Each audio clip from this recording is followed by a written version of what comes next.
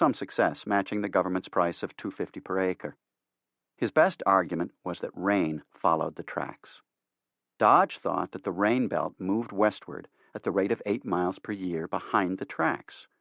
25 years after the UP went through Nebraska, he declared that it now rained as much as in the plains, as it did east of the Mississippi, and to such an extent that farmers in Colorado or Nebraska could raise fine crops without irrigation right up to the foot of the mountains.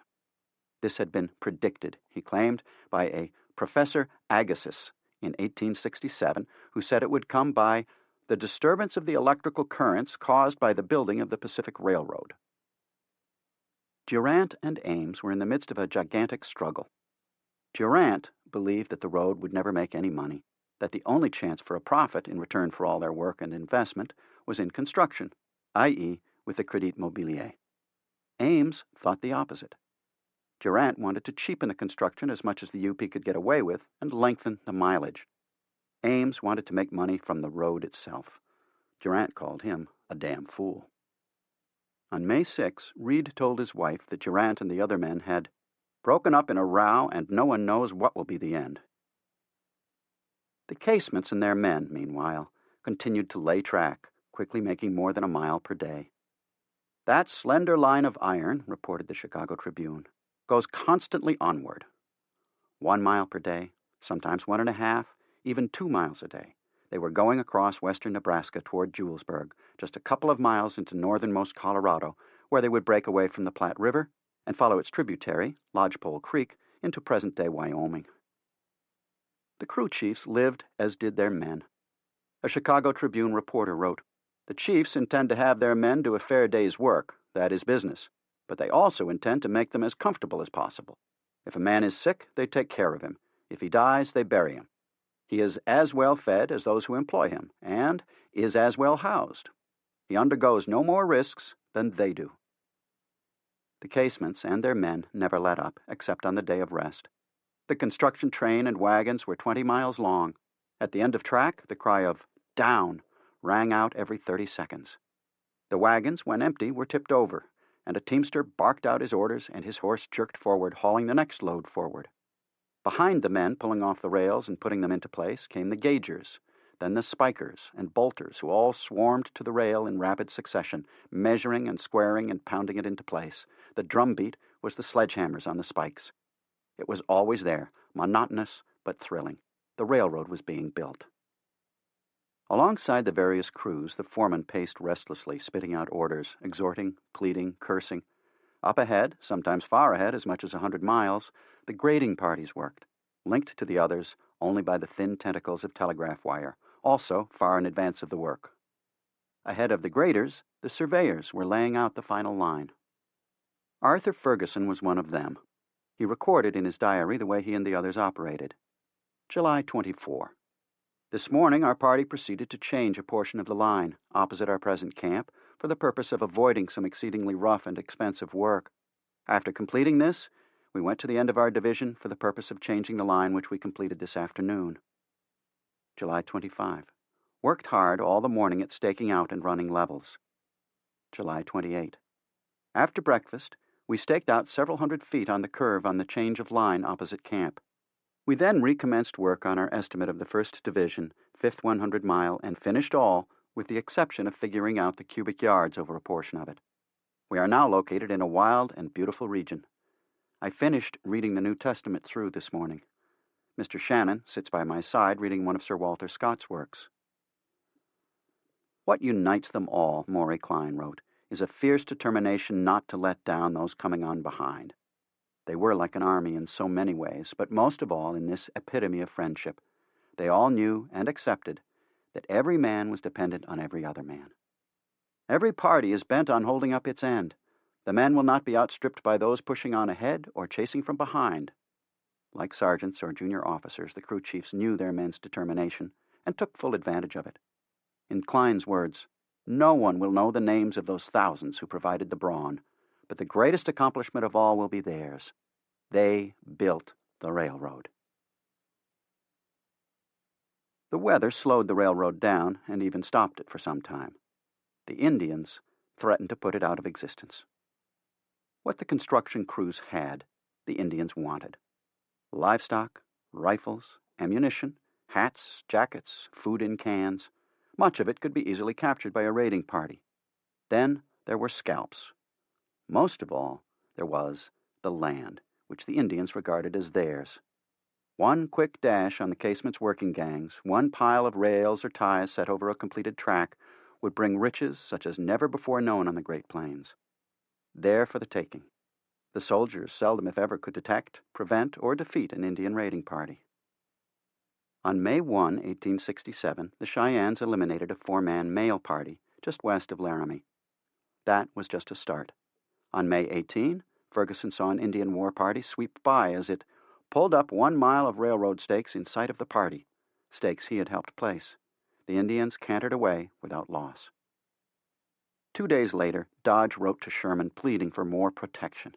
The Sioux had cleaned out 2 of our subcontractors of everything they had and scared the workmen out of their boots, so they abandoned the work, and we cannot get them back. The Sioux had also raided men cutting trees for ties in the Black Hills, killing several, and hit a survey team, killing a soldier and a surveyor. After other complaints, Dodge told Sherman, "I have smothered all the recent attacks and kept them out of the press." But Dodge was not so successful as he wished in keeping the Indian raids out of the newspapers. It became a major story, played up in all the papers, especially the New York, Chicago, and other big city dailies. The scalps taken, the wounds inflicted, the savages' practice of firing arrows into dead bodies or mutilating them in other ways, and many more atrocities, were widely reported, with full details, some of them made up by the reporters. In a pre-television era, the reports took on the place of smoke, burning buildings, weeping victims, stabbing or shooting wounds, and other outrages that grab and hold the American viewing public in the 21st century. As the weather improved, the raids increased.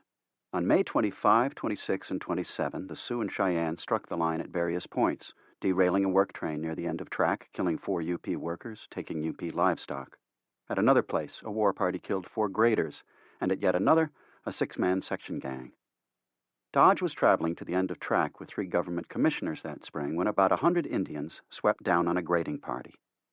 Dodge's standing orders were, to every surveying corps, grading, bridging, and tie outfit was never to run when attacked. The graders had their arms stacked on the cut where they were working. They rushed to them to begin shooting, but the Indians managed to run off some stock first. After that experience, according to Dodge, the commissioners, on returning to the east, dwelt earnestly on the necessity of our being protected. Sherman did what he could to help.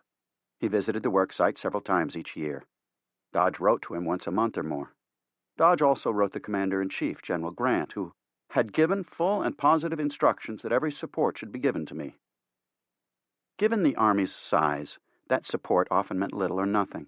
Or, as one trooper said, "It's awkward as hell for one soldier to surround 3 Indians." Indeed. On June 2, Ferguson recorded, "This morning, shortly after sunrise, the camp was aroused by the cry of 'Here they come, boys.' He and his tent mates grabbed their rifles and rushed out, and there we saw the Indians charging down upon us from the northern bluffs. The white men fired, and the Indians pulled back, then retreated. One of the engineers captured from the Indians a white woman's scalp, which was quite green, having been killed but a few days."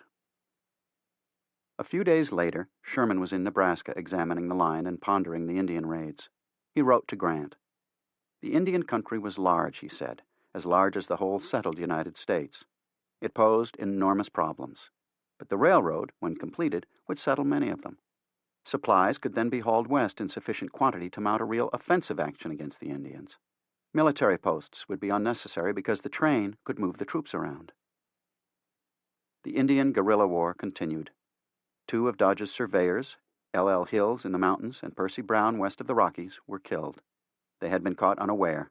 They should have been looking out for themselves, but there was something in the nature of these surveyors that made them careless of danger. Both men and their parties were entranced by the country around them. In June, it was in full bloom. Thick grass flowed in the wind, delicate white lilies sprouted through the grass, even the cacti were covered with red and golden blossoms. On June 18, Hills wandered away from his party and was caught by a band of Arapaho. He was riddled with arrows. One of his young helpers, 19-year-old axeman J.M. Eddy, rallied the men and drove off the Indians. When Dodge learned that Eddie had served under him during the war, after enlisting at the age of 16, he promoted him and put him to work directly under himself. Eddie stayed with the UP until it was constructed and continued to rise. Eventually, he became a general manager of the railroad, a position he held for the rest of his life. Hills had evidently ignored or forgotten Dodge's orders, which were that the chief of the party must absolutely command it and at all times be ready to fight. Another was the importance of never slacking their vigilance no matter where they were, never being off their guard. According to Dodge, those who followed his orders generally took their parties through. A month after Hill's death, Brown was looking for the Continental Divide west of Nebraska, but he found that he was in a great basin, 500 feet lower than the surrounding country. He and his party set off across it in search of water flowing west. The Sioux caught them. A long skirmish followed. Brown was hit by a ball in the abdomen. He staggered a few hundred feet before falling. He begged his assistant to shoot me first before riding off, but his men would not abandon him. They let the horses go, hoping the Sioux would follow. They did, and Brown's men improvised a litter by lashing their carbines together. They trudged down a ridge. Brown never groaned or complained. A half hour after reaching a stage station, he died. Dodge could not afford to lose his best surveyors. Fires were another hazard. Engineer Robert Miller Galbraith ran a UP train from Sidney, Nebraska, west. He was burning a combination of cedar wood and Iowa coal, and pulling, among other things, 2 carloads of baled hay, uncovered. After a short run, he discovered that sparks from the fuel to run the boiler had set the hay on fire. He tried to ditch the burning cars by cutting them loose from the remainder of the train, but one of them fell onto the track. He ran the locomotive to the next station, where, with a cold chisel and a hammer, he cleaned out the grates on the engine, throwing the clinkers out onto the deck, which set it afire. Meanwhile, his brakeman took a pine tie out from under the track and cut it up for kindling wood. That enabled Galbraith to get up steam. He set off and had come to a little trestle bridge when a car loaded with mules jumped the track and tipped over. Galbraith ditched the car and went on to the end of track. After sleeping on the ground, he woke up and found I had a fine herd of cooties. He was called back to North Platte to pick up Dr. Durant and bring him west. And so it went for the early engineers. Galbraith would not have taken any other job. As the end of track moved on west, it was accompanied by a scene that greatly pleased the working men and would later excite Hollywood and the book writers who made epics out of the Union Pacific led by Cecil B. DeMille. Hell on Wheels, the man who came up with the phrase, which was universally adopted, is unknown, began at North Platte. The village had grown from almost nothing to 5,000 inhabitants since the track stopped there for the winter of 1866 to 67. Most of the residents were workers waiting for warm weather. The village bulged with gambling dens, houses of prostitution, taverns, music halls, hotels, and an occasional restaurant. These establishments were run by sharks, from Chicago mainly, who had put up a small investment, canvas for a tent or for some split lumber, a bar full of liquor, some money for dancers and dealers, a little more here and there. The sharks took in large amounts. Their customers consisted of young men with whatever they had saved from their wages, whether last year's or last week's, with nothing to do, far from home and family constraints. Their chief entertainment came from getting drunk, getting laid, and losing all their money to the gamblers. What the hell, there was nothing else to spend money on, and anyway, they had a place to sleep and eat, and during the working season they would make more money the next morning. Many of them, perhaps most, were young Irishmen. Stephen Vincent Benet wrote about them in his 1935 fable, O'Halloran's Luck. He opened, "They were strong men built the big road, and it was the Irish did it." The grandfather of the protagonist was a young man then, and wild. He could swing a pick all day and dance all night if there was a fiddler handy. He and his buddies had left famine and England's rule behind. He liked the strength and the wildness of it. He'd drink with the thirstiest and fight with the wildest, and that he knew how to do. It was all meat and drink to him. The bare tracks pushing ahead across the bare prairie, and the fussy cough of the wood-burning locomotives, and the cold, blind eyes of a murdered man. They had served in the Union Army for the most part, and were accustomed to the life. Whether many of them, or only a few, or none, suffered from shell shock or other forms of post-combat trauma is not known, but for certain they were accustomed to pistols and rifles and artillery going off, to losing everything on one roll of the dice, to wounds and death. Henry Stanley wrote of North Platte when it was at the end of track. Every gambler in the Union seems to have steered his course here, where every known game under the sun is played. Every house is a saloon, and every saloon is a gambling den. Revolvers are in great requisition. Beardless youths try their hands at the Mexican Monte, high-low, chuck-a-luck, and lose their all. Sometimes they protested about being cheated. When they did, they were shot. One a day or more. Hell on Wheels moved as the end of track moved. It could be taken down and set up again in a day. Its population numbered 2,000 or so. By June, Hell on Wheels was in Julesburg, a town that, according to Samuel Reed, continues to grow with magic rapidity. Vice and crime stalk unblushingly in the midday sun. It had grown from 40 men and 1 woman to 4,000. Stanley visited the place and was amazed at what he saw. I walked on to a dance house, gorgeously decorated and brilliantly lighted. I was almost blinded by the glare and stunned by the clatter. The ground floor was as crowded as it could be. Mostly everyone seemed bent on debauchery and dissipation. The women were the most reckless, expensive. They come in for a large share of the money wasted. Soldiers, herdsmen, teamsters, women, railroad men are dancing, singing, or gambling. There are men here who would murder a fellow creature for $5. Nay, there are men here who have already done it. Not a day passes but a dead body is found somewhere in the vicinity, with pockets rifled of their contents. These places were built of the most perishable materials, Samuel Bowles wrote. They consisted of canvas tents, plain board shanties, and turf hovels. The population was scum. 1 to 2,000 men and a dozen or 2 women were encamped on the alkali plain. Not a tree, not a shrub, not a blade of grass was visible. The dust ankle-deep as we walked through it, and so fine it irritated every sense and poisoned half of them. Hell on Wheels was a village of a few variety stores and shops, and many grog shots. By day disgusting, by night dangerous. Almost everybody dirty, many filthy, and with the marks of lowest vice, averaging a murder a day, gambling and drinking, hurdy-gurdy dancing, and the vilest of sexual commerce, the chief business and pastime of the hours. Where these people came from, where they went to later, were both puzzles too intricate for me, Bowles confessed. Hell would appear to have been raked to furnish them, and to it they must have naturally returned after graduating here, fitted for its highest seats and most diabolical service. The so-called Big Tent was 100 feet long and 40 feet wide, covered with canvas but with a wood floor for dancing. The right side was lined by a splendid bar with every variety of liquors and cigars, with cut-glass goblets, ice pitchers, splendid mirror and pictures. A full band played, apparently day and night. Gambling tables surrounded the dance floor. Fair women, in light and airy garments, mingled with the throng. Man paid 50 cents for a drink for their girl, 50 cents for themselves, with a dance thrown in. The whiskey for the men was watered, and it was tea for the girls, but no matter. Down it went. One reporter noted that in such places, Madam Rumor has full sway. It reminds one of Washington during the war. There are as many reports as then. Every stage driver, every passenger, every ranchman, every railroad employee has his little legend to tell. The UP officials tried to hold things down however they could. Occasionally they would send out a Columbus priest named Father Ryan, who would put up a tent and ties for the congregation to sit on. According to the reporter who witnessed the scene, they listened devoutly to the sermon and shared in communion and sang a hymn or two.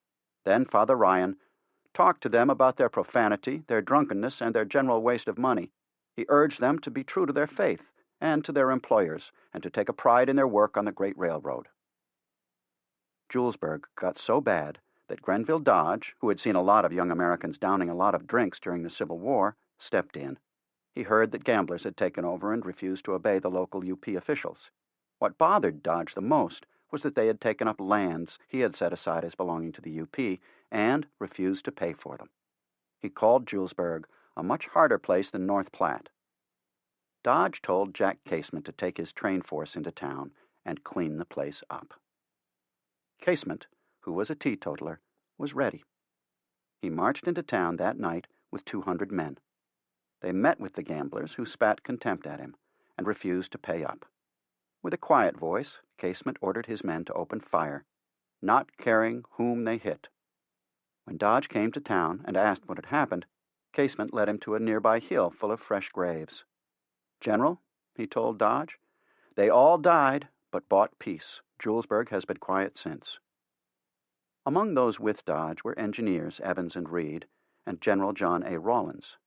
Grant had asked Dodge to take Rawlins, who served as his aide and was one of Grant's closest friends, along with him in the hope that the pure mountain air would cure Rawlins of his consumption. Others included a geologist who was hoping to find coal on the lands given the UP by the government. Sherman provided 2 companies of cavalry and 2 of infantry for protection.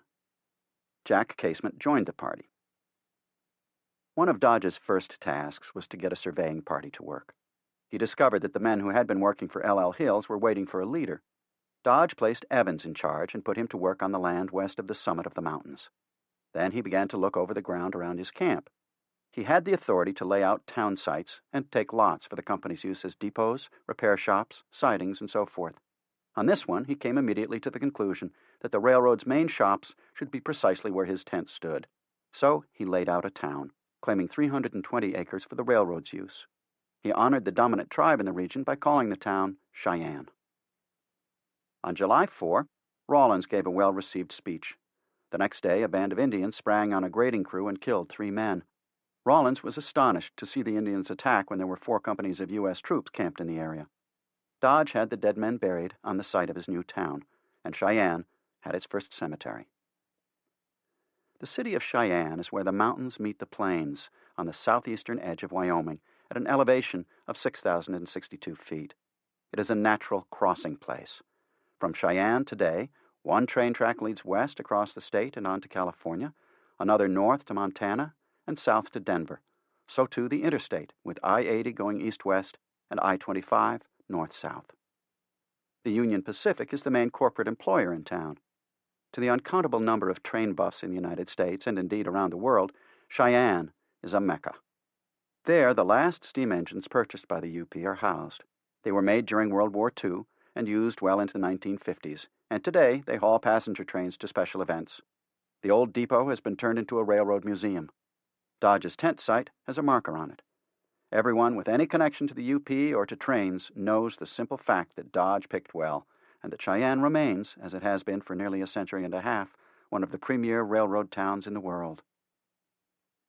Dodge stayed in Cheyenne for 3 weeks, long enough to see another hell on wheels roll into it. The Army established a post just north of town called Fort A.D. Russell. Dodge rode over the summit and on to Dale Creek, onto the edge of the Laramie Plains. While his men went trout fishing, he studied the creek. It was a tiny stream that in July just barely trickled through a gorge that was 130 feet deep and 713 wide. It would take a trestle bridge 125 feet high and 1,400 feet long to cross it, plus some cuts before the bridge could be reached. Dodge studied it for several days and could find no other way to get across. It was a mighty puny creek to require such a terribly large bridge, but that could not be helped. Dodge went on to Fort Sanders, where he stayed long enough to lay out another town to be called Laramie, and eventually to be the site of the University of Wyoming. It was here at Fort Sanders that Dodge learned for the first time that Brown had been killed by Indians. Now he needed a new surveyor to mark out the region to the west. He was tired, overworked, short-handed, sick, and he had just lost 2 of his best engineers and surveyors. On the trip west, he had suffered everything but death from my rides. How long I can stand it, God only knows. But he had to continue in order to do Brown's work and lay out a line west of the Rockies. "I must push west," he wired the company. "The Indians hold the country from here to Green River, in today's western Wyoming, and unless I get out there, we will fail in all our plans for 1868. That would not do. The railroad had captured the public to the point where it dominated the news. Horace Greeley's paper, the New York Tribune, declared that Casement's men are working upon a scale never before approached in railway history. Harper's Weekly pronounced, "No road of its length and magnitude was ever before contemplated, much less attempted. The work is now one of such national importance that the people insist upon its vigorous prosecution as positively as they insisted on the prosecution of the late war." The railroad to the Pacific may have been of the greatest importance, but riding on an 1867 train imposed a terrible price on passengers. Back east, and not infrequently in the West as well, at least according to Harper's Weekly, the railroads used abominable, old-fashioned, low-roofed cars, and there are still passengers who ignominiously submit to this and to every other kind of railroad tyranny. The cars were subject to a constant jerking and thumping. Sometimes during this ordeal, a brakeman thrusts his head into the car, shouts something, slams the door, and leaves the excited passenger to the wildest conjecture. In addition, there was the misery of summer railway travel, including the heat, the glare, the dust, the cinders, and the rattle, plus the flies. Through the summer, the Indians continued to dispute the road. Ferguson noted on July 8, "In the past 48 hours they have made dashes on both sides of us. Everything indicates lively times on the lodgepole line as regards Indians." July 9. "Last night, about midnight, 3 Indians rode up within gunshot of our tent." August 5. "I have cleaned my carbine out today and got my ammunition, 74 rounds, in readiness." A climax came on August 11. "The report has reached us that the Indians have thrown a train of cars off the track and after killed all on board except the conductor, piled ties around the engine and cars, and destroyed them by fire. It is also reported that the Indians have carried off 2 white women." That wasn't a rumor. On August 7, a party of 40 or so Cheyenne, led by Chief Pawnee Killer, went after the railroad. Operating near Plum Creek in central Nebraska, they cut the telegraph, then removed the spikes and bent the rails, and waited for the next train to derail itself, just as the Confederates and Yankees had done to each other's trains during the war. When the train hit the damaged rail, over the engine went. The engineer, fireman, 2 brakemen, and 3 telegraph repairers were killed. Behind that train came another freight train. It crashed into the wreck and was overturned. The conductor ran back down the track and stopped a 3rd train, which backed up to the Plum Creek station. The Cheyenne, meanwhile, burned the trains and cars. They killed and scalped 7 or 8 people and threw their bodies into the flames. A relief train carrying workers armed with carbines went back to the scene before dawn. As the train approached, the engineer and others saw that the Indians had found some barrels of whiskey, got drunk, and set the wreck on fire. A Chicago Tribune reporter noted that the fire lit the prairie for a considerable distance around. The dark forms of the savages were plainly seen dancing triumphantly around the scene of their atrocious work, while their fierce yells were borne savagely back to the train. It was horrifying. The Tribune wrote, "The railroad men in Omaha, fresh from Cheyenne, filled with alarming rumors, have an infallible remedy for the Indian troubles. That remedy is extermination. These men, most of them tender and gentle with the weak of their own race, speak with indifference of the wiping out of thousands of papooses and squaws."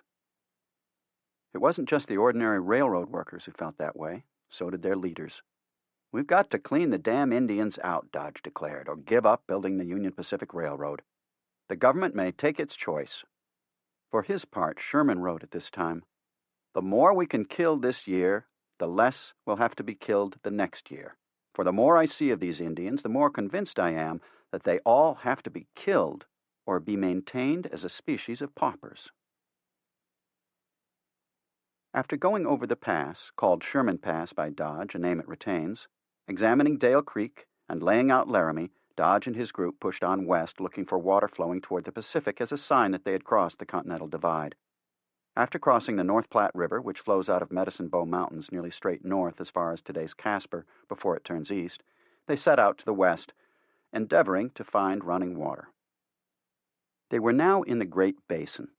The streams running into it sank, and one of Dodge's party said the dry creek beds looked to him like the shallow graves of deceased rivers.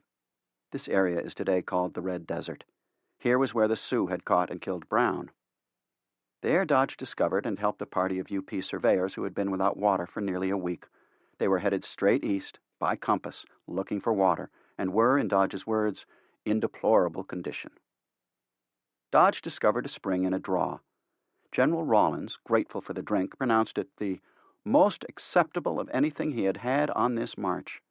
He drank again and said that if some spot were ever named for him, he hoped it would be a spring of water. Dodge instantly replied, "We will name this Rawlins Springs." And so it is to this day. Springs has been dropped, but the town is Rawlins.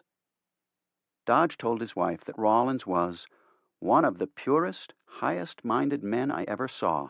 That he must die with that dread consumption seems too bad. Thomas Hubbard was a surveyor helping make a line across Wyoming. His diary entries, although short, are vivid descriptions of the land. August 5, 1867. The country over which we passed was a barren desert of alkali composition. There was not a spear of grass or a drop of water in the whole distance. August 6. Run about 10 miles and quit work at 6 p.m. The country through which we run was, if possible, more barren than yesterday. There is no water within 10 miles of our line. We have to haul our water in barrels. The team started tonight to get a fresh supply. The weather, suffocatingly hot. August 7. The team returned with casks filled with water, but it was so full of all kinds of poison that we could not use it. It was as red as blood and filled with all kinds of vermin. The horses and mules, as dry as they are, would not drink it. We were compelled to return 20 miles to our old camp to get water. Dodge went on to the Wasatch Range, then Salt Lake City, where he conferred with Brigham Young. In the Wasatch, he had found Weber Canyon and marked it down as the place to get through the mountains and on to Salt Lake Valley. The geologist with him found immense coal deposits at a place Dodge called Carbon. Dodge further discovered that he could follow any one of a number of streams into the Snake River Valley in southern Idaho. Thus, the entire feasibility of a railroad from several points on our line to Snake River Valley and thence to Montana, Idaho, Oregon, and Washington Territory was fully demonstrated. That was the line he wanted to build. It would be by far the best line from the Atlantic to the Pacific, would avoid the high elevation of the Wasatch and Sierra Nevadas with their heavy grades and troublesome snows, and no doubt ere long it will become the great through route. He did eventually build along that line. The UP called it the Oregon Short Line. But in 1867 he was stuck with the Weber Canyon around the Salt Lake to meet up with the CP coming from the Sierra across Utah. That was the route dictated by Congress, and that was the route that was going to be. Dodge found something else in Weber Canyon. There were CP surveyors there doing preliminary work for their railroad. It appeared that Huntington and his partners thought the CP would reach the Salt Lake first and take over the Mormon business, then extend to the Green River, which Dodge had just crossed. For his part, Dodge wanted the UP to get as far as Humboldt Wells. He had thought the CP had hoped to get as far as Ogden on the east side of the Salt Lake, 40 miles or so north of Salt Lake City, but now he learned it was planning to go further east than Ogden. The race was well underway. Best of all for the UP, what Dodge found between Laramie and Utah was an open prairie of comparatively low elevation, about 7,000 feet. In 2 months, his party had covered 1,400 miles on horseback. He had laid out a preliminary line for the surveyors from Julesburg to the Salt Lake, and in the process made the first map of the Great Basin and southern Wyoming. It was a country in which the UP could sink artesian wells to a great depth and keep the water tanks full by using windmills. The work of building the road there was unexpectedly light, Dodge later wrote, and it almost seems that nature made this great opening in the Rocky Mountains expressly for the passage of a transcontinental railway. The Sioux and Cheyenne thought the basin and the Great Plains to the east had been made for them. They continued their raids, although nothing quite so big as the Plum Creek affair. President Johnson appointed a peace commission with Sherman on it. The commission went from tribe to parley with the chiefs and signed treaties. A big conference was held in September at North Platte, with the railroad as the main subject. Pawnee Killer and others were there, and Sherman made a speech. He told the Indians, "This railroad will be built, and if you are damaged by it, we must pay you in full. And if your young men will interfere, the Great Father, who, out of love for you, withheld his soldiers, will let loose his young men, and you will be swept away." That was blunt enough. So was what followed. "We will build iron roads, and you cannot stop the locomotive any more than you can stop the sun or the moon, and you must submit and do the best you can." Pawnee Killer, who had stopped 2 locomotives, stomped out of the council in a rage. He swore to end the railroad building. Sherman was as determined as the Cheyenne chief. "Whether right or wrong," he wrote his brother, the senator, "those roads will be built, and everybody knows that Congress, after granting the charters, and fixing the routes, cannot now back out and surrender the country to a few bands of roving Indians. The Casements and their men were almost at Nebraska's western border, near mile 440. The company's rolling stock had grown to 53 locomotives, 1,100 freight cars, 10 passenger cars, 5 baggage cars, and 60 hand cars, plus 1 paymaster's car, 1 cooking car, 25 caboose cars, 25 coal cars, 1 officer's car, and 1 president's car, the old Lincoln car. The UP had 350 mechanics and carpenters working in Omaha and North Platte who could turn out 20 cars a week and do all the railroad's mechanical repairs. All this cost money. The UP had it. Commencing in July 1867, the promoters found a ready market for UP bonds. The Casement brothers and their workers, after all, had laid 260 miles of track in 8 months and were surging forward. No such railroading had ever been dreamed of. Further, when the UP got to the mountains, not very far distant that summer, the government loan of bonds would rise to $48,000 per mile. In addition, the UP announced at the end of August that its earnings during the 3 preceding months alone had been nearly $750,000. Deducting expenses of $250,000, the net operating profit was almost $500,000. The UP's own bonds, equal in number and price to those loaned by the government, sold well. Also encouraging was that the Ames brothers and their Boston allies held 52% of the Crédit Mobilier stock and had used their control to oust Durant from every office in the company. And Henry V. Poor, editor of the American Railroad Journal, had just written, "There is nothing connected with the Union Pacific that is not wonderful." In an editorial he added, "The Union Pacific bonds are the safest and best investment at the same price in the country. Their security is absolute." Durant did hold on to his UP stock and his office there, but he and the Ames brothers remained at loggerheads, with Durant looking to milk the government through the construction charges, while they wanted to build a railroad that would return profits of its own. Bond sales continued to be solid. In October, $672,000 worth were sold. In November, it was $700,000. In December, $2,450,000, or a total for the 3 months of $3,822,000. The U.S. government had accepted 240 miles of track at $16,000 per mile to a total of $8,160,000 in loaned government bonds, and the price per mile was about to go up. The UP earned $3,465,000 for the year of 1867, with operating expenses, including taxes, at $1,404,000, making $2,061,000 in net earnings. The profit went to the Crédit Mobilier, whose trustees, on December 12, 1867, declared the firm's first dividend.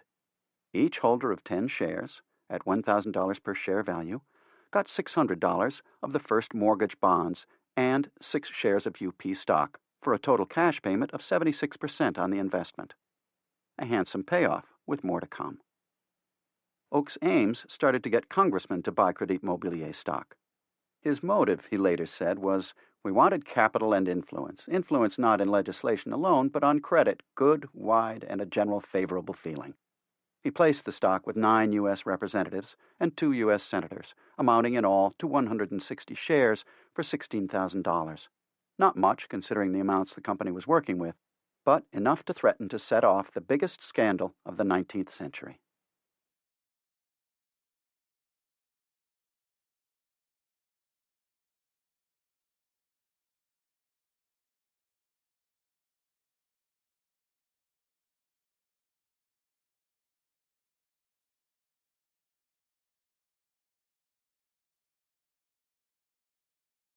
At the beginning of November, the Casements and their men had reached within a few miles of Cheyenne.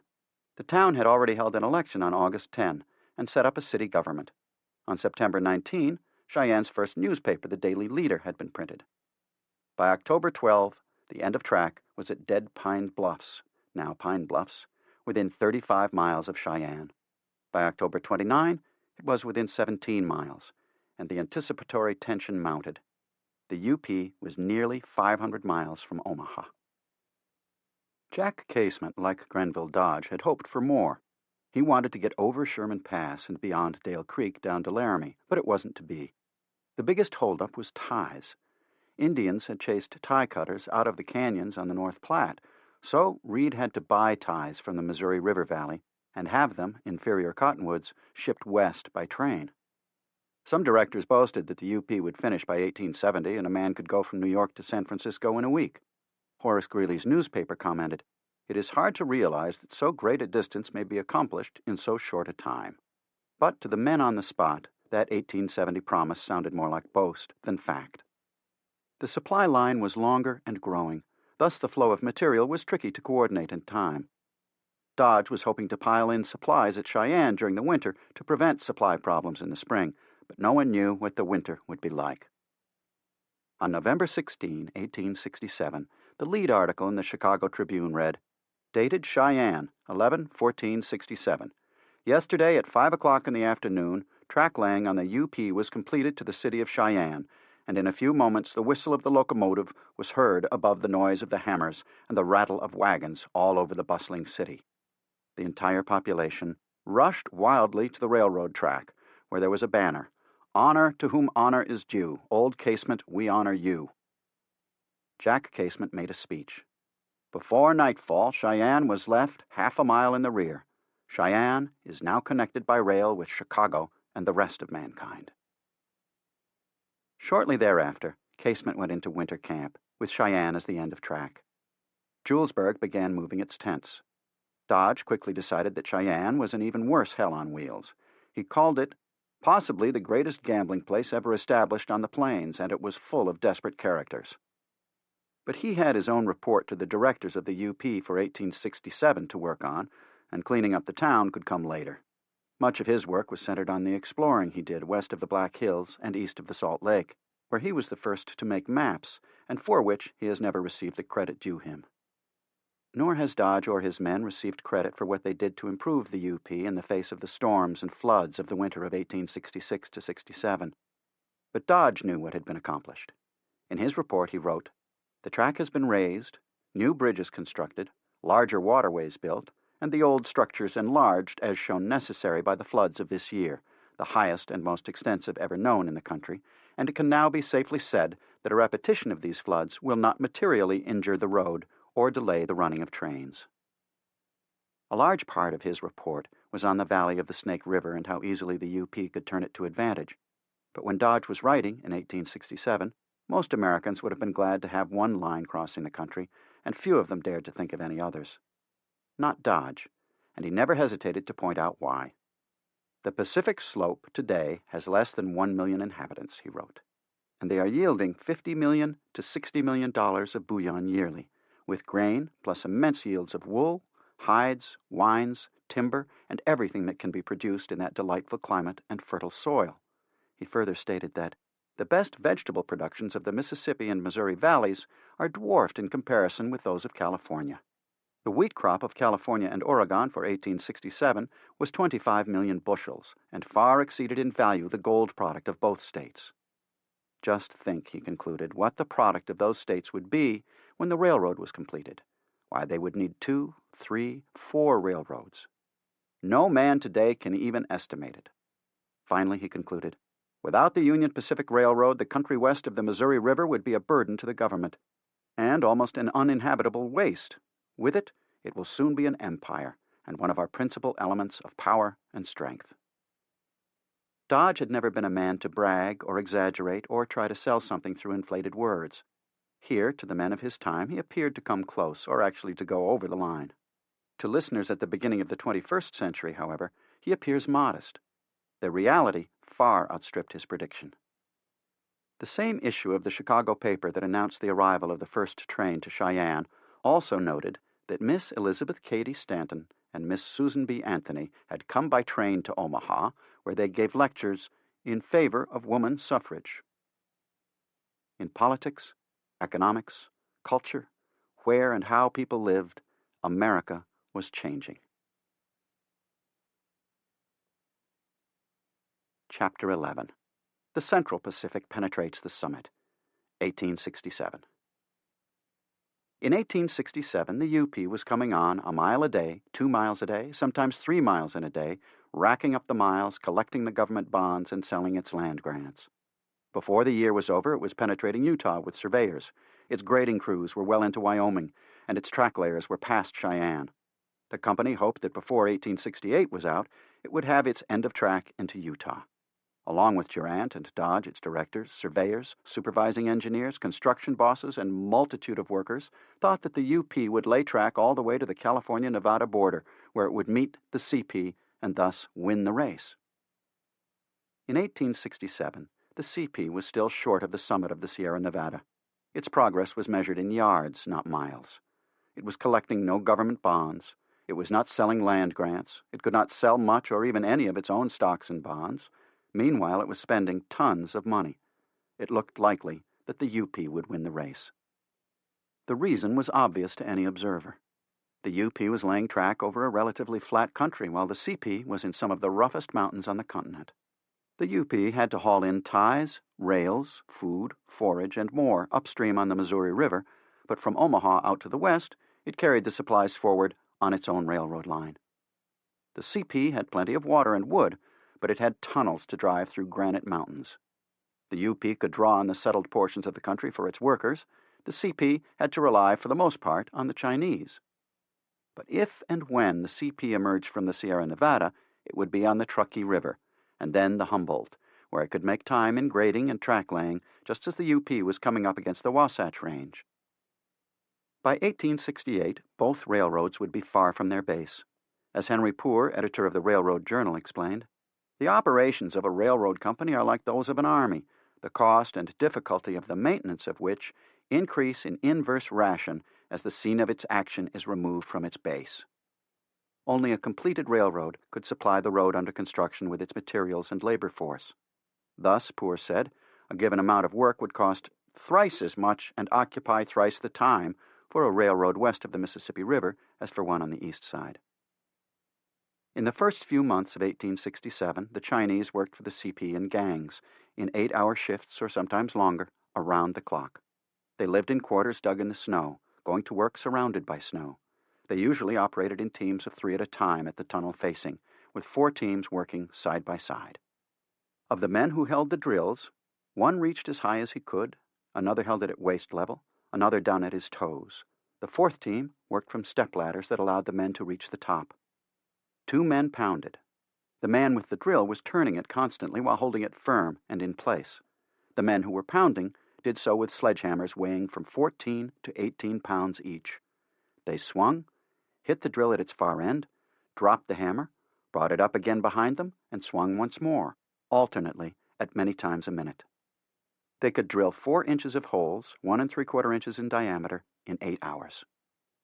They stopped only to drink some tea, or, when the hole got deep enough, 1 1/2 to 2 inches in diameter, 1 1/2 foot or more deep, for another man to put in the black powder, then the fuse. When the 3 or 4 holes were filled, the fuses were lit, and everyone retreated down the tunnel to a safe distance. After the explosion, the 3-man crew trudged back to the facing to do it over again. The crews were bossed by white foremen, usually Irish, who worked a 12-hour shift.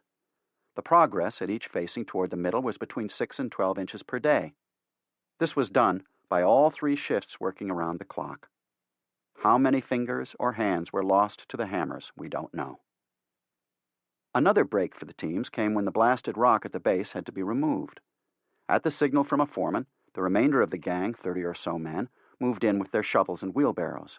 They would load up the rock, wheel it out of the tunnel to a window-like opening in the snow, and dump it down the mountain. More than a dozen tunnels were cut this way through the granite mountains. Most were in curves laid out by Lewis Clement. When the faces met, they were never more than an inch off-line, showing the remarkable accuracy of his calculations and instrument work under the most difficult of circumstances.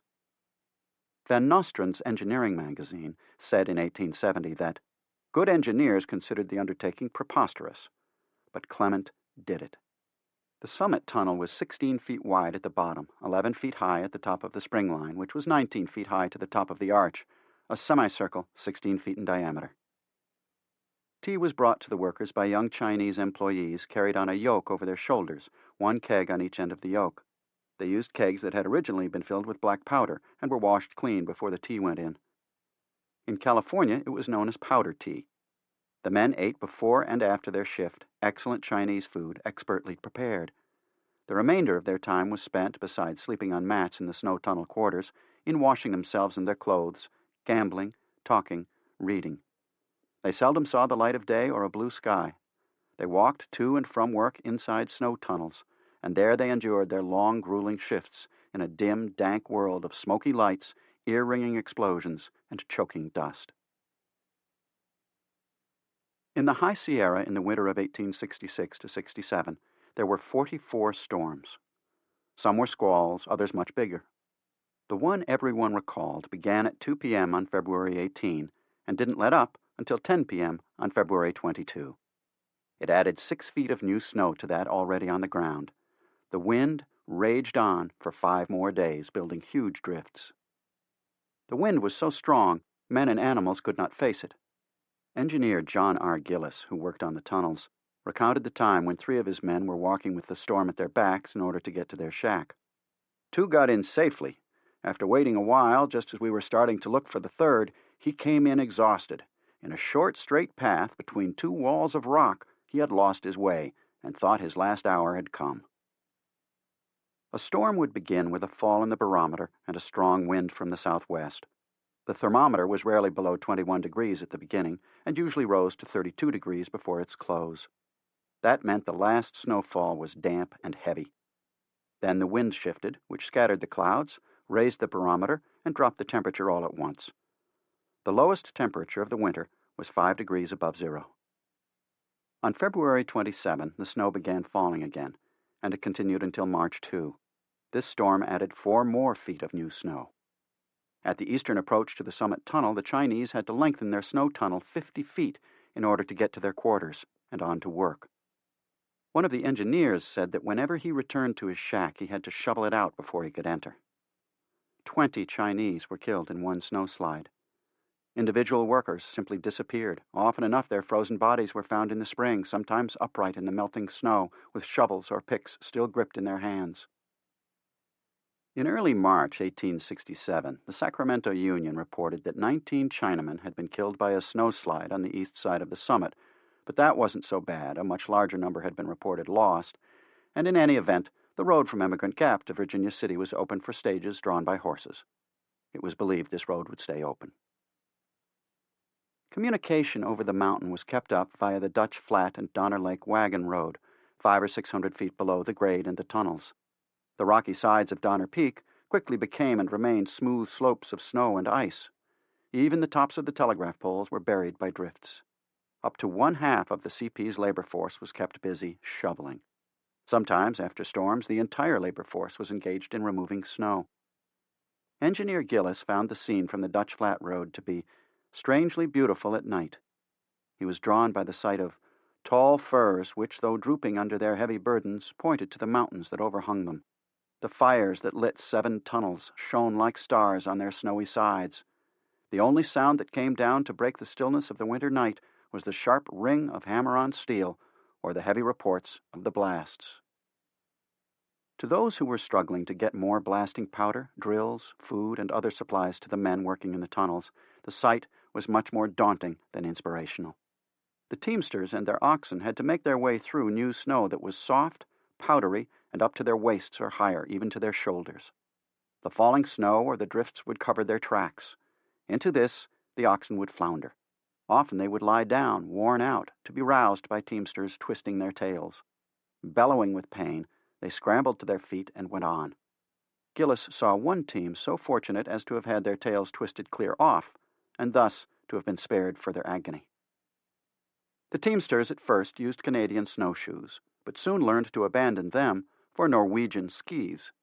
These strips of light wood, 10 to 12 feet long, 4 inches wide, and tapered in thickness from the center to the ends, were turned up in front and grooved on the bottom. They had a strap in the middle, and the men carried poles in each hand in order to steady, push, and brake. A good man could cover as much as 40 miles a day on them, that is, with no oxen to urge on. The storms cost the CP time and money, and which was more expensive cannot be said. In January, one snowstorm caused drastic damage to a trestle 100 feet high, about 2 miles below the end of track at Cisco. A small lake above the trestle, with a dam at the downslope end, was put under great strain by the snow piling up on it. One warm day started a melt, which caused the dam to give way. A thunderous surge of water rushed down the ravine and carried away the center section of the trestle. The bridge had to be repaired. It was difficult to get to it because of the 15 feet and more of snow in the woods around it. Loggers and oxen went to work.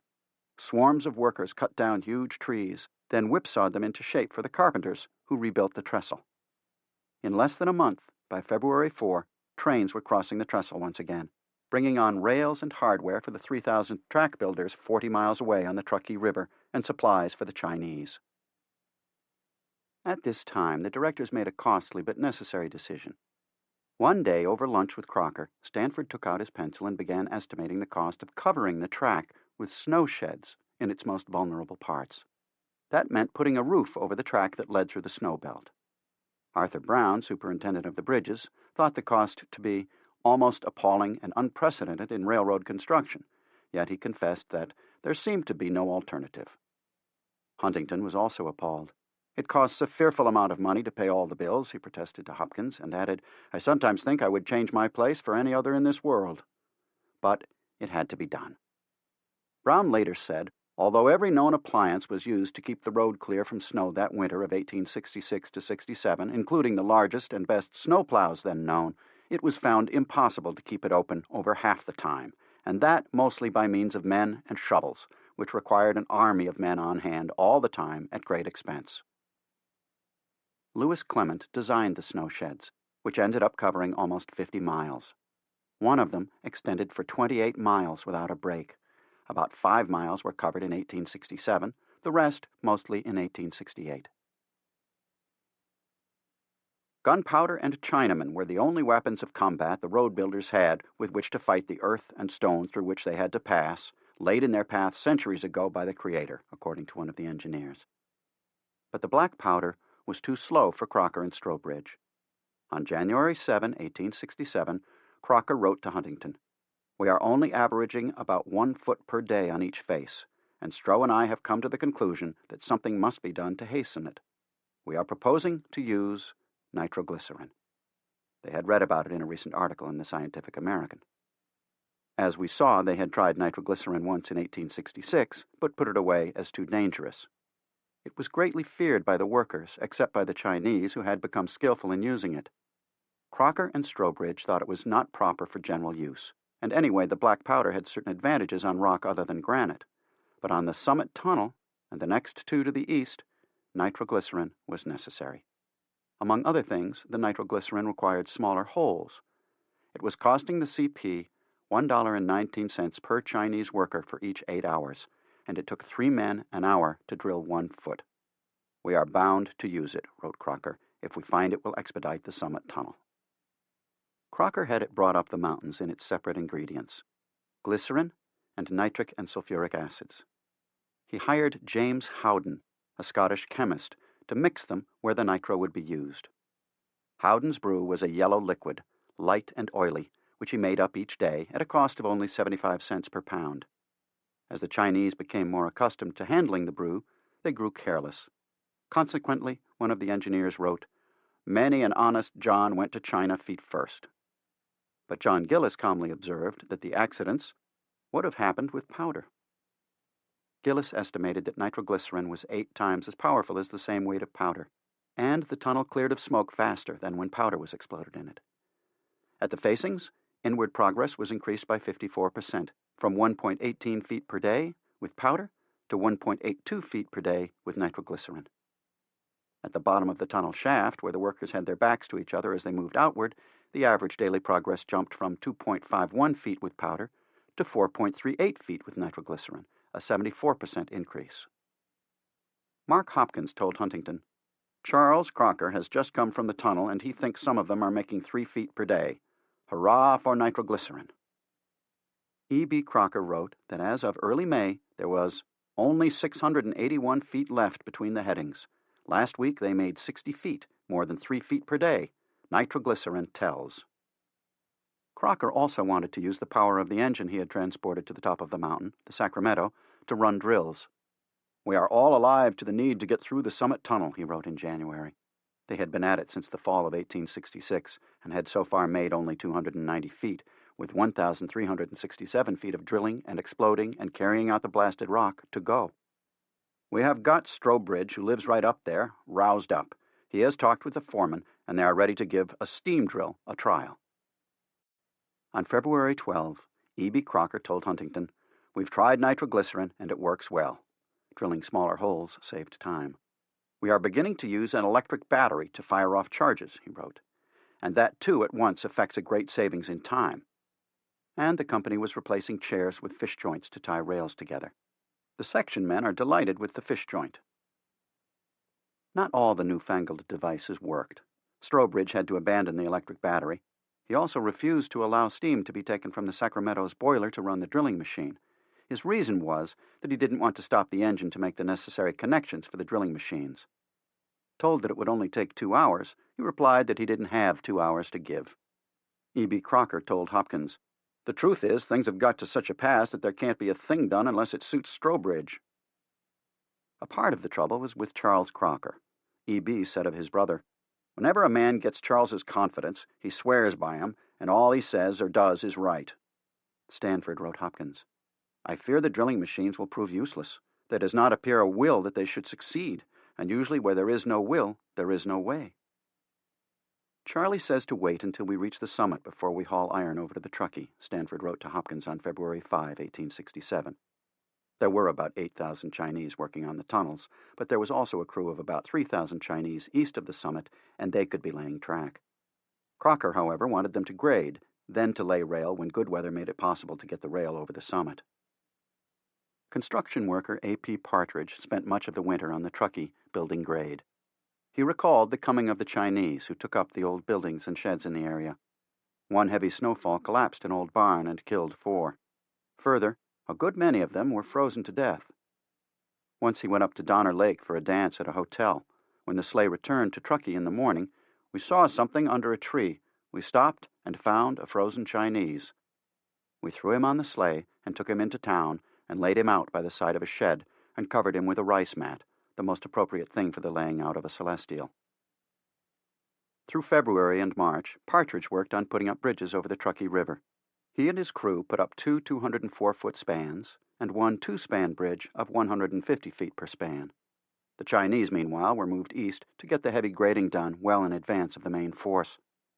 Some 3,000 men with 400 horses and carts were sent out, a distance of 300 miles in advance of the track. Hay, grain, and food for the Chinese, plus all the supplies they needed, were hauled by teams of horses over the desert. Water for men and animals was hauled 40 miles. The surveyors for the CP were way out in front of the graders, all the way to the east of the Salt Lake, working their way up Weber Canyon, then through Echo Canyon, across the Wasatch Range, and on to Fort Bridger on the eastern slope of the range. By the spring of 1867, they were setting up their flags and stakes right beside those of the UP surveyors. The CP intended to get to Fort Bridger, whereas the UP boasted that it would meet the CP at the California-Nevada border. E.B. Crocker wished the two lines could work together, but it wasn't to be. "Our surveys run to Weber," he wrote, "so we're confident that we'll reach Fort Bridger before they do. It can be done, in spite of Durant's frantic efforts and boasts." The CP was trying to get government approval of its proposed route from the California-Nevada state line to Humboldt Wells in northeastern Nevada, but President Johnson's Secretary of the Interior, Orville Hickman Browning, refused to issue the permit. The Crocker brothers wanted it done as soon as possible, and immediately after Browning had approved, they were ready to present him with the route from Humboldt Wells to the Salt Lake, and then with another route from the Salt Lake eastward into Wyoming. "That will be so much gained," E.B. Crocker commented dryly. There was big money at stake. As Stanford wrote to Huntington, "Our real profits lie in the road beyond the Sierra Nevadas, and to secure the line to Salt Lake, if necessary, we can afford to make great sacrifices in getting over the mountains." Salt Lake City was the only settled establishment between the two ends of track, the only place that needed to import goods that could be carried on trains, and the only one that had products to export. Then there was the government loan of bonds for every mile constructed to go to the railroad company that built it, and the government gift of alternate parts of land, which in truth wasn't worth much, if anything, in the desert, where most of it was never sold, would increase as more track was laid. Perhaps, most of all, there was the prestige to be considered. Bragging rights were to be had by one or the other of the railroads. That was the way that Congress had set it up. Congress had reserved to itself the right to pick the spot where the roads would meet. But it had not yet done so, and showed no inclination to do so. It wanted the roads built as fast and as far as possible. The spot would be chosen after the grading crews had passed each other, and as the rails at the end of the track approached each other. Where that would be, no one knew. So the surveyors kept surveying, the graders kept grading, the rail layers kept laying. Both companies were trying, with some success, the full extent of which is not known in any detail, to place moles or spies in the other railroad's camp. The UP sent 2 engineers to Colfax to snoop around and see what they could pick up. The Crocker brothers knew about this effort and showed them around, filling their heads full of nonsense. The UP engineers were quite inquisitive and took in whatever they were told. What they were told was that the tunnels were terribly long, and progress was disappointingly slow, and it would take a long time to blast through the granite. They went back to Omaha to report to Durant that there was nothing to worry about, that the CP would be blasting away for years. They convinced Durant that it would take at least 2 more years to get through the Summit Tunnel. E.B. Crocker told Huntington, "While the engineers were here, we led them to think that it would take us a long time to get over the mountains. We thought that Durant, while laboring under that idea, would not be apt to be in so great a hurry." Then one of the UP spies told Durant that the CP wasn't going to wait for the Summit Tunnel to be finished, but was going to haul tracks over the mountains and begin working east from the Truckee. This news was probably a small bombshell in Durant's camp, E.B. Crocker wrote to Huntington. He saw that if we dodged around the summit in this way, that his hopes were dashed. On the spur of the moment, Durant wrote his spy and told him that he, Durant, would slap an injunction on the CP to prevent any such dodging of the summit, but Crocker commented, "This is ridiculous." The CP, meanwhile, was planting its own spies on the UP. "I have a way," boasted Huntington, "of finding out what is done in the Union Company's office." In April 1867, E.B. Crocker heard that the Union Pacific has had a good deal of trouble with snow this winter, full as much, if not more, than we have had. The fact is that after this year, while they are building between the Black Hills and Salt Lake, they will only be able to work on construction during the summer months. They will be such a high latitude that the snow will fall early and stay late, and from now on they will find themselves in the fix we are now in. Still, the UP was so far winning the race. Charlie Crocker said he felt about like resigning at the time. He got after Strobridge, told him to hurry up. In mid-May 1867, General James Rustling of the Army's Quartermaster Department got on a CP train at Sacramento, bound for the mountains and beyond. He was going to inspect Army posts. When he left, the day was hot and humid, but as he got to Cisco, the chill signified that the train was in the mountains. "We were shivering in winter garments," commented the general. But the track impressed him and his companions, who were surprised at how well built it was, and also at its audacity. Rustling observed grades of over 100 feet to the mile, and in many places the track literally springs into the air over immense trestle-work bridges or along the dizzy edges of precipices that seem fraught with peril and destruction. When the general and his party reached Cisco, the snow reached to the eaves of the hotel. Rustling took a mountain mud wagon out of Cisco through a mixture of slush, mud, and ice. He changed to a sleigh, and then came a long and dreary pull for several miles till we got well across the summit of the Sierras. Everywhere he looked, there were Chinese at work. They had pigtails coiled around their heads and were wearing blue cotton blouses. Rustling talked to a few of their foremen, who spoke well of the almond-eyed strangers and praised them especially for their docility and intelligence. 1 week later, Charlie Crocker was frustrated in his strenuous efforts to put more Chinese on the CP payroll. His brother explained to Huntington that a want of men had struck the railroad. "We are scouring the state for men to put on the Truckee, but they come in very slow." The Chinese had been discovered by the owners of mines and other employments. The CP's use of Chinese laborers has led hundreds of others to employ them, so that now when we want to gather them up for work, a large portion are permanently employed at work elsewhere that they like better. Getting enough Chinese to work on the grades and track was so very important that the directors of the CP concluded to raise their wages from $31 to $35 per month, and see if this will not bring them. It would cost the CP $20,000 more per month. But with the Chinese going to Idaho, Montana, and elsewhere, it had to be done. In late May, unbelievably and unacceptably, the Chinese went on strike. "This is the hardest blow we have had," E.B. Crocker reported. He wanted Huntington to see what you can do about getting laborers from the East. Initially, it was the Chinese who were employed in grading, but they were soon joined by those engaged on the most critical part of the work, the tunnelers. The spokesman for the tunnelers said the Chinese wanted $40 per month rather than the $35 they were collecting, and they wanted the workday reduced to 8 hours, which it was supposed to be, but the foreman had not been enforcing that rule. Further, in what was a shock for those, including Crocker and Strobridge, who thought the relations between the CP and its workers were excellent, the Sacramento Union reported that the Chinese wanted to eliminate the right of the overseers of the company to either whip them or restrain them from leaving the road when they desire to seek other employment. Charles Crocker was convinced that agents of the UP had inspired the strike and issued its demands. The UP's motive was to keep us in the mountains while they were building the road over the plains. But he couldn't prove it, for the good reason that the UP had nothing to do with the strike, which was inevitable given the shortage of Chinese workers and the manifest need of the CP for more of them. The CP tried to entice workers, but it wouldn't pay $40 per month or reduce the hours. "Charlie will go up and attend to it," E.B. Crocker assured Huntington, "because if they are successful in this demand, then they control, and their demands will be increased." The CP didn't want to lose too much time on the work, but he also knew that when any commodity is in demand beyond the natural supply, the price will tend to advance. So he had sent a CP agent to the South to try to recruit 5,000 freedmen.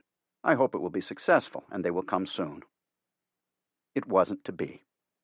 The following day, E.B. wrote, "The truth is that Chinamen are getting smart. The only safe way to beat them is to inundate this state and Nevada with freedmen, Chinese, Japanese, all kinds of labor, so that men come to us for work instead of us hunting them up." Good luck on that one. The next day, E.B. wrote, "Since my last letter, all the Chinamen on the whole line have struck for $45 and a shorter working day." He still was opposed to paying the expenses of men coming from the East to work, and thought that a Negro labor force would tend to keep the Chinese quiet as the Chinese have kept the Irishmen quiet. It couldn't be done. The CP was going to have to deal with the Chinese. Fortunately for the bosses, the Chinese were not militant. Charles Crocker later said, "If there had been that number of whites in a strike, there would have been murder and drunkenness and disorder, but with the Chinese it was just like Sunday. The men stayed in their camps. They would come out and walk around, but not a word was said. Nothing was done. No violence was perpetrated along the whole line." Crocker cut off the men's provisions. No food got through to them. E.B. Crocker reported, "They really began to suffer." On July 1, 1867, after a week of such treatment, Charles went up to them and they gathered around him, and he told them that he would not be dictated to, that he made the rules for them and not they for him. He said that if they went to work right away, all would be well, but if they did not, then he would pay them nothing for June.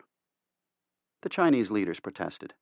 They tried hard to get some changes, a reduction in hours, for example, or an advance of even 25 cents per month. Charlie told them not a cent more would he give. Most said that they would go back to work, but some of their leaders threatened to whip those who did and burn up their camps. Charles told them that he would protect any who worked, and his men would shoot down any man that attempted to do the laborers any harm. He would bring on the sheriff and a posse if necessary. 4 days later, E.B. Crocker noted, "The Chinese are working harder than ever since the strike." They were, at least according to Crocker, ashamed of the strike. "I don't think we will ever have any more such difficulties with them." Thus did Charles Crocker and his partners show other employers around the nation one way, theirs, of how to deal with strikers. The UP and the CP continued to tell tall tales to each other. "I met Durant yesterday," Huntington wrote to E.B. Crocker, "and he told me that the UP had a tunnel 2,600 feet in length and that it would take 2 years to get through it. Of course, it was a lie." The UP also wanted to talk to the CP about jointly building a great central city at the point of meeting of the two roads. But as E.B. Crocker said, cities don't thrive unless there's a big, prosperous country around. It might happen in 30 or 50 years. You can give them all that great city and not give up much. Both sets of directors and engineers were telling lies to Brigham Young. They needed his Mormons to help make grade and lay track, and they knew he wanted the line to come through Salt Lake City, and they further knew that it never would do so, because to go south of the lake was to get into terrible desert.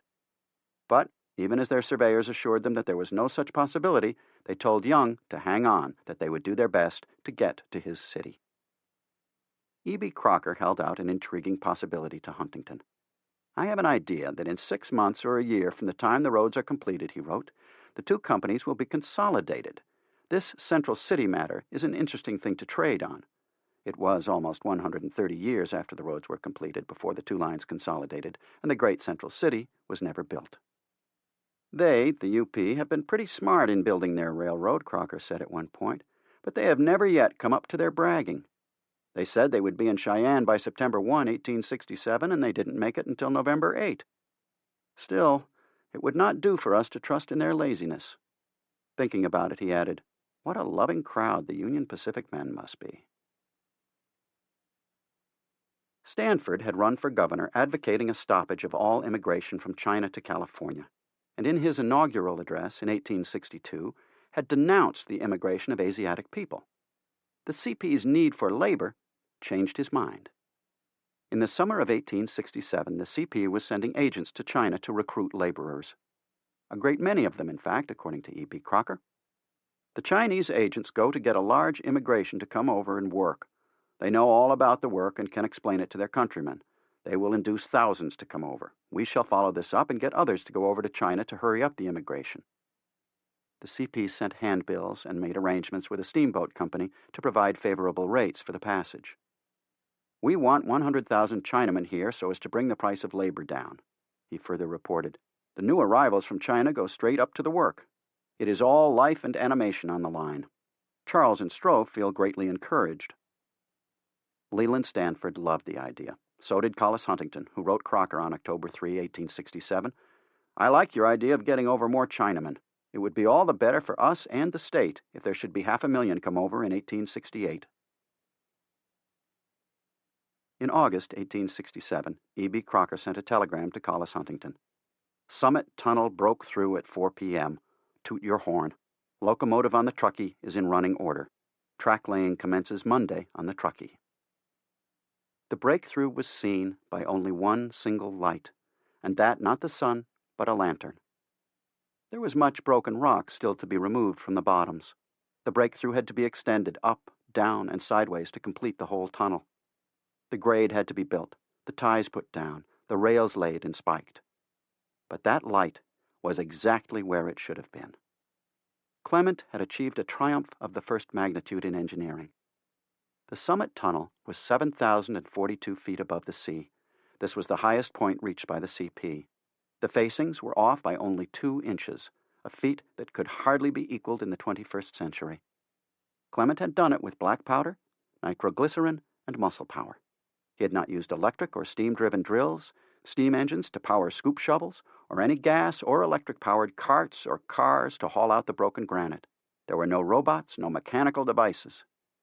Well over 95% of the work was done by the Chinese men. They and their foremen and the bosses, Clement and Crocker and Strobridge, had created one of the greatest moments in American history. The Sierra Nevada had been pierced. The CP had gone through the mountain at exactly the point where Theodore Judah had said it should be done, following a line that he had laid out. Work on the tunnel had begun in 1866. The shaft had been started on August 27, 1866. A year later, the Sacramento Union reported that what many predicted it would require 3 years to accomplish has been done in 1. Even though they were through the summit, the CP had not a single aid-worthy 20-mile stretch of continuous track laid. The line east of the summit was not yet connected and would not be until 1868. The UP had built 500 miles of track since 1865. The CP was 370 miles behind its rival. In 1867, the CP had laid only some 39 miles of track. Although it was beyond the summit tunnel, it was only by 2.5 miles. There was a 7-mile gap down the mountain to tunnel number 13. Crews could not complete the gap until the snow melted. After that gap, there were 24 miles laid to the state line. Crocker had managed to get locomotives over to the east side of the summit and some flat cars and track material, but that was all. Meanwhile, in October 1867, Huntington wrote to E.B. Crocker, I am sorry to hear your doubts about reaching the Truckee with a continuous line this fall. Still, he said he realized that all will be done that can be done, and I think Charles can do a little more than any man in America. And if it is not done, I shall know it could not be. The Big Four were telling reporters that the line would close the gap in 2 weeks if the weather holds good. Charles Crocker told Huntington at the end of October, "The weather is splendid now, and the wise people say we are going to have an open winter," which they also said last winter. "From such a winter as last, the good Lord preserve us." A few days later, Huntington had written to friend Stanford that he had just spent days in Washington getting bonds due the CP from the government. "I had to go to the Interior Department, then to the President, then to the Treasury." He was asking for $320,000 in bonds due the CP since its 1866 report, but the railroad had not laid enough track to justify an examination by government engineers or a grant of bonds. Huntington said, "I was determined to have the bonds if I could. I got a report from the Attorney General that I was entitled to those bonds. I got one from the Solicitor of the Treasury. I got 2 cabinet meetings in 1 week where the majority voted that I should have the bonds." Huntington stayed at it for nearly a week. "Well," one Treasury official said to him, "you seem entitled to them, but I can't let you have them." Huntington went to see him every day to demand his company's bonds. He said if he did not get them, "I will sit here a fortnight." After more wrangling, the CP got its bonds. But of course they had already been borrowed against, and they could not be sold at par. The CP General Counsel, Creed Haymond, later put it, "I have grown sick and tired of hearing of the generosity of the government. We built it for them." Crocker said he would never have anything more to do with anything that had to be managed in government style. In other words, as was so often the case, the CP was out of money, and it had enormous expenses. Building the snow sheds, for example. In November, E.B. Crocker wrote to Huntington, "You still sneer at pine lumber being stacked up on the line, but if you knew how much it cost us last winter to shovel snow out of those cuts, you would not say another word. Those snow sheds will pay their cost in a single winter." Huntington was also complaining about the cost of keeping the entire labor force at work. Crocker told him it had to be. "All are anxious to complete the mountain work," he explained, "so as to move into the valley and beyond and not have to come back to the mountains in the spring. They all understand it and cheerfully work Sundays to get through." The Big Four were always looking for another way to make money. Hopkins was thinking about putting out a pamphlet in the German language to show the value of our land for grape growing. He thought that the Germans would rush to buy up the land once they knew that there is no doubt that the grapes raised on our foothills make the best wine in the state.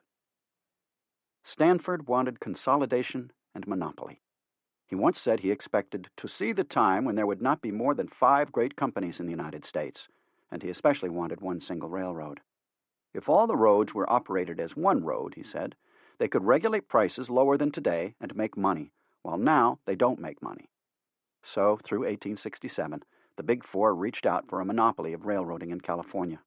By the end of the year, the partners owned 5 railroads: the CP, the Western Pacific Railroad, the California and Oregon Railroad, the California Central Railroad, and the Yuba Railroad, and were considering adding a 6th, the Southern Pacific Railroad. Most of these roads had little finished construction, but they had federal land grants and could be picked up cheap. With them, the Big Four had a near monopoly on the railroads in California. Despite the buying up of other railroads, Charles Crocker and Company was out of money. On October 28, the Big Four, plus E.B. Crocker, therefore, had voted to follow the lead of the UP and the Crédit Mobilier and create the Contract and Finance Company. Charles Crocker became the president. The Big Four hoped to sell some stock in the new company, but as Stanford lamented, we did not succeed in any quarter in interesting others and finally gave it up. So, each man subscribed for 1/5 of the Contract and Finance Company's stock. Huntington told Hopkins to take as much as you are forced to, but as little as you can. The Big Four then signed a contract with the new company that gave it the right to build from the state line to the Salt Lake at $43,000 per mile in cash, plus an equal amount of CP stock. In addition, it would build most of the line for the recently acquired railroads. It was obvious to the Big Four that someday soon the Contract and Finance Company would be making huge profits. So, they created phony investors who supposedly owned much of the stock. A half-year later, that stock was sold to Charlie Crocker, so that the stockholders of the Contract and Finance Company consisted of Crocker and his brother E.B., Collis Huntington, Mark Hopkins, and Leland Stanford.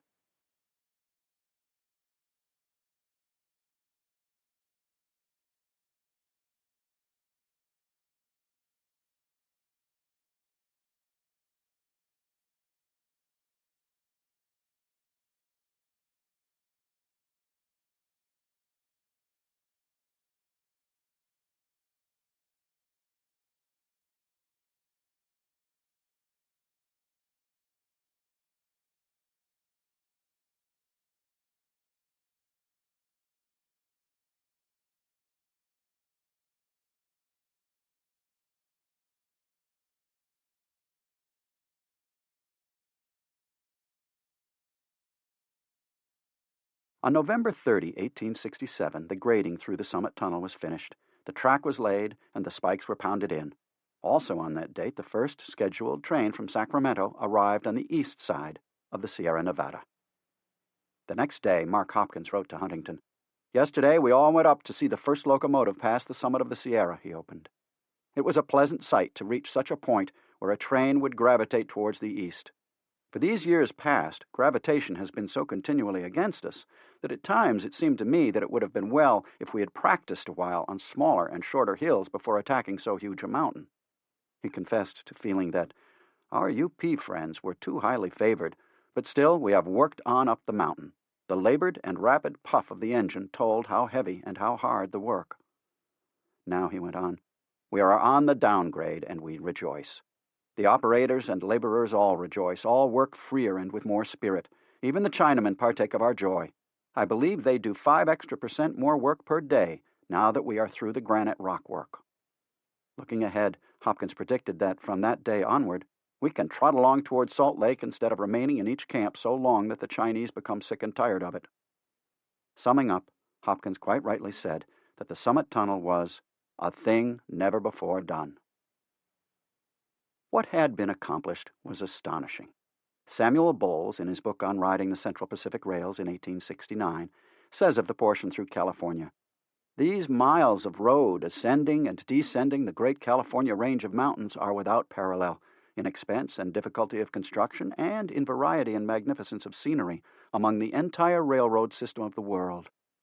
He spoke of the cost, $1 million in gold for black powder alone, and commented, "This mountain range, with all its doubts and difficulties and cost of construction, reared itself at the very beginning of the whole enterprise on the Pacific side. It had to be attacked first. Therefore, the courage and faith of the California pioneers and executors of this grand continental roadway rise to the front rank." They had transported all their materials around South America or through Central America. They had overcome lawsuits, opposition, ridicule, evil prophecies, monetary uncertainty, and losses. They had organized a vast laboring force, drilled long tunnels, shoveled away snow, set up sawmills, hauled locomotives and cars and 20 tons of iron over the mountains by ox teams. Nothing came easy. But they had done what other capitalists and engineers and politicians and ordinary folks thought impossible, drilled tunnels through the Sierra Nevada, most of all the tunnel at the summit. Now they were through, and in Hubert Howe Bancroft's words, they were ready to enter into the competition with the Union Pacific, not just for bonds and lands, but for prestige. It was the grandest race that ever was run, Bancroft wrote. Compared with it, the Olympics were a pretty play. The finish line was the completion of the most stupendous work that men had ever conceived, and one of the most far-reaching in its results. It was a work that was to change the whole world. Chapter 12. The Union Pacific Across Wyoming, 1868.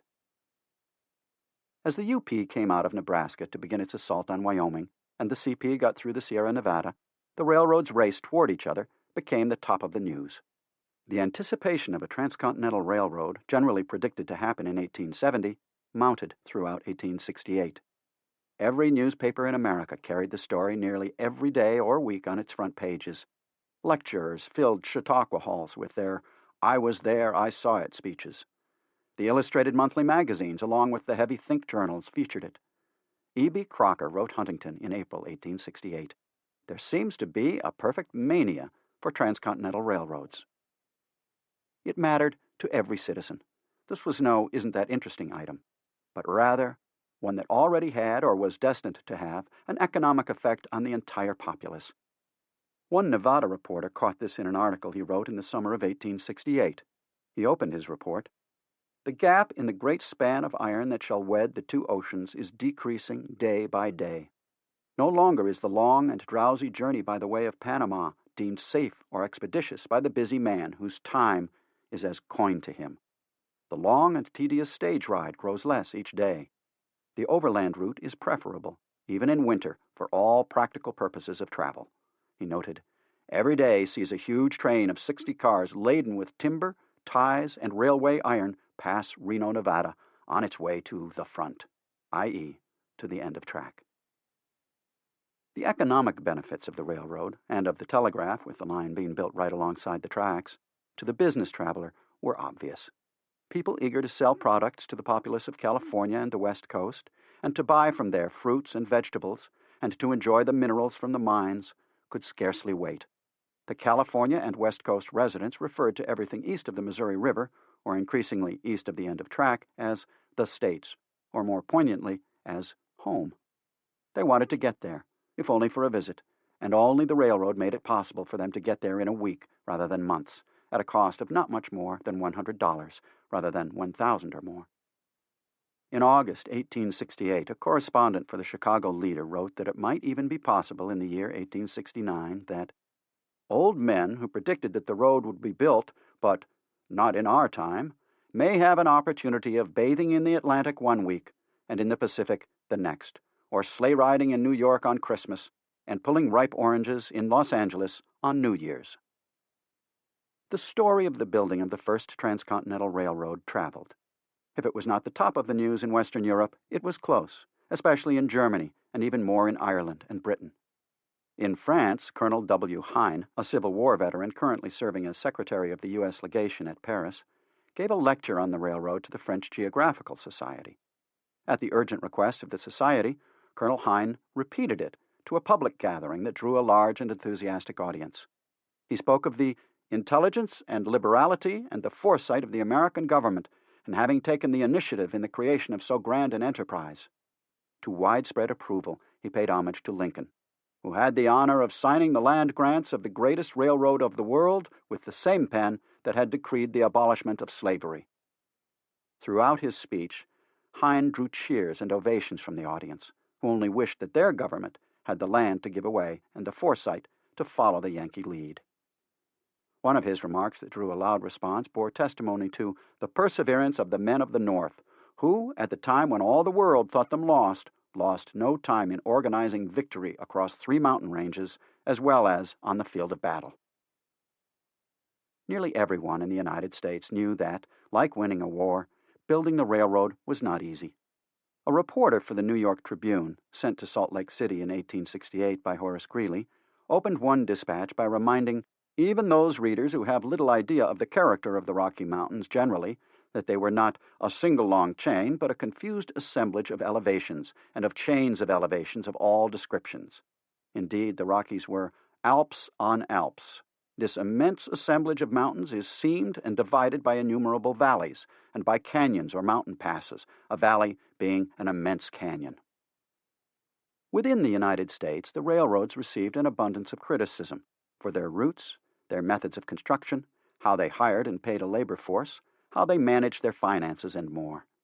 Given the amounts of bonds the government was loaning the railroads and the land it was giving away, criticism was inevitable.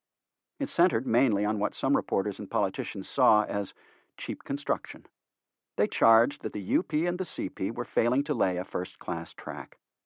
The UP's ties were cottonwood. The rails were substandard. The CP didn't move fast enough. The UP added miles to what was needed just to get extra government bonds and land. The curves on both railroads were too sharp. The upgrade was too steep. The ballast was too much sand on the UP.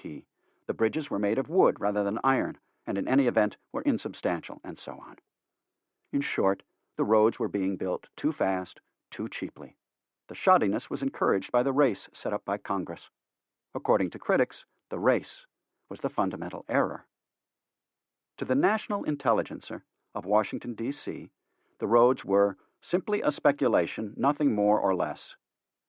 Charles Francis Adams, Jr., charged in the North American Review that the UP was destined to be the most powerful corporation in the world. It will probably also be the most corrupt. It would bring its investors the largest possible profit with the least possible risk.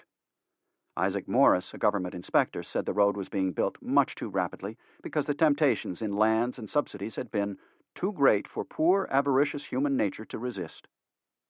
Some editors and reporters disagreed.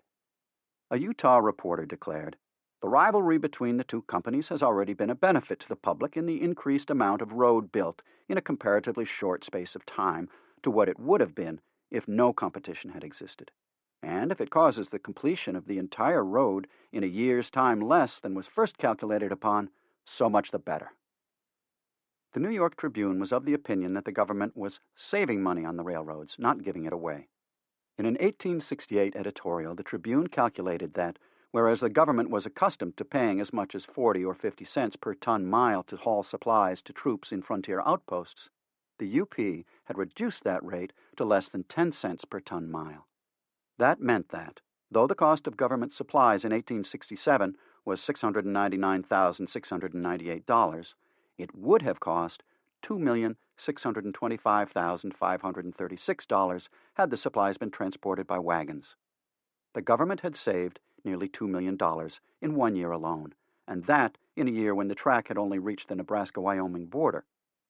Meanwhile, the value of its public lands alongside or near the railroad had gone up far more than what the government would have received for all its lands had there been no railroad.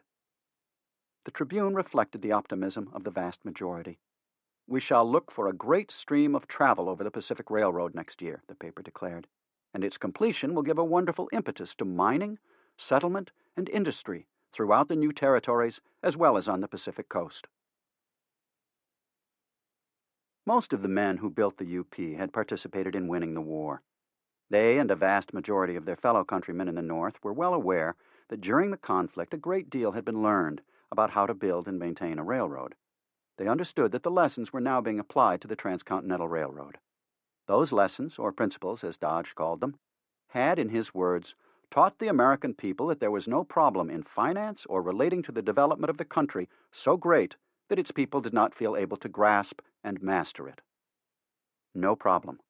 Not mountains, not deserts, not Indians, not finances or swindlers, not distance, not high interest rates or a scarcity of labor, not politicians, whether venal or stupid, nor even a civil war or its aftermath. Americans were a people such as the world had never known before. No one before them, no matter where or how they lived, had had such optimism or determination. It was thanks to those two qualities that the Americans set out to build what had never before been done. General Dodge was one who had helped bring about victory in the Civil War. He was also instrumental in getting the Pacific Railroad Bill of 1862 and its amendments in 1864 through Congress. He had then become chief engineer of the UP, and as such, he was going into 1868 full of hopes, plans, and ambitions. Dodge said he wished to build the way to the Salt Lake, almost 500 miles from the end of track on the last day of 1867, and then endeavor to meet the CP at Humboldt Wells, which was 219 miles west of Ogden, and to do that in the spring of 1869. Maybe, perhaps, who knew, the UP track layers could meet the CP at the California state line. That was hubris, but for the most part Dodge had prepared the UP for 1868. To the west, he had surveyed across Wyoming, Utah, and Nevada, right up to the California state line. To the east, the Chicago and Northwestern Railroad had reached Council Bluffs, Iowa, and, with a temporary bridge over the Missouri River, supplies could be gotten to Omaha at a much faster rate than ever before. Dodge and his subordinates had piled up an immense amount of rails, 1,600 carloads of track iron from the Chicago and Northwestern alone, spikes, fish plates, ties, and other supplies in Omaha, and had shipped enough to Cheyenne to keep the casemates and their men busy for a long time. And they, in turn, had plenty of men. Further, the railroad, in reaching the Black Hills, was now close to ample supplies of good timber for bridges and ties, which could be floated down mountain streams to the work itself, thus providing great relief to the strain on transportation from Omaha. Ahead of the UP through Wyoming, there was relatively easy going. Even better news for the directors, who were, as always, concerned about money, was that, for the next 150 miles from Cheyenne onward, the company would be receiving $48,000 in government bonds for each mile of track laid and accepted. From there on, it would be $32,000 per mile. From Omaha to Cheyenne, they had received only $16,000 in bonds per mile. Greatly encouraged by all this welcome news, the directors told Dodge to build as much road as possible in 1868. He and the men working for him, and thousands working for them, set out to do just that. In January 1868, Dodge wrote his construction superintendent, Sam Reed, You must do more hard work in 1868. Dodge's plans, like those of the CP, rested on a clause in the law, put into it in 1866, that allowed each company to grade 300 miles in advance of a continuous line of track and collect part of the government bonds for each 20-mile segment graded. If Dodge could lay track to within 100 miles of Ogden, then the UP could send its grading crews as far west as Humboldt Wells. The CP, for its part, if it could get track into Ogden, could advance 300 miles eastward, well into Wyoming. Its problem was that the gap between the end of track at Donner Lake was still several hundred miles short of Humboldt Wells, which is what gave Dodge the thought that the UP might make it to the California state line before the CP got east of it. Huntington had his own plans. In April 1868, he drew a red line across a map of a preliminary survey and sent it to Secretary of the Interior Browning. The line ran north of the Salt Lake, across the Promontory Mountains to Ogden, then eastward into the Wasatch Range and up a northern fork of Echo Creek. The map was fraudulent, but Huntington backed it up with a letter that lied about where the CP had its end of track. If Browning would approve, CP grading crews could occupy the ground in and east of the Wasatch. It helped that one of Huntington's lobbyists was Thomas Ewing, Jr., a former associate of Browning. It also helped that Browning had an intense hatred of the UP, or at least of Doc Durant, which he regarded as one and the same. On May 15, he approved Huntington's line as far east as Monument Point, Utah, but withheld his decision to Promontory and beyond. Possession of Utah was at stake. "It is an important matter," Huntington told Stanford. "We should be bold and take and hold possession of the line to Echo." Oakes Ames, meanwhile, stressed the UP's need to build 3 miles a day until next December or January and get to Salt Lake before the Central. Whether the UP could do that was to be seen. The CP crowd relied on the divided counsels of Durant, Dodge, the Ames brothers, and other officials of the UP. "Ha ha," E.B. Crocker told Huntington. "What a time the Union Pacific folks have. That is a trouble we do not have because we are all united." President Johnson's cabinet reached no firm decision on how far the grading could go. The Congress stayed aloof from the controversy. The railroads went ahead surveying as far as they could and making grade as fast as possible. Soon enough, they were making grade beside each other in Utah, the CP going east and the UP going west on parallel roads. Push is the word for this season, Sam Reed proclaimed at the start of 1868, and, like most of the leaders in the field for the UP, he pushed himself hardest of all. His telegram copybook in the UP archives in Omaha shows just how hard. The copies cover all types of work and consist in large part of the kind of telephone conversations a 21st century businessman would have with his superiors and subordinates. What follows is a tiny selection. January 28. Reed to J. Lathrop, at the end of track. "If you want anything from Omaha, you will have to send it here to be approved." Same day, Reed to G.W. Frost in Omaha. "Send for Dale Creek Bridge 4 sets blocks for 1-inch line and 1 coil of 7/8 line, 2 clamps that will span 30 inches to clamp timber for bolting. Congdon will explain. 3 1 1/4 inch augers." Same day, Reed to M.F. Hurd at the end of track. "Put the station house on the north side of main track west of turntable track." Same day to Lathrop. "I have ordered 10 dozen shovels and 6 dozen picks and handles for Carmichael." Same day, again to Lathrop. "Is there any dirt cars at the station? Malloy picked up some Sunday.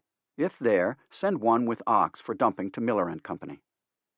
Same day to Hurd. "On section 288, estimated 4,000 yards earth instead of 6,500 as you telegraphed. Look into it." Same day to Frost in Omaha. "Send my bridge timber in preference to iron. 18 to 20 cars of iron intended here daily. Must be cars enough to load timber in Chicago, if there is any, instead of sending it forward." Same to same, also January 28. "Have you paid Bent and Company for 50 tons of hay furnished me some time since?"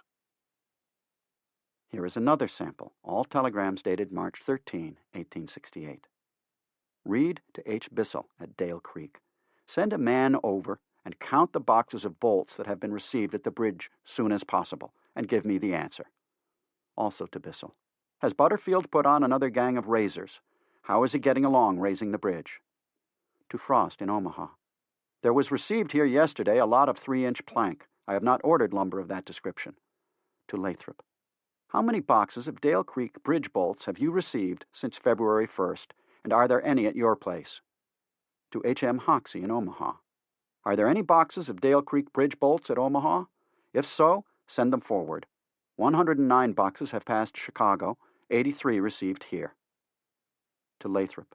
Were the bolts shipped by team from your place or sent to end of track and shipped from there? We are short at bridge, not all received. On it went. To Lathrop again, also March 13. In Reynolds and Dowling bill for supplies, I find 300 pounds whole pepper. Does he want that amount? To Bissell at Dale Creek. There is a man in Omaha that represents that he is hiring men for Hall. Send a man to Hall's camp and find out if he wants the men. Again to Bissell. There has been sent from Carmichael to Dale Creek 109 boxes of bolts and washers. If not received, let me know immediately. To Lathrop. How much hay received from Casement since January 1st to March 1st? How much from McDonald? How much wood used in Casement's boarding car and sent to them at Cheyenne since January 1st? To Bissell. Have you received the 109 boxes or only the 86 boxes of bolts and washers? To Lathrop, same day. Bissell reports only 86 boxes, bolts, and washers received at the bridge. Where are the balance? To W. Snyder, Omaha. Michael Haley is authorized to hire men for Hall. Send good railroad men only. Men wanted. Also on March 13, Reed sent a 1,000-word telegram to H.C. Crane, the UP's secretary in New York. Reed was talking to men in New York, Chicago, Omaha, and at the end of track. That the telegraph would keep up with the end of track was a requirement of the Pacific Railroad Act, and in any event absolutely necessary to the building of the road. There was a regular work gang for the telegraph. The poles were brought to the front on the material trains and distributed by wagons. One gang fastened the crossarms to the top of the poles, while another group, under a foreman, dug the holes. A third gang erected them. A wire was brought forward in a wagon and unwound from a reel as the wagon moved ahead. A wire gang raised the wire and fastened it to the insulators. There was an intense rivalry between the telegraph gangs and the track gangs. Sometimes the telegraph workers were delayed by a lack of poles, but when that happened, they connected the wires to a temporary telegraph set. That way, communication between Cheyenne, Omaha, Chicago, and points east, and the end of track was never lost, or rather, almost never. The Buffalo had a way of using the poles as scratching posts and would sometimes knock them down. Besides the Buffalo, Reed's problems included liquor. On March 28, he sent a wire to Secretary Crane. As soon as a party of men commence at work, a lot of tents are put up in the vicinity and whiskey furnished to the men. As a result, robbery and murder were commonplace. Whiskey ranches interfere materially with our men. 2 men were shot Thursday night. Can something be done through Congress to stop the indiscriminate sale of whiskey in the vicinity of our work? More examples of how the telegraph was used by the men making the line, the following all from April 9. Reed to L. Carmichael at Dale Creek. I have written you this morning to put on night gang, on cut, west of bridge. Keep as many men on them as can be worked night and day. To Reynolds and Dowling at Dale Creek. Put night gang on, first cut west of bridge. Keep as many men on as can be worked night and day. There are plenty of carts you can have if you want more to surface roadbed. To M. Hurd in Cheyenne. Can you let us have an engine and 2 empty boxcars for an hour or 2? To First and Bradley in Chicago. Send me 100 more scrapers. To G. W. Frost in Omaha. Send, on number 3 tonight for immediate use, 6 relays, 6 sounders, 6 keys, 6 switches, 2 coils insulated copper wire, 6 clipboards. To Hurd. Have you the level notes from Station 1500 West? Want to start engineering party out with Creighton Saturday. To M.F. Seymour at Dale Creek. Have 9 boxes bolts from Pittsburgh. We'll send them up to Summit tomorrow noon. We'll send to Snyder for 500 extra. To W. Snyder in Omaha. Please send me on express train, as soon as you can have them made, 500 3/4-inch bolts, 22 3/4 inches long. Answer. To A. L. Thompson. There are 3 cooking stoves at Malloy shanties near Summit. You can have 1. You will have to take down some of your shanties at Dale Creek for what lumber you want. To J. E. Boyd in Omaha, with a copy to Gustavus Ames in Omaha. When will you have a force on your work west of Little Laramie? And finally, the last one of the day, to G.W. Frost in Omaha. Pay bill just received. You have charged for shovels $20 per dozen. I can buy them in Cheyenne for less. Just before going to sleep that night, Reed wrote his wife, I have too much for any mortal man to do. So did nearly every man working for the UP, although it would be difficult to imagine anyone working more hours or harder than Reed. Still, he kept his optimism. On March 18, he had sent a telegram to his rival, Charlie Crocker. My men have stuck stakes in the Humboldt Mountains. We'll meet you there. Crocker laughed at the audacity. He won't find his stakes when he arrived, he told a reporter. I'll have trains running that far by the end of this year. Reed was living in Cheyenne, as were the casements and the workers.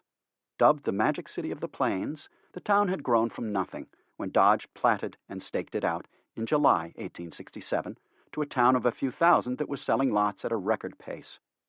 Frame buildings were replacing tents.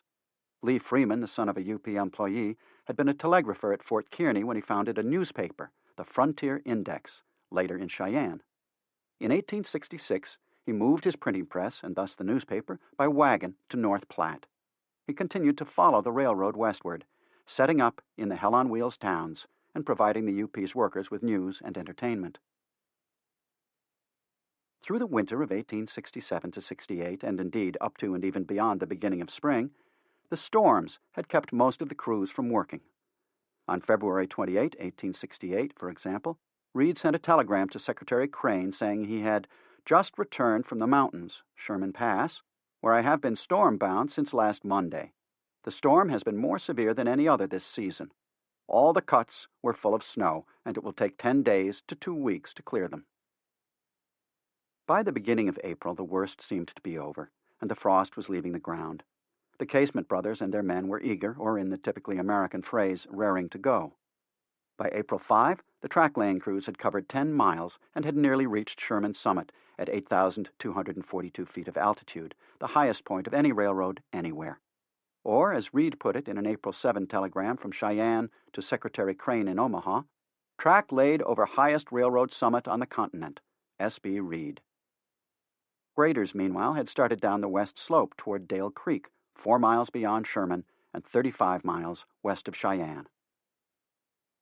At Dale Creek, the engineers and the crews had to build a bridge over the creek. To support the effort, Dale City had come into existence. In December 1867, the Frontier Index had noted its presence. We are informed that this is a right pert place just now.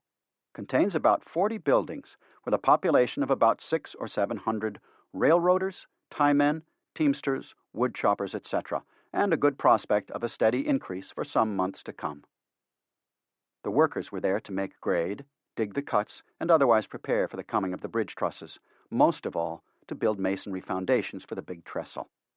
In March 1868, a post office came to Dale City. The bridge would be 126 feet above the stream bed and 700 feet long, making it by far the highest bridge of the UP ever.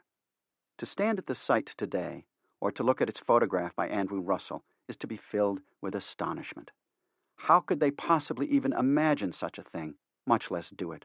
A bridge built entirely of wood, 126 feet above the creek bed and 700 feet long, sufficiently strong to carry a locomotive, a tender, a string of passenger or freight cars while swaying in the Wyoming mountain winds. With a mile of cut on the west side and nearly as much on the east through solid rock. Daunting at best, quite probably, to most engineers, impossible. Yet, the UP did it in what was one of the greatest engineering feats of the 19th century. All this to get the tracks over Dale Creek.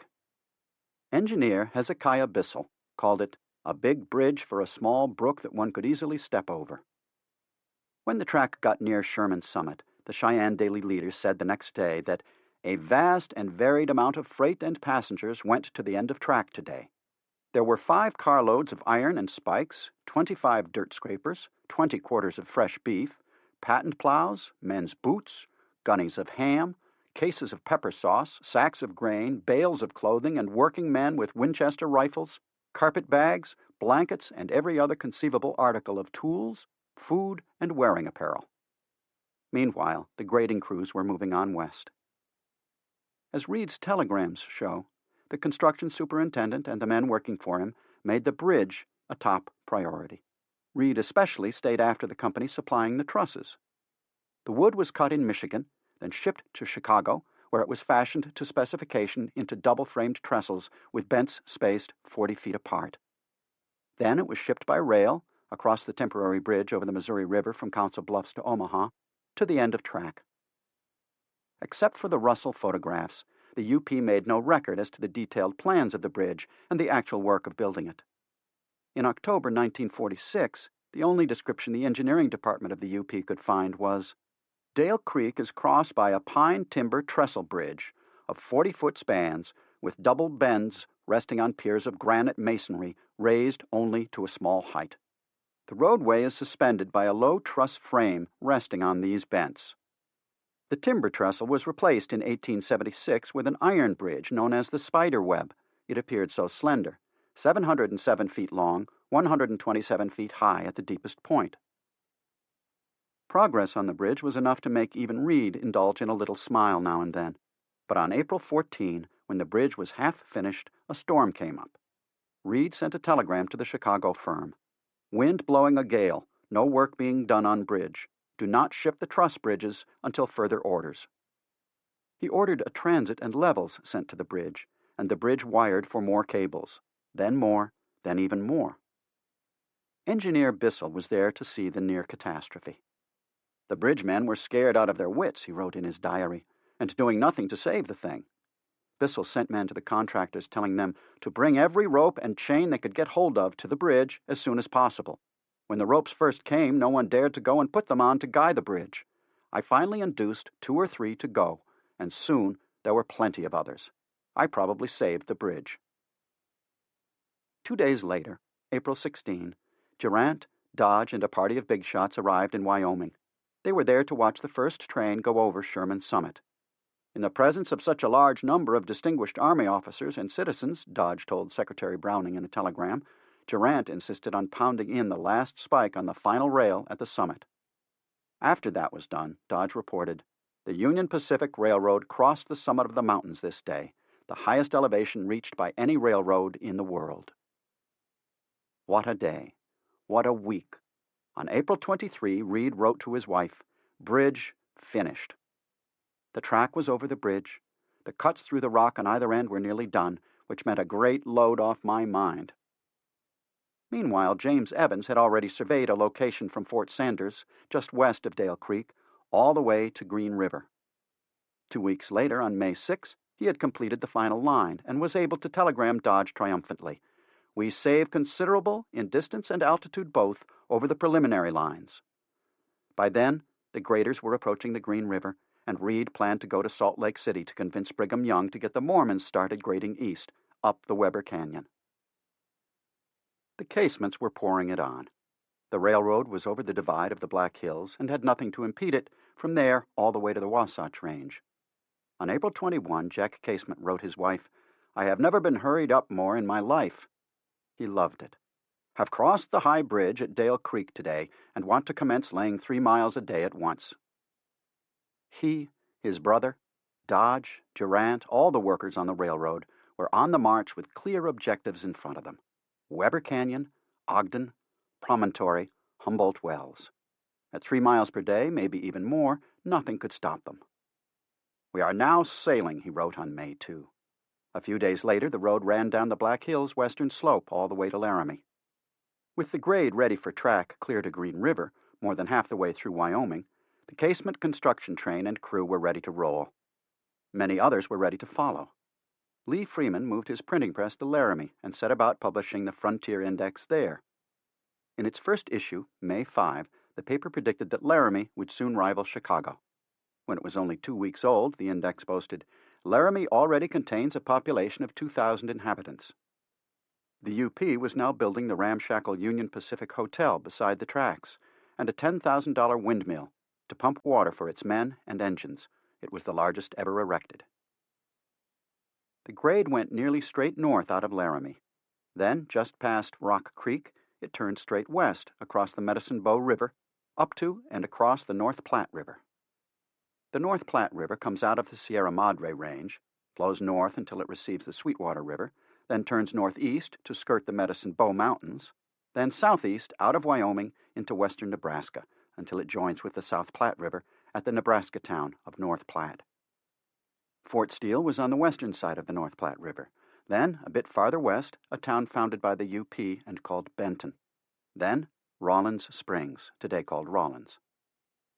The most important work, after the Dale Creek Bridge was operating, was to get the bridge up and the tracks over it ready for trains at the crossing of the North Platte River.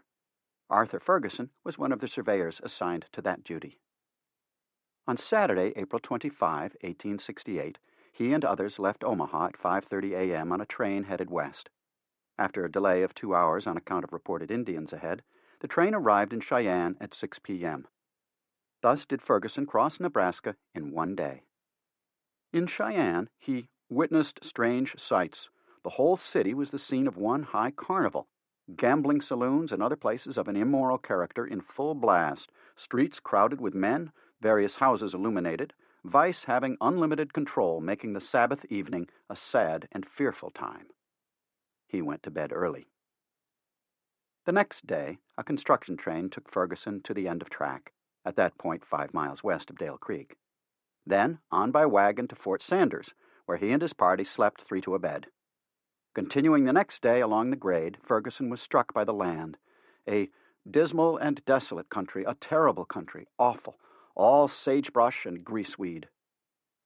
He and 4 others were in the wagon with 300 rounds of ammunition and lots of fear of Indians, especially after passing a short distance from what he called a camp of several hundred hostile Indians. On Sunday, May 3, Ferguson got to the North Platte, but not at the site where an Army contingent was camped. So everyone turned out for guard duty all night long. In the morning, it began to snow, and not until May 6 could he and his party get to the proper site and begin their work of measuring, leveling, surveying.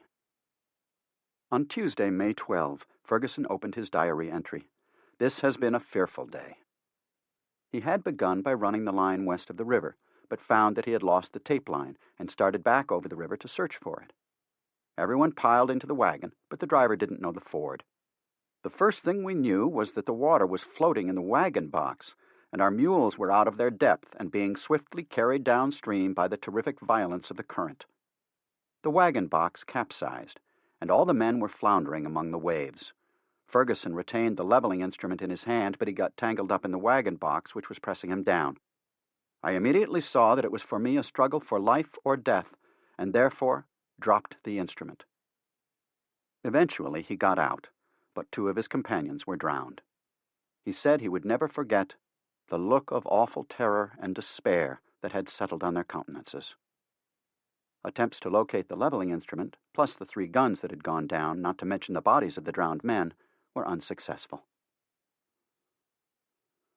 While Ferguson's party was putting up the bridge, men, mules, horses, and wagons went over by ferry. There was quite a bit of horror, including mules and horses drowned, wagons tipped into the river, and so on. On May 17, Ferguson noted, 2 more men drowned in the river yesterday. Quite a number of grading camps are here waiting to cross the river.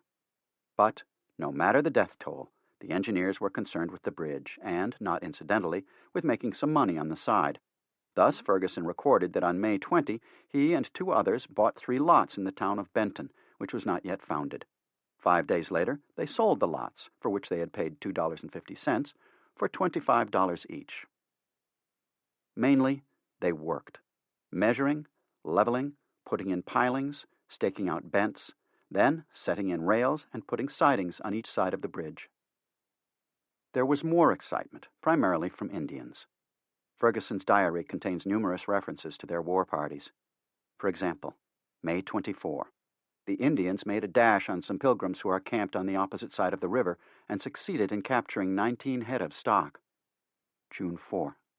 At about sunrise were attacked by Indians and succeeded in shooting one. June 20.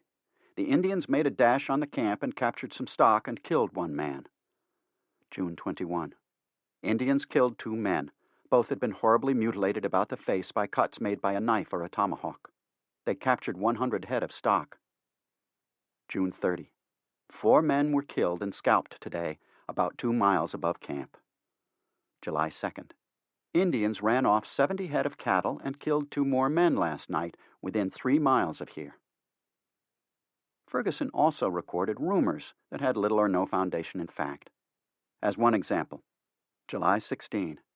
Out of a party of 25 men who were on the Sweetwater, 24 of them are said to have been killed by Indians. He also recorded death by accident or by shootouts among workers, which in truth were nearly as serious as the Indian threat. June 7. 2 men were shot this evening in a drunken row. One was instantly killed, and the other is not expected to live. June 26. This evening another man was shot. July 7. This afternoon 1 man was shot and wounded in the knee and another killed. July 11. One of the workmen was killed within 5 feet of me by the falling of a bent. In falling, he was struck on the head and then fell through the work into the water and was drowned before my eyes. This evening another man was shot and killed, which was occasioned by some personal difficulty. July 14. Another man shot this evening. July 18. Another man shot last night. July 19. Another man and 4 mules drowned in the river today. It was an arduous job that was not finished until July 15, when the first locomotive crossed the bridge with 2 more following directly afterwards. They were construction trains pulling freight cars loaded with rails, fish plates, ties, and more. Still, Ferguson could write with considerable pride, "The bridge is a success." On July 21, he could record that the first passenger train that was ever west of the North Fork of the Platte crossed the bridge about noon today. Men commenced digging the water tank today. They will work all night. On August 3, Ferguson himself was almost caught by flying bullets. He commented, "It is owing to the carelessness of individuals in our vicinity whose reckless disregard of life and limb in their promiscuous shooting is perfectly outrageous and alarming." Life came cheap on the Union Pacific Railroad, as Ferguson knew as well as any.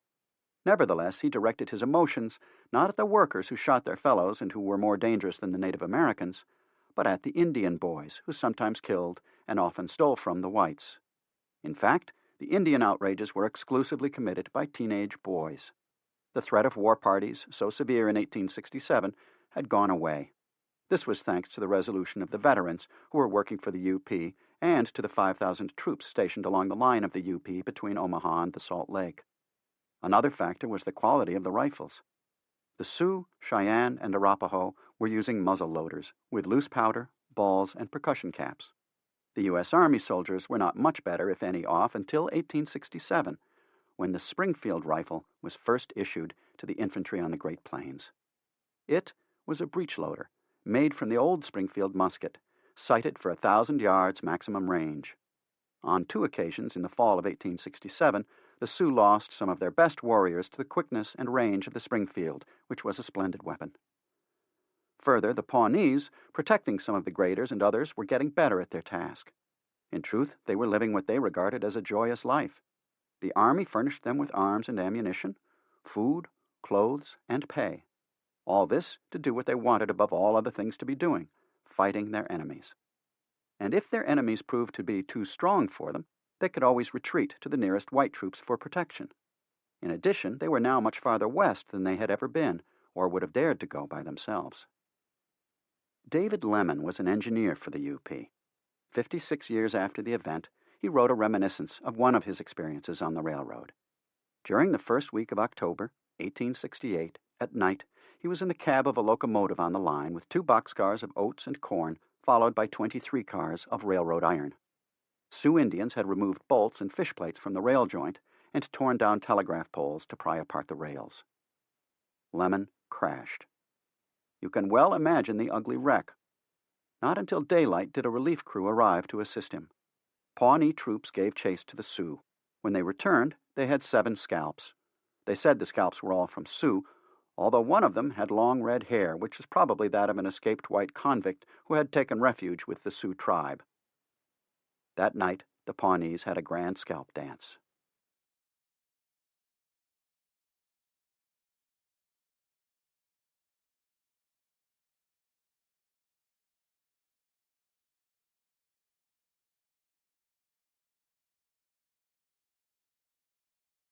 In the eyes of the men of the UP, the Indians deserved extreme punishment and even more. President Oliver Ames came west and raged. "I see nothing but extermination to the Indians as the result of their thieving disposition, and we shall probably have to come to this before we can run the road safely." General Sherman hoped it wouldn't come to that, but he was ready if it did. British reporter Henry Stanley had been at North Platte, Nebraska in the fall of 1867 for a peace council. He heard Sherman say to the Indians, "We built iron roads, and you cannot stop the locomotive any more than you can stop the sun or moon, and you must submit and do the best you can.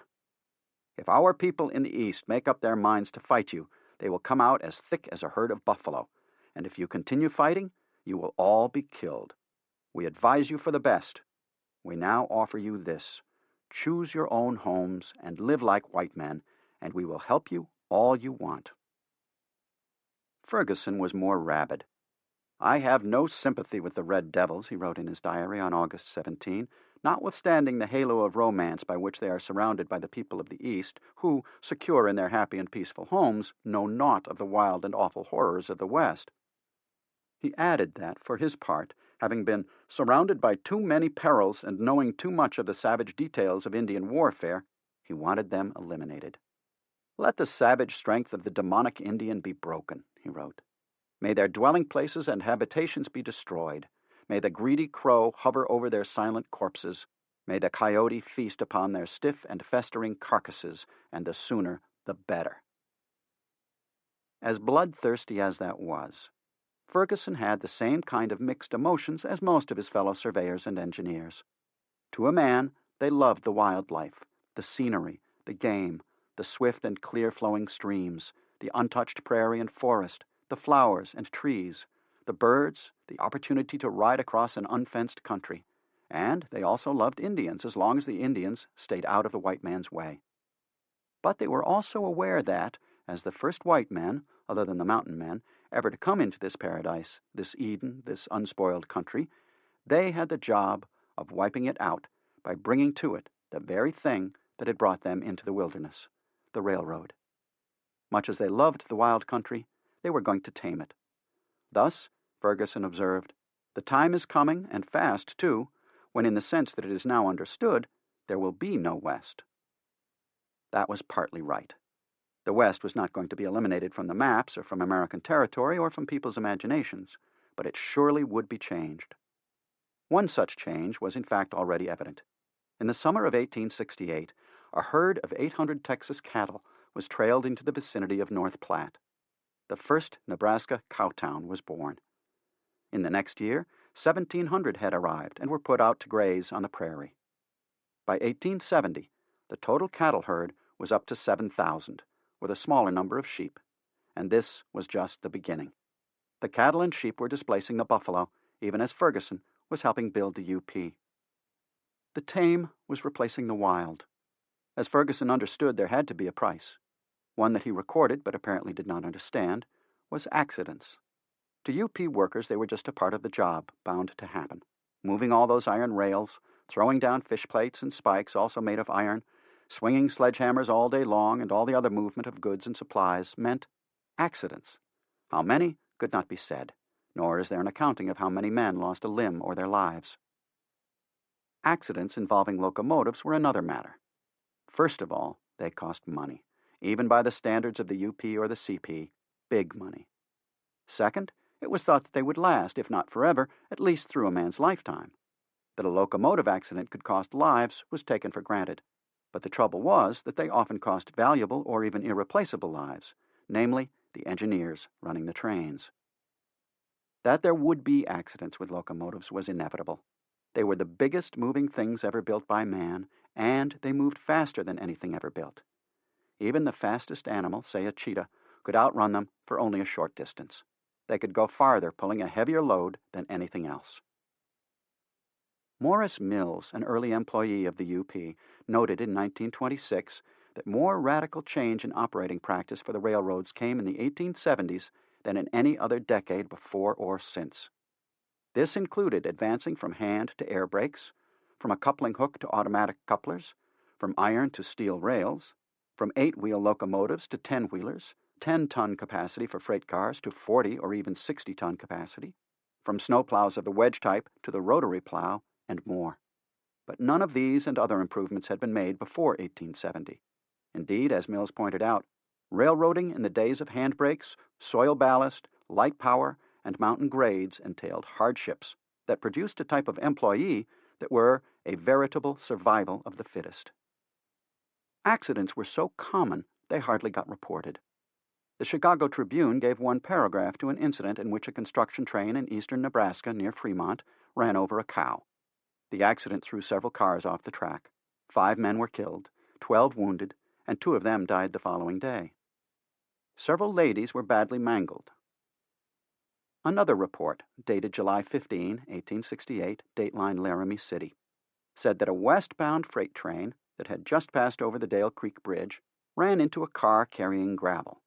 The car had become detached from an eastbound train and ran down the grade toward Laramie at such fearful velocity that it demolished the rear car of the freight train, which contained a number of persons. 1 man was killed, another seriously injured, and others were cut or bruised. After the track got up to and beyond the second crossing of the North Platte, a boiler malfunction, sometimes even an explosion, became commonplace. This was because throughout the Wyoming desert, from Rawlins to Green River, the water was an alkaline concoction that destroyed the boilers faster than they could be replaced. It looked like water, but, according to Morris Mills, when heat was applied to it, it became a law unto itself, and defying the ingenuity of man, it would shoot out through the smokestack like a miniature geyser. Engines headed east rolled into Cheyenne looking as if they had been whitewashed. Eventually, the UP learned how to apply a chemical process to the water to make it behave. The region west of Rawlins was an awful place, according to Jack Casement. It consisted of alkali dust knee-deep, and certainly the meanest place I have ever been in. Surveyor James Evans said, "It is not a country where people are disposed to linger." But the railroad, and those who worked on it, and those who worked on them, had to get across it. On June 21, 1868, Arthur Ferguson recorded in his diary, "Large numbers of wagon teams, men and women, the latter principally prostitutes, are now crossing the North Platte River, bound as far west as Green River, which they say is quite a town." The sharpers, the cooks, the bartenders, the musicians, the girls, and the women were leaving Benton for the next end of track to boast a city, or at least a railroad establishment. Leaving Benton was no problem. A Cheyenne, Wyoming reporter described the place as reminding him of the camps of the Bedouin Arabs, because it is of tents and of almost a transitory nature, as the elements of a soap bubble. Novelist J. H. Beadle was there in the summer of 1868, and tramping through the alkali in his black suit, he said he came to resemble a cockroach struggling through a flour barrel. He found not a green tree, shrub, or patch of grass. The red hills were scorched as bare as if blasted by lightning. Samuel Bowles, the travel writer from Massachusetts, described Benton as by day disgusting, by night dangerous, almost everybody dirty, many filthy, and with the marks of lowest vice, averaging a murder a day, gambling, drinking, hurdy-gurdy dancing, and the vilest of sexual commerce. He thought the inhabitants a congregation of scum. A month or so later, they were all gone. There was not a single house or tent, only the rubble of a few chimneys, and the sole surviving institution, the cemetery. This was because, as Ferguson noted, Hell on Wheels was on the move. Like the UP Railroad, Green River was the next stop. There was money to be made out of the railroad. Among the many who knew that basic fact were Doc Durant and his fellow stockholders in the Crédit Mobilier. Dodge might want to build a first-class railroad, one that would last. Durant was for that in his own way, but meanwhile, he wanted to make money, not from any dividends that the UP might pay from profits earned down the line, but from the construction phase. So he and his fellow trustees began handing out the Crédit Mobilier profits to none other than themselves, as UP stockholders and bondholders. On January 4, 1868, the dividend was 80% of their CM stock, paid up in UP first mortgage bonds, and 100% in UP stock. Then, in June, they made 3 distributions to CM stockholders who also held UP shares. The first distribution amounted to 40% in stock of the UP, amounting to $1.5 million in face value, or $450,000 at the current price of $30 per share, plus 60% in cash, or $2.25 million. The second was 75% in UP bonds, worth $2,812,500. The third was a cash allotment of 30%, or $1,125,000. A man holding 100 shares of Crédit Mobilier stock, which had cost him $10,000, received in 1868 alone $9,000 in cash, $7,500 in UP bonds, then selling at par, and 40 shares of UP stock worth about $1,600 in cash, or a total of $18,100. Added to the earlier dividend, he received $28,200 for his $10,000 investment, or 280% in 1 year. No one could accuse Doc of thinking small. Indeed, he was thinking of much more than money. Though money was nice to have, and his lever for power, he also wanted every American to know his name and his accomplishments. At 48 years of age, he had time to make that happen, but he knew that just making money would never get him there. He wanted a place in history. Not from politics, he was contemptuous of politicians, a feeling common to the men of the Gilded Age. Durant wanted what such contemporaries as John D. Rockefeller and Andrew Carnegie and Cornelius Vanderbilt had, or something like what Collis Huntington or Leland Stanford would have. Doc wanted, above all else, to be remembered as the man who built the Union Pacific Railroad. Doc's competition for that title was Grenville Dodge. Durant knew that Dodge had a sizable lead on him, one that perhaps could not be overcome. Dodge was the one who told Lincoln where the railroad should run, the one who had pushed Lincoln on the 1862 Pacific Railroad Bill and the 1864 revision, the one who had brought Grant and Sherman into play. Durant knew better than anyone else, since he was the person who had insisted on bringing Dodge into the company as chief engineer, that Dodge had been indispensable. He knew, in addition, that Dodge was the one who had found the route out of Omaha, the route up Lodgepole Creek to Cheyenne, the route to Sherman Summit and beyond to Laramie, and then to Green River and beyond. Plus which, all the employees from the Casement brothers, Evans, Reed, and so on down to the lowliest Irish laborer reported to Dodge. Back in New York, or even in Boston, people might think of it as Durant's Railroad, but not west of the Mississippi. Yet even if Doc couldn't compete with Dodge on the ground, he could send in the interfering engineer, Silas Seymour, to fight for him. From the beginning, that had been Seymour's role, to work for Durant by second-guessing Dodge. From Omaha westward, Seymour had questioned Dodge's route and often tried to change it, primarily to add more miles, so that the UP would collect more government bonds and land grants. In most cases, Dodge was able to overrule Seymour. On April 23, 1868, Dodge met with Doc and the UP's Dillon and Seymour at Cheyenne. They had what Dodge called a very plain talk. Doc assured Dodge that he had no desire to interfere with the work or delay it, but only wanted to help. For his part, Dodge vowed that nobody could go over his work superficially and change it. Less than 2 weeks later, Durant, from Fort Sanders, issued his General Order No. 1, a nice way for Doc, who had never been in the military, to steal a military phrase from one of the heroes of the Civil War. He took advantage of the multitude of duties that descended on Dodge, who was not only a member of Congress, but also chief engineer, surveyor, the man in charge of selling the land grants, and more. Duties that involved him in much travel.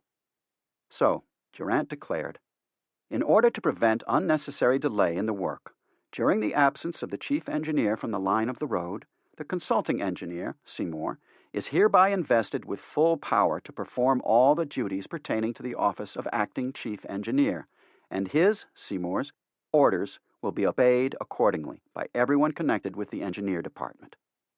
Any orders heretofore given by the chief engineer conflicting with orders that may be given by the consulting engineer are hereby rescinded. Seymour had told Durant that Dodge's line from Green River to the Salt Lake was all wrong, that he had laid out a new one, and it was much better and longer. That was one of the causes of General Order No. 1. But more important was Durant's desire to become the man who built the railroad. This, and other disputes between the vice president and the chief engineer, came to a head. On July 26, the Republican nominee for the presidency, General Ulysses S. Grant, along with Generals Sherman and Sheridan and others, including Durant, was going to be in Fort Sanders. Dodge had been in Salt Lake City when he received word that he, too, was expected. He took a chartered stagecoach to the UP's end of track, then a train to Laramie, arriving on July 25. Grant was there as part of a campaign tour whose purpose was to shake the hands of as many Union veterans as possible. Sherman, who was with him, wrote his brother, the senator, "Of course Grant will be elected. I have just traveled with him for 2 weeks, and the curiosity to see him exhausted his and my patience." Dodge took Grant, Sherman, Sheridan, and the other generals to the end of track, then at Benton, 124 miles beyond Fort Sanders and Laramie. In his own words, he took great pains on this trip to post them thoroughly about everything connected with the Union Pacific. What an opportunity for a reporter, or come to that, for a tape recorder, but neither was there. Still, one can imagine General Dodge, the top railroad man in the Union Army, the man on whom Grant, Sherman, Sheridan, not to mention Lincoln, had relied to keep the trains running or to lay new track for them, telling his Confederates about the progress and prospects for the longest railroad in the world.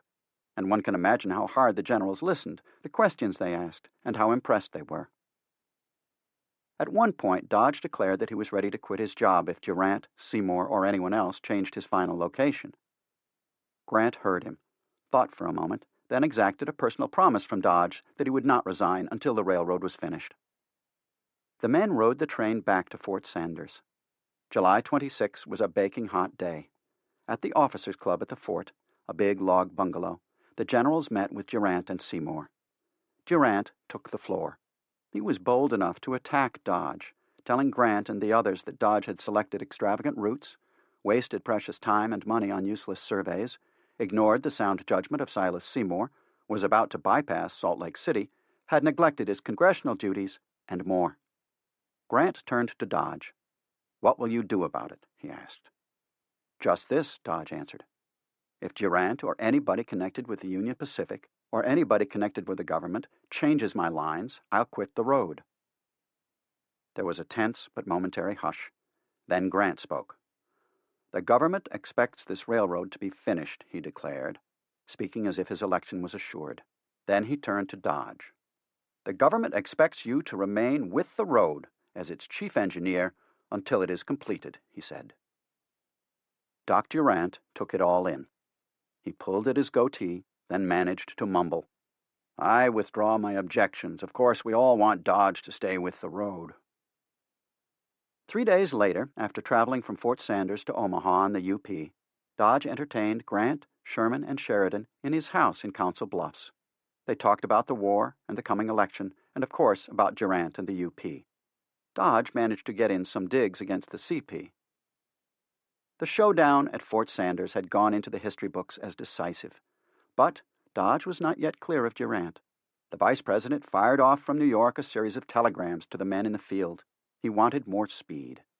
To Reed, work day and night, increase track laying to 4 miles a day. To Evans, notify Casement that 16,000 feet of track per day won't do. To Casement, what prevents you doing 5 miles per day? On August 8, Dodge wrote Ames, president of the UP, that Seymour was still in command on the line while Durant controlled company headquarters in New York. He charged that Durant's orders were to skin and skip everything for the purpose of getting track down, and your temporary bridges will now hardly stand to get trains over them. Meanwhile, Seymour was trying to ruin the finest location that was ever made with his excessive grades and curvature. And he warned, "Somebody will have to answer for the swindle. I doubt whether a mile of road will be accepted with such a location." Despite all the harassment, the Casement brothers and the men under them continued to move west. The undulating double row of glistening rails stretched on. Every 20 miles or so, the Casements laid a side track. One of their workers said, "There we sorted material for the front, and our engine went back to bring up material needed at the front. Then it would go back to the end of track and throw off iron, ties, spikes, and bridge timbers on both sides of the track." The side tracks were filled with supply trains bearing hundreds of tons of iron and thousands of ties. The last terminal base by late summer well past Rawlins was brimming with riotous life, grotesque with makeshift shacks and portable buildings. There, too, was the Casement's take-down warehouse with dining room. Toward the end of track, the construction trains waited their turn among the dining cars, the bunk cars, the combined kitchen, stores car, and office car, each 80 feet long. Among them, there was sometimes the Lincoln car for Durant or other notables. At the end of track, Casement directed the work of 1,000 and more men. The track layers were the elite of the force, experts in their job, selected by the Casements for their physical strength, endurance, coordination, and ability to learn. The supply teams, 300 or 400 of them, plodded back and forth along the grade, covered with desert dust, red with pulverized granite, white with soda and alkali, blue with Irish Dudines. The line of wagons toiling on, bearing ties, hay, and other supplies up the interminable grade, stretched out. On the grade, ahead of the track layers, tiny ant-like figures delving, plowing, scaling, cursing as they finished the grade. Scattered throughout, there were 300 or more African Americans, former slaves. The Salt Lake Daily reporter noted that, out in the Wyoming desert, as the successive gangs of graders advance in this direction, they close together until it seems as if every inch of ground was covered with men, and that there would be no room for any more. Everyone worked fast, at top speed, partly because that was what Dodge, Durant, and the Casements wanted, partly to stay ahead of the track layers or the telegraph men, or to keep up with the crews making the bridges, or to satisfy an eager public and to realize the full utility of the road once finished, or just to get the hell out of that infernal desert, or, most of all, to beat their rivals on the CP. But no matter how fast they went, they did their best. By 1868, for example, there were almost no cottonwood ties, and the crews were rapidly replacing existing ones. By the end of the summer of 1868, the New York Tribune asserted that the railroad project was, and would continue to be for years to come, the great absorbing fact of the West. For sure, it drew the reporters. Durant put out a call for them to come see for themselves, and that summer they did so, in a party headed by Charles A. Dana of the New York Sun. They dubbed themselves the Rocky Mountain Press Club. It was a rousing success, and led to 2 months of good stories, as well as increased sales of UP stocks and bonds. A few weeks after their tour, Schuyler Colfax, Grant's running mate, toured the road. After him came a band of professors from Yale. They were all impressed, although Jack Casement complained that the visitors were a great nuisance to the work. But his men laid 4 miles of track in one day, which mightily impressed the professors. They, like everyone else in America, or indeed the world, had never seen anything like it. In August 1868, the track was 30 miles past the bridge over the North Platte River, almost 700 miles from Omaha. On September 21, the end of track was just outside Green River. Professor John Wesley Powell, on his way to his epic journey of exploration down the Colorado River, intended to take the UP from Omaha to Green River. There he planned to put into the river and descend to the Colorado. In a few days, the town had become another hell on wheels. A month later, it had been left behind. From July 21 to October 20, 78 working days excluding Sundays, the Casement crews had laid 181 miles of track, an average of 2.3 miles per day. They often did 3 miles, sometimes 5, and once, October 26, 1868, set a record of almost 8 miles in one day, for which they got triple pay. They did all this in altitude as high as most mountains, in scorching sun or freezing nights with ill-tasting water. Durant was so pleased he wired the news of 8 miles in one day to Oliver Ames, declaring that the feat has the ring of work in it and was the achievement of the year. A reporter for the Western Railroad Gazette told how it was done through a barren alkali desert with nothing but distant mountains to invite the eye or cheer the hope. He wrote that in the process of laying track, there is no limit to its speed except the ability of the road to bring up the ties and rails. For the track laying, a picked force of about 400 men are employed. The ties were carried ahead a mile or two from the supply train by horse-drawn wagons and laid by a special team. The rails were brought forward to the very edge. 2 are dropped to their places, the car pulled by a train horse over them, and 2 more dropped and so on. While the moment they fall, men adjust them exactly, others follow with spikes and rivets, and others still with shovels and bars to level and straighten the whole work. When the car was empty, it was tipped off the track and sent back for another load while a fresh one came to the front. And so it went, without pause.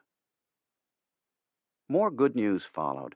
Secretary Browning had appointed a 3-man special commission to look at the charges of scandal and defects in construction, charges that were widespread and widely believed.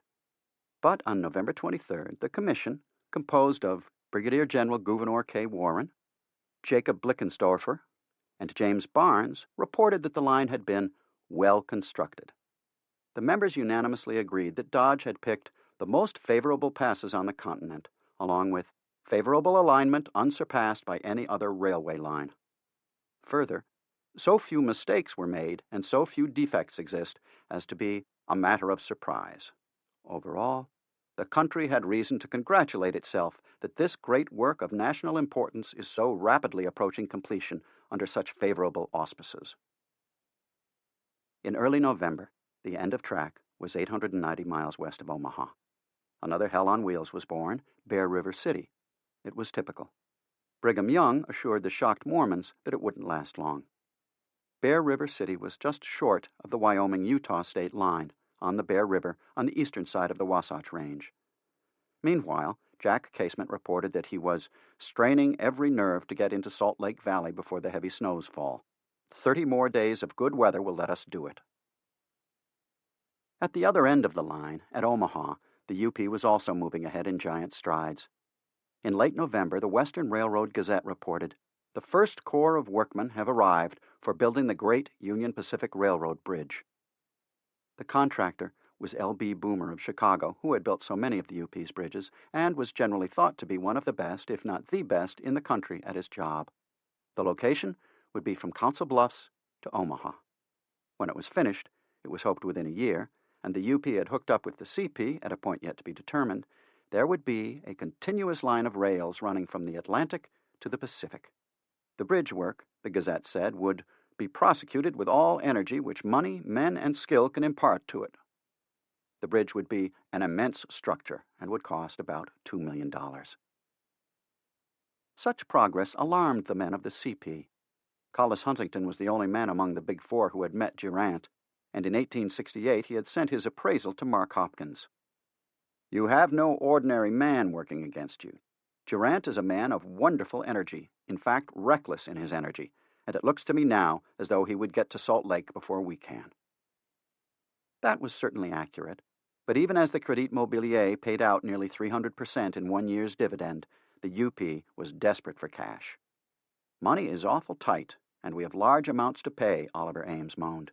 "We hope to get through, but things look blue." To Durant, he wrote, "The demands for money are perfectly frightful." Undaunted, the trustees of the Crédit Mobilier on December 29 declared a 200% dividend payable in UP stock, even as Ames ordered Durant to cut off all useless expense and economize everywhere. Ames took the sting out of his message with the qualifying phrase, "where it will not delay work." Durant was unfazed. He was determined to beat the CP not only to Ogden, but beyond, at least to Humboldt Wells, if not farther west.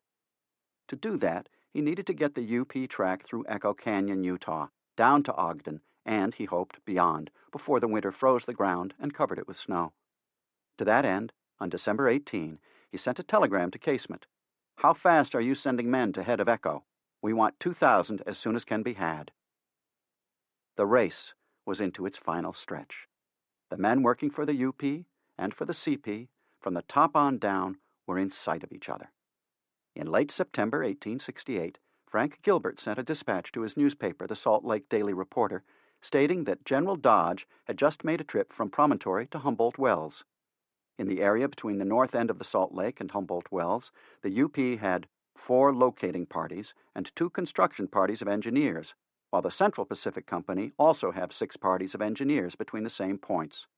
We understand that the lines of the 2 companies are being run nearly parallel, and everything now seems to indicate that there will be 2 grades, if not 2 roads, between the lake and the wells. Chapter 13. Brigham Young and the Mormons make the grade. 1868. He was a man noted for his firmness, intelligence, fairness, decisiveness, good looks, and ability to put the long-term interests of those in his charge ahead of their short-term gain. Like the top politicians, he had a remarkable memory for facts and figures, geography, who owed what favors or money to whom, the names of his competitors and his followers and their wives. He knew who had taken what position on this or that issue, and when, and what his own position had been. That these are the qualities of a leader needs no elaboration. He was the perfect man to say to his brethren, when they were 1,000 miles away from any settlement, "This is the place," and make it into a garden. His people said to him that they were ready to follow him wherever he chose to lead. Had it not been for his generally feared or despised religion, he quite possibly might have been President of the United States, and, depending on the time, a good or even a great one. As it was, he founded Salt Lake City, and made it, and his Mormon religion, into a great city and religion. In the process, he played a major role in building the UP and the CP. Brigham Young was a 6-foot, 200-pound individual, quite tall and heavy-set by mid-19th century standards. He had a commanding presence. The New York Tribune's reporter, Bert Richardson, described him as someone who had secretive eyes, an eagle nose, and a mouth that shuts like a vice, indicating tremendous firmness. He had become head of the Mormon Church when its founder, Joseph Smith, was assassinated, and he led the faithful members to near Council Bluffs, Iowa, in 1846. From that point, where Grenville Dodge later lived and Lincoln visited in 1859, Young had led the first party up the Platte River Valley, then through what became Wyoming, and on to the Salt Lake, where he founded the city. In 1863, in the middle of the Civil War, right after the UP was founded, Doc Durant communicated with Young about the best route across America. Young sent one of his many sons, Joseph A. Young, with a party of Mormons to do some surveys.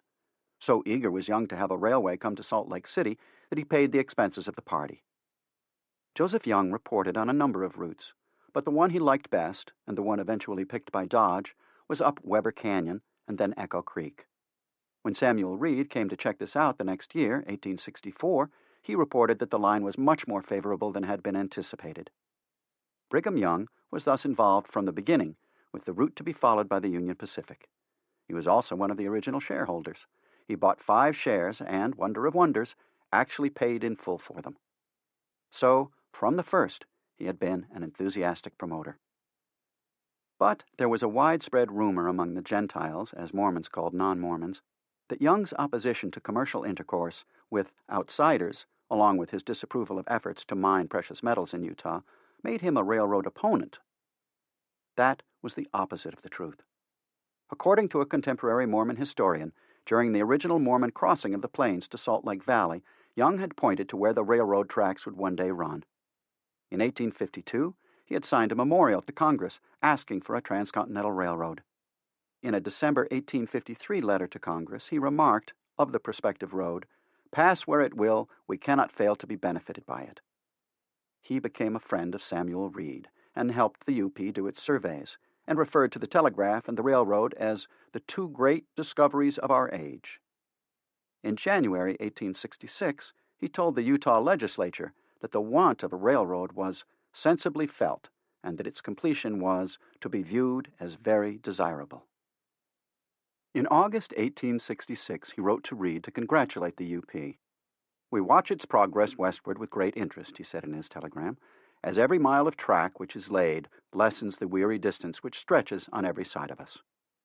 Dodge sent Young a query about the route. Young replied that it was impracticable to run a line through the desert in the winter. Dodge had asked what had happened to the camels Jefferson Davis had imported when he was Secretary of War, hoping to use them as pack animals for the construction. "There are no camels here," Young replied. They had gone wild and were living in New Mexico. But he would do whatever he could to help the railroad. In 1867, as the railroad got closer to Salt Lake City, Young said, "This gigantic work will increase intercourse, and it is to be hoped soften prejudices and bind the country together." As the head of the church and the power behind politics in a state that was heavily Mormon, Young had nothing to fear, as he well knew. If it was not true that nothing happened in Utah until Young had given it his blessing, it almost was. He had, for example, long emphasized the value of a community that combined agriculture with manufacturing. He wanted commodities made at home, and for the most part got them. He urged his people to strive for independence, and they did. As a religious leader, he had a gift. He sent his disciples out to recruit, especially in England. He urged the converts to come to Utah to participate with the community of saints in a full life, and they did. In 1867 alone, for example, some 5,000 adults came to Zion, mainly from England. By that time, they could ride from New York City to Omaha for $25 for each adult, and from Omaha to North Platte for $10. There, Young had wagons pulled by oxen waiting for them. In 1868, when the UP track ran past Laramie, a record number of wagons, 534, were sent forward from Utah to bring them in. Young estimated the total cost per immigrant from Liverpool to the UP's rail terminus to be $65, much lower than the cost of crossing the plains before the railroad. Besides bringing in converted immigrants at the lowest price, the railroad made it possible for Utah residents to go back east to shop, buy, visit, convert others. In addition, they could import heavy or difficult-to-make manufactured goods, and thereby lower their price too. In this, they were just like Californians, or for that matter, anyone living west of the Missouri River, and they could ship their products to a ready, indeed eager market. In 1867 alone, for example, the people of Utah harvested 80,000 acres of cereal crops, along with 7,000 acres of root crops and 1,000 acres of orchard produce. So Young was keenly aware of the benefits the railroad would bring his people. In February 1868, he told the legislature that, if all went well, within 2 years, the solitude of our mountain fastness will be broken by the shrill snort of the iron horse. But although he clearly wanted the road, and as soon as possible, critics back east of the Missouri River predicted that the coming of the railroad to Utah would bring a much-desired end to the Mormon way of life, namely polygamy. In the spring of 1868, the Chicago Republican had a lead editorial entitled "Mormonism Doomed." The newspaper said the country would soon see that happy time when polygamy was gone from the land, thanks to the railroad, which would bring in Gentiles who would soon overflow and engulf Utah slowly and surely. The Deseret News, commenting on the editorial, thought it cheeky, if not worse, for a Chicago paper to teach morality to the citizens of Salt Lake City. Like Young, the editor of the Deseret News had no fear of the outside world and was ready to welcome it. Reasons to welcome the railroad went beyond getting converted immigrants to Salt Lake City faster and cheaper, beyond importing bulky manufactured goods at less cost, beyond shipping agricultural products to market, beyond making it possible for Utah residents to pay visits to family and friends back east. There was, in addition, the hope that when regular train service east and west was inaugurated, Salt Lake City would become a major tourist center. The hope was realized. In the first summer of regular service, more visitors stopped at Salt Lake City during the travel months than at any time since its founding. There were other factors, but most of all, there were two needs that came together. The lack of circulating medium, cash money, in Utah meant that the Mormons badly needed work that would be paid for and the cash that went with it, and the lack of labor in the West meant that the UP and the CP badly needed workers. In the summer of 1867, Brigham Young, Jr. and his family returned from a trip to Europe. In Chicago, at the end of July, some officials of the UP invited him to ride with them to the end of track. They included Sidney Dillon, a director and head of the Crédit Mobilier, Senator John Sherman, and investor Jacob Cox, governor of Ohio, so naturally, Young, Jr. accepted. Of course, they talked while riding the rails, and Young noted in his diary that Dillon wants our assistance in laying out the UPRR and building the road. Sherman and the others were anxious to awaken a real interest in the minds of our people to push this railroad through to our territory. No agreements were reached, or even broached, but a positive contact had been made. By the spring of 1868, the UP was beginning to push across Wyoming, while its surveyors were well into Utah and even beyond. The track had reached Evanston, named for UP engineer and surveyor Evans, on the edge of the Utah border, which had been picked by Dodge as a division point for the railroad. The UP's need for competent, trustworthy workers was critical. Without them, the company might as well give up on any thought of beating the CP to the Salt Lake. For the Mormons, meanwhile, with lots of young men who were eager for work and desperately short of money, The spring brought with it another plague of grasshoppers. The insects were consuming the newly planted crops. On May 6, 1868, Durant sent a telegram from Fort Sanders to Young in Salt Lake City. With that telegram, the doctor saved himself and the company from the ignominy of losing the race so badly as to become an object of derision. Of all the countless things Durant did for and against himself and the UP, for all the wonders he wrought, for all his meddling and interference and mistakes, nothing could match this telegram. Doc knew whom he needed and how much he needed them, and he didn't care what it cost. He was willing, even eager, to bet all in order to win all. Not that he ever had any intention of paying up on the debt he encountered when his bet was taken. The telegram to Young began, "Are you disposed to take contract for a portion or all our grading between the head of Echo Canyon and Salt Lake? If so, please name price per cubic yard." The UP would provide Mormons with powder, steel, and tools as you require at cost and transportation. Work to be done this season. If Young's reply was affirmative, Doc said he would send Reed and Seymour to Salt Lake City to arrange details, so that work may be commenced at once. A remarkable offer. Young could name his price and set other conditions. What Durant wanted was work, to be started at once. Doc was leading one of the two biggest corporations in the United States. He was engaged in a construction campaign that had no parallel. Nothing built in America or indeed the world had ever been done on such a scale. Furthermore, the race with the CP was like a war.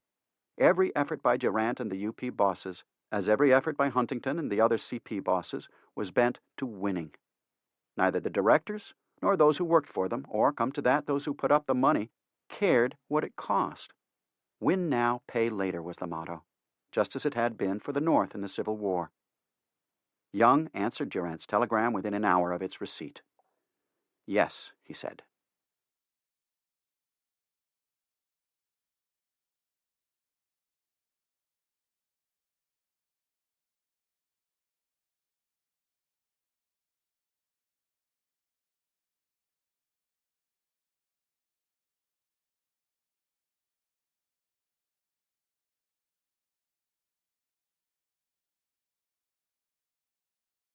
Seymour and Reed went straight to Salt Lake City and negotiated. Young agreed that the Mormons would grade from the head of Echo Canyon toward the Salt Lake, some 54 miles. Work was to commence in 10 days and be completed by November 1. The UP would carry men, teams, and tools from Omaha for free and provide powder, steel, shovels, picks, sledges, wheelbarrows, scrapers, crowbars, and other necessary tools at cost plus freight charges. The Mormons would receive 30 cents a cubic yard for excavations when the earth was hauled less than 200 feet away, and 50 cents for longer hauls. Cuts made through hard materials were scaled at higher prices. Tunneling was $15 a yard. The UP would pay labor costs on a monthly basis, with 80% paid on the 20th of each month. Young wanted $2 and up per day per worker, depending on their talents. The contract was drawn, and on May 19, Young gave Seymour and Reed a letter. In it, he said that he had carefully examined the figures you are accustomed to giving to grading and masonry work, and was ready to sign if the UP would add 10% to the figures, but only if the UP was prepared to give him the contract for building the grade from the mouth of the Weber Canyon around the Salt Lake, whether the railroad went south or north. He also wanted Reed to make a depot at the mouth of Echo Canyon to handle the supplies. In return, he promised as many as 5,000 men, all ready to take orders and go to work. The contract was signed. Young put notices in the two Salt Lake City newspapers, the Daily Reporter and the Deseret News, calling on all the men who wanted to work to report to 3 of his sons who were ready to hire. Commenting on a surplus of labor in and around the city, caused mainly by the grasshopper infestation, Young said it was a godsend that the Mormons could turn a surplus of labor into money. The Deseret News stressed that Mormon boys could now find work close to home, and another commentator remarked that the contract would obviate the necessity of some few thousand strangers being brought here to mix and interfere with the settlers, of that class of men who take pleasure in making disturbance wherever they go. Some few days later, 4,000 men had responded to the call. However, rumor had it that as many as 10,000 would be needed, and the Mormons continued to show up. They came from the farms around the Salt Lake. Orson Hyde of Springtown, Utah, wrote Young on May 27, 1868, "Much of our wheat in this settlement is eaten off by the grasshoppers. Consequently, several are ready to go to work on the railroad." From Spring City Ward, Andrew Jensen wrote, "Crops destroyed by grasshoppers and people to railroad." Lewis Barney wrote that the country was full of grasshoppers and everything devoured by them, and not a morsel of bread to be had to sustain life. Consequently, I went to work for the railroad. A good thing, too, for Barney was cutting timber for ties and bridges, and I cleared $500 through the summer. Young sent a telegram to Reed, then at the UP's end of track in Wyoming, asking him to send, at your earliest convenience, such additional supplies as your judgment may deem necessary for putting a large force of hands at work at once, for I am anxious to complete the work in time, and the days are passing. They were burning daylight, wasting time, and he wanted to get going. On May 31, from Weber Canyon, Reed sent a telegram to Durant demanding tools for 5,000 men from Salt Lake Valley, men ready to commence work as soon as tools are received. A week later, the first group of westbound Mormon converts from Liverpool came to New York and got on the train. They arrived in Wyoming before June was out. By then, another group was en route, with yet another to follow. The total emigration from Europe for Salt Lake City in 1868 was 3,232, mainly from Great Britain, and nearly all ready to go to work. Young had his critics, although few lived in Utah. In the East, they charged that Young was favoring his sons and closest associates as subcontractors, that he was getting a tithe from every laborer, supposedly for the Mormon Church, but, as one editor of a newspaper knew, that was just another name for Brigham Young, who was otherwise enriching himself. The Cincinnati Commercial charged that, whereas Young's contract called for 30 cents per yard for work done, he gave only 27 cents to his subcontractors, and the prophet, Young, pockets the odd million. The Cheyenne Daily Leader, on June 15, 1868, charged that the contract between Young and the UP was outright slavery. It claimed that Young called for manpower from each Mormon settlement according to its population, and the draftees had to work at wages set by Young. Further, the leader believed that the UP had denied work to Wyoming residents because it was the settled policy of the railroad company to give large contracts to Brigham. That was not true. Although at the time there was a widely held impression that Young would undertake all the grading in Utah for the UP, actually the contract for the work for 50 miles east of Echo Canyon in the direction of Wyoming was held by Joseph Noonan and Company, a Gentile firm. With Noonan, as with Young, there were misunderstandings and miscalculations in the contract, and a good deal of acrimony resulted between the contractors and the railroads. This was usually the case in the construction of railroads at the time. Young had 3 of his sons, Joseph, Brigham Jr., and John W., and Bishop John Sharp, hiring and directing the men. Sharp, close to Young, was also his lawyer and would remain a major Utah railroad leader for decades. Together, Joseph Young and Sharp became associated in a firm known as Sharp and Young that took on grading contracts and the boring of several tunnels. The partners soon had 1,400 men working for them in Echo Canyon and working well. Young said they improved rapidly because they have got used to the labor. In early June, Young was the principal speaker at a mass meeting in the new tabernacle in Salt Lake City. He said he had always wanted the railroad and that the Mormons would help to build it. One of his followers wrote, "We felt much better after he did that. We feared he might not be willing and we'd never have a road." Young also said he expected the line to run through the city, for which the Cheyenne Daily Leader jumped on him. The newspaper pointed out that the line north of the city would be 60 or 70 miles shorter, but it admitted that Young would probably have his way because there is more political strength and influence united in him than in any other one person in America. Well, perhaps, sometimes and in some places, but not always, even in Utah. Early that summer, Dodge came to Salt Lake City. Young knew the UP's workings well enough to know that, though Durant had considerable power, and Reed had power, and there were other men who had to be dealt with, in the end, it was Dodge who got what he wanted. Clearly, wherever Dodge sat was the head of the table. He was a man of such strong personality that even such men as Durant gave way, and even such men as Young.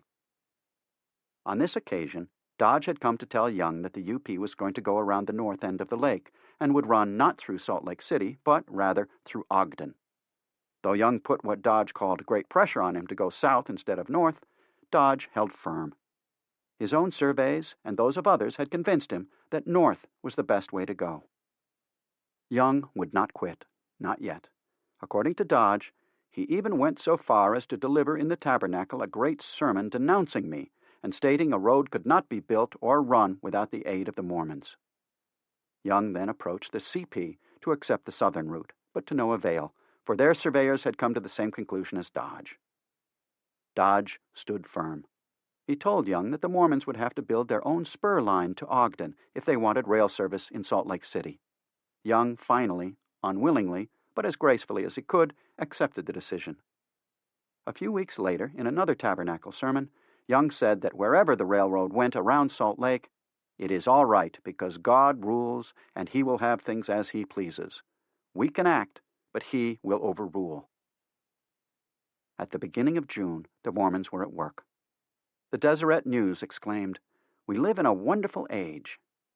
Admittedly, the railroad would bring in Gentiles, but it would also carry them out. Dodge took one look, and from then on, he couldn't have enough Mormons working for the UP. They were, he said, teetotalers to the last man, tolerated no gambling, were quiet and law-abiding, said grace devoutly at meals, and concluded each day's labor with communal prayers and songs. One of their songs, a favorite of Dodge's, written by James Crane, a Mormon railroad grader, ran, "At the head of Great Echo, the railway's begun. The Mormons are cutting and grading like fun. They say they'll stick to it till it's complete, when friends and relations they're longing to meet." By June 9, they had broken ground for the masonry and grade at Devil's Gate in Weber Canyon. John Sharp could put only 80 men to work there. He could set no more at the job because the defile in which the men worked was so narrow it couldn't hold any more. Once he was clear of Devil's Gate, he used as many as 500 men on a single job.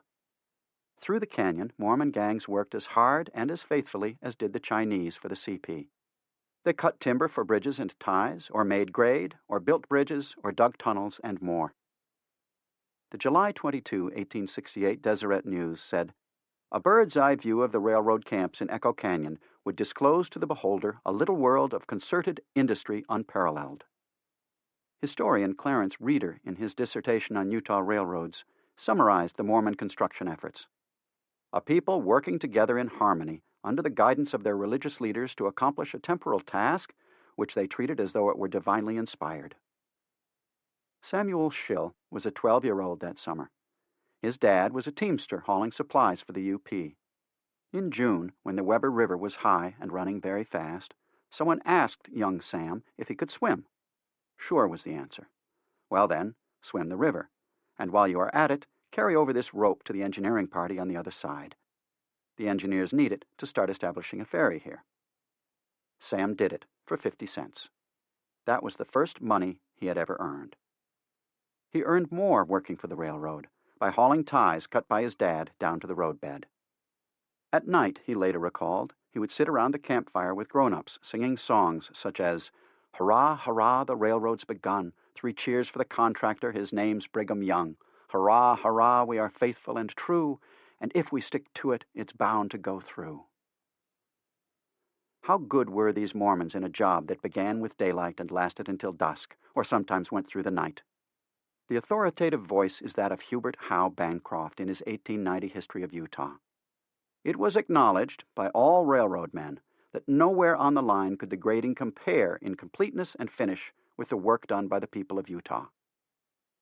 In addition to grades and bridges, the Mormons and other UP workers had to drive tunnels. Altogether, the UP had 4 tunnels. One was in Wyoming at Mary's Creek in the Rattlesnake Hills, a short one of 215 feet and straight. It was driven through brown sandstone that had to be timbered. The second tunnel was at the head of Echo Canyon. At 772 feet, it was the longest on the line, with long cuts leading to it. The tunnel was driven through weak clay rock that required it to be lined with timber. Work started in July 1868, but it was not finished until May 1869. The railroad ran a temporary track 8 miles in length around it.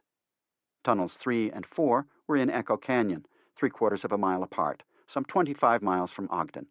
Tunnel 3, on a curve, was 508 feet long, driven through a sharp spur of black limestone and dark blue quartzite.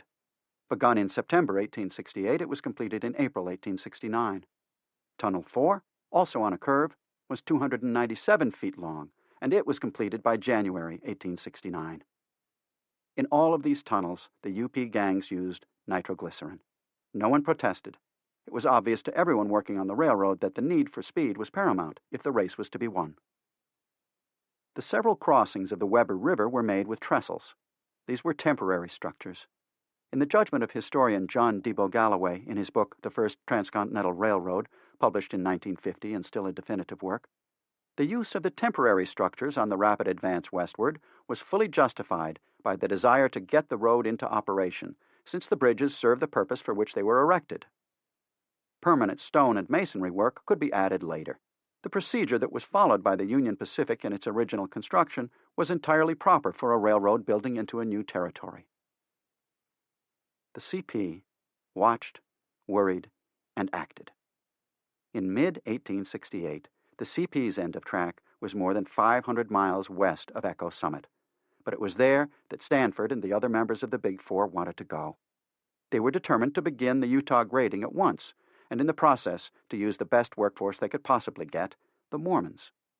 So, in the first week in June, Stanford set out by rail and stage for Salt Lake City.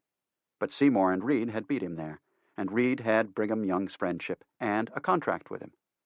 Young told Stanford he had all he could do at present to complete the work he had taken on for the UP. After that was done, he intended to make new contracts with Reed, which would take the UP 100 or 200 miles west of Salt Lake City. Stanford went into action. At first, he found Young to be cold and close, but he managed to break down the defenses. Young wanted a railroad to come through his city, but Stanford found good reasons why they, the Mormons, would be most benefited by the northern route. He told Hopkins to tell Charlie Crocker to double his energy and do what is necessary to secure what labor is required to push the road to its utmost. Anything less will end in defeat. Shaken by the experience of dealing with Young, Stanford confessed to Hopkins, "It has been pretty difficult navigating here, and it requires care now to avoid getting into breakers, which are devilish close, but I think I see the way out." When Stanford asked Young what he would want for his workers, Young replied that the supplies he required were flour, beef, bacon, beans, dried fruit, molasses, sugar, small quantities of rice and hospital supplies, tents or lumber for quarters, short-handled shovels, assorted picks, medium and breaking plows, scrapers, wheelbarrows and plank, carts and harness. To Stanford, that sounded reasonable, a lot more reasonable than the food the CP had to provide the Chinese. Stanford wanted Young to agree to a contract for grading west of the mouth of the Weber River, but the Mormon leader wouldn't do it. Finally, Young agreed, or at least seemed to agree, to send workers all the way to Humboldt Wells to do grading toward the east. Stanford, in any case, was more interested in the area just north of Salt Lake City. On July 28, he sent a telegram to Young. "We want to let you a contract for grading 200 miles west from Weber Canyon. Would you prefer a contract to proposition I made?" Young wired back the next day that when his work for the UP was done, he was ready to make a contract upon the proposition you made, but someone must be sent here, Stanford had returned to California, authorized to contract, and the work must be ready and kept ready that hands may not be hindered from time work begins. Like Dodge, Reed, and others, Stanford was learning what a shrewd, practical businessman Young was. On August 10, Young told Stanford by telegram that the CP's delays and problems with the UP had caused such a scattering of our surplus laborers that I am unable to make a contract. Soon after you were here, great numbers were inquiring for work west, but the delays have been such that they are now out of reach. I am unable to give any encouragement at present. Young did try. On September 5, he sent a telegraph to all the bishops south of this city, in which he asked them to send me all the help you possibly can, as quick as possible, to work on the railroad. We wish to rush it through to Monument Point. The pay will be sure, and in money at liberal rates. The contract with the CP was not made that summer, or even in the early fall. Durant had, meanwhile, sent some of his toughest Irish graders all the way out to Humboldt Wells to begin grading west.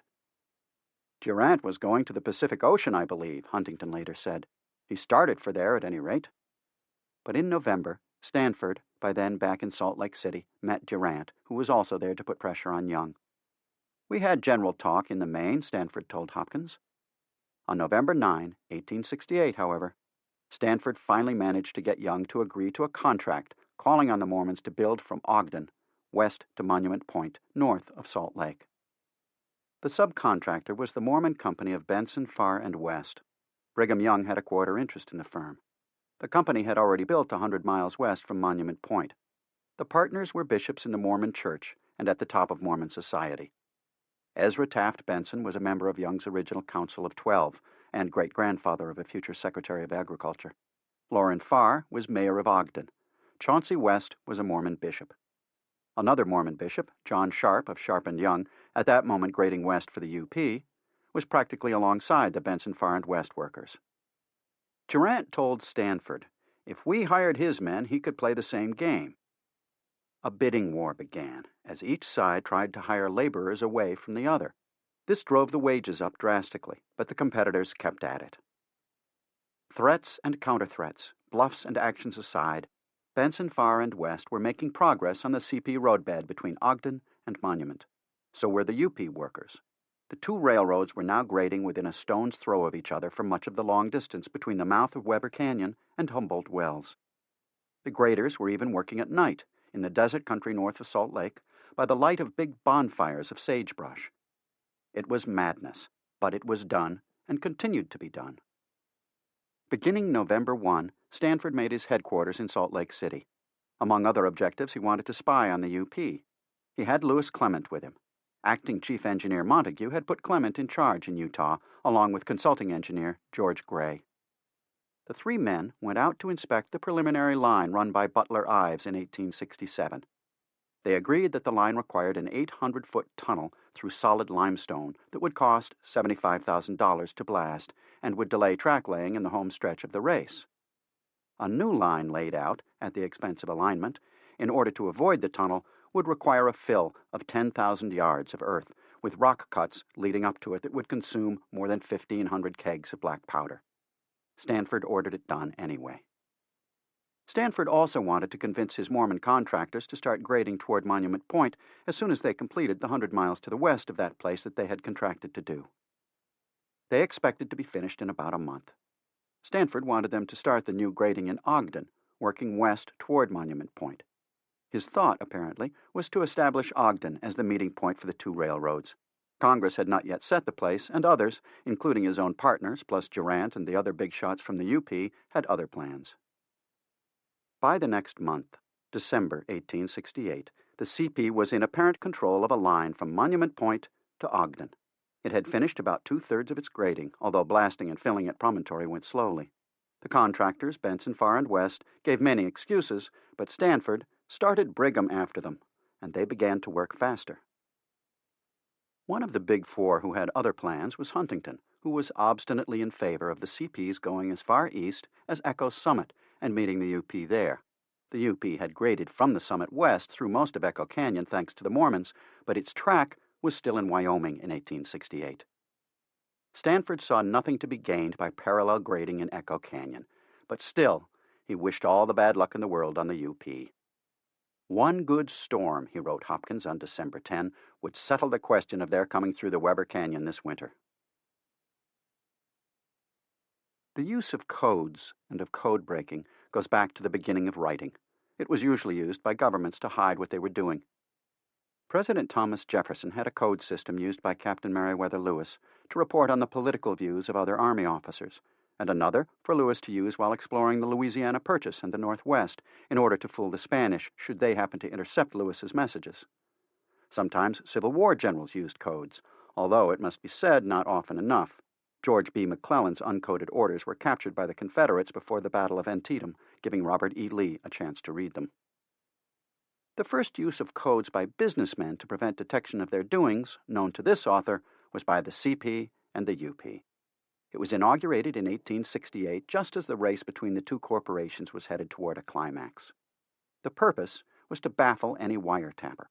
a reasonable fear, since all a spy had to do to find out what the opposition was up to was to tap into the telegraph line. The UP apparently couldn't keep a secret. One of its engineers, F.C. Hodges, wrote to CP engineer Butler Ives telling all he knew about the UP's plans and progress. Ives sent the information on to the Big Four.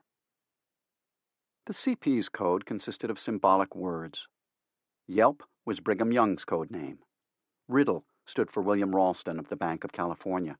Mark Hopkins had one key to the code, now at Stanford University, in his handwriting. He was the only one of the Big Four who habitually used the code. He didn't bother with it on some occasions, as in his one-word reply in 1868 to a Huntington inquiry, "No." He evidently felt that was sufficiently cryptic. The Big Four, especially Huntington and Hopkins, used codes to hide important numbers, like profits, cost, and the like, most of all, totals. This may have been to hide the figures from the UP, but there is also a strong possibility that another purpose was to fool government regulators and inspectors. And it worked. Melando Pratt was a Mormon farmer near Ogden who had lost his crops to grasshoppers. Great clouds of grasshoppers flew over these intermountain valleys and would darken the sun like a misty fog, and when night overtook them they would alight upon the ground and devour the crops whenever within their reach, and thus became a subcontractor for Benson Farr and West. He helped to make the grade to the west of Monument Point, but he still wasn't free of grasshoppers.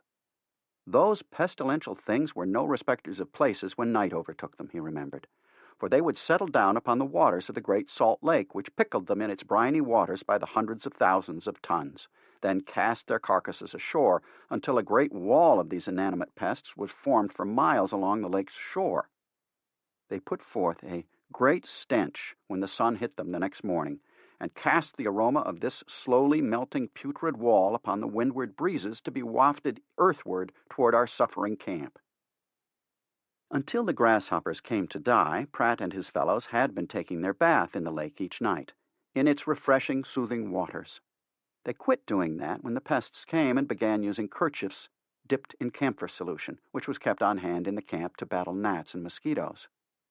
But they soon found they missed the bath so much, they decided to bring into action our railroad implements of warfare and force a gateway through the dormant remains of our insufferable common enemy. Using horses and scrapers, they forced a way to the lake through the barrier of putrid grasshoppers so that they could again enjoy the freedom that this great inland salt sea afforded. There being no grass around the lake, and with hay selling for $75 per ton, Pratt had to send the horses into the hills with night herders to graze. Such was the life of a Mormon grader. For engineer James Maxwell, the grasshoppers posed a special problem. First, he lost a black Newfoundland dog who could not be seen through the swarm of grasshoppers from 50 yards away. Next, his train was stopped by grasshoppers. "This seems like a big story," he admitted, "but it is true and easily explained." The grasshoppers were so numerous they covered the rails, so when he was headed up a grade, his driving wheels slipped on them. And if that seemed unbelievable, consider this. The chickens seemed to think that they had a bonanza, but very soon they didn't care for any more grasshoppers and crawled into the tents or wagons, anywhere at all, to get shelter. A cow nearby, who was pestered by the grasshoppers, would run away whenever an opportunity was offered. Worse than the grasshoppers was Doc Durant. Always eager to enter into a contract that would be good for the UP, he was also always slow or unwilling or unable to pay. Not even Brigham Young could get what he had earned. Here is a sampling of the telegrams Young sent Reed in the last half of 1868. July 31. Men who have completed or nearly completed their jobs are anxious for their pay. When will you be here? August 5. When will you be in this city? Answer immediately. September 22. The men are exceedingly anxious to get their pay for day work performed last June and since. None of the messages got any reply. By October, Young warned Durant that the men were so angry, many of them were walking off the job. The Cheyenne Daily Leader sneered that the workers were deserting because some of them were weak in faith, but mainly, the newspaper said, they would stay at their posts because Brother Brigham holds the whip as well as the reins, and whither he would drive, they go. Whatever kept them at work, Young's pleas left Doc unmoved. The UP had, Young declared, paid only a third to a half of the value of the work done, Many subcontractors had borrowed money at 2% a month to pay their workers, and Young himself had put out $46,860 of his own money. But neither expedient was enough. He told Durant, "I need money very badly to carry on the work, and do not know how to get along without it. 200,000 or 300,000 is needed." He got 100,000. Durant put that money to Young's credit in an account in New York, but Young informed him that he had already drawn checks for nearly that amount, and he was still 130,000 in arrears. "I have expended all my available funds in forwarding the work," he wrote Durant, "and if I had the means to continue, would not now ask for any assistance. These explanations must be my apology for troubling you in the matter." Young did all he could to pay the men out of his own pocket, but it wasn't enough, and the problem continued into 1869 and beyond. It should not be thought that only Young and the Mormons had to beg, badger, plead, threaten to sue, and otherwise try to force Durant to pay up. Joseph Noonan and another Gentile contractor, J.M. Orr, had to wait and beg and plead for what they had earned and been promised as well. At the beginning of 1869, Young praised Durant for his energy and go-aheadiveness. By then, the UP had tracks into Utah and almost down to Salt Lake Valley. That could not have been done without Durant and Dodge and many, many others, but neither could it have been done without the Mormons. They worked without let-up. For sure, they wanted their money, but even more, they wanted the railroad. The energy they put out could not be measured, but how they did it and what they did were observed. On December 15, 1868, an unsigned reporter for the Deseret News had described what he saw along the line. "All the ground not graded east of Echo is covered with men," he wrote, "who are working night and day. At night, huge piles of sagebrush make fires by which the work is prosecuted. The frozen ground is drilled, kegs of powder are emptied in the holes, and a long section of frozen earth is blown up almost simultaneously." He went on, "The road up Weber Canyon is crowded with teams hauling ties, which are deposited about a mile below the mouth of Echo. Here they were taken up by other teams and distributed on the grade up the canyon. The pile driver was at work for the culverts and bridges. There was a cut in the making that was 90 feet deep and 500 feet long, on which men were working day and night. Deep drills are being driven, into each of which a few kegs of powder are put, and huge masses of rock are thrown out and loosened for the crowbar to detach." As for the tunnels, but a faint idea can be conveyed. Sleepless energy is unceasingly occupied, drilling, blasting, rending the foundations of the earth, and cutting a passage through rock harder than granite. The reporter compared the blasts coming from the tunnel facing to the loud reports of heavy artillery, and the old mountains reverberate from base to summit, ringing back with thundering echoes as if in anger.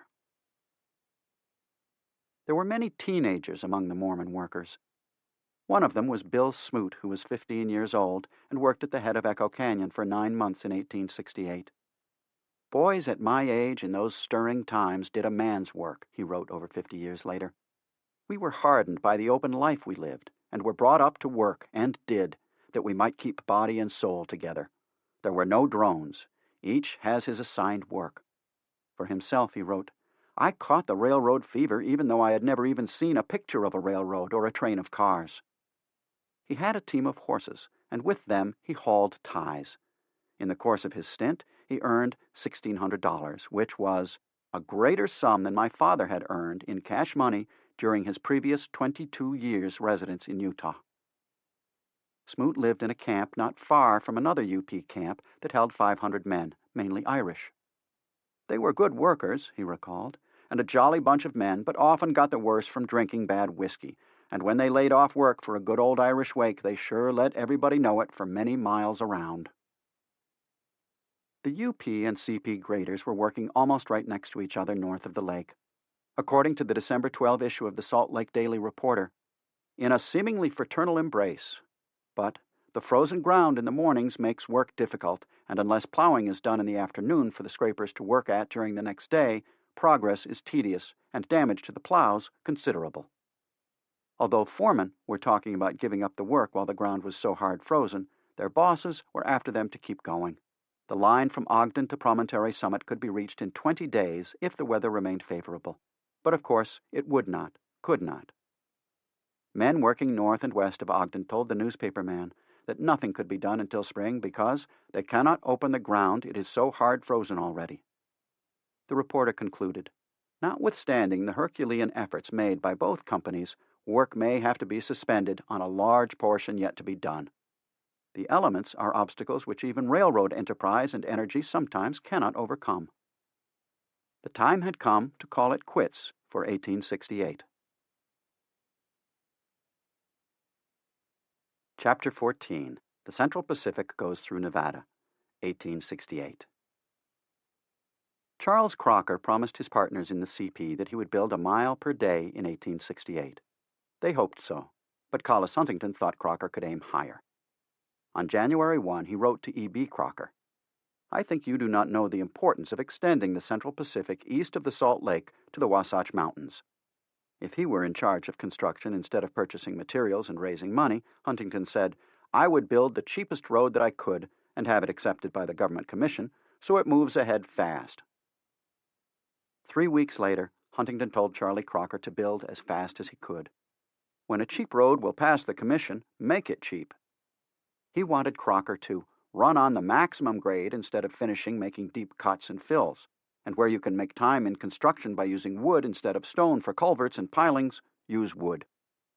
If the road washed out, Huntington advised, fix it later. E.B. Crocker told Huntington a day later, on January 22, that he had heard the UP had set a goal for itself of 400 miles in 1868. The CP intended to do as much. But there are 4 essentials: first, money; second, labor; third, ties; fourth, iron and rolling stock. The second and third we got here. The first and fourth depend on you. The iron that was supposed to be coming wasn't coming on fast enough, Crocker complained. What you ship after June 1st will not reach the terminus of the track in 1868. We need you to send more iron fast. Huntington's letters and telegrams to the other members of the Big Four, and theirs to him, would fill volumes. He wanted them to make track faster, to get farther east, to defeat the UP at whatever cost. He would sell bonds or borrow to get the necessary money. He would buy the material and ship it to California. They wanted him to be reasonable, but meanwhile to speed up the shipments of material and sell more bonds and bring in more money. What follows is a small sample of the exchange from January 1868. Huntington to E.B. Crocker, January 3. You have been hurrying me up to sell bonds, but it turns out that I am selling them faster now than you can print them. I want $3 million in the next 3 months. Charlie Crocker to Huntington, same date. Everything was done that could be done with the labor we could get, and we used every exertion to procure more labor the whole season of 1867. Therefore, I console myself and say, well done. I am confident that the same number of men and horses never accomplished more work than was accomplished on the CP in the year. Huntington to E.B. Crocker, January 5.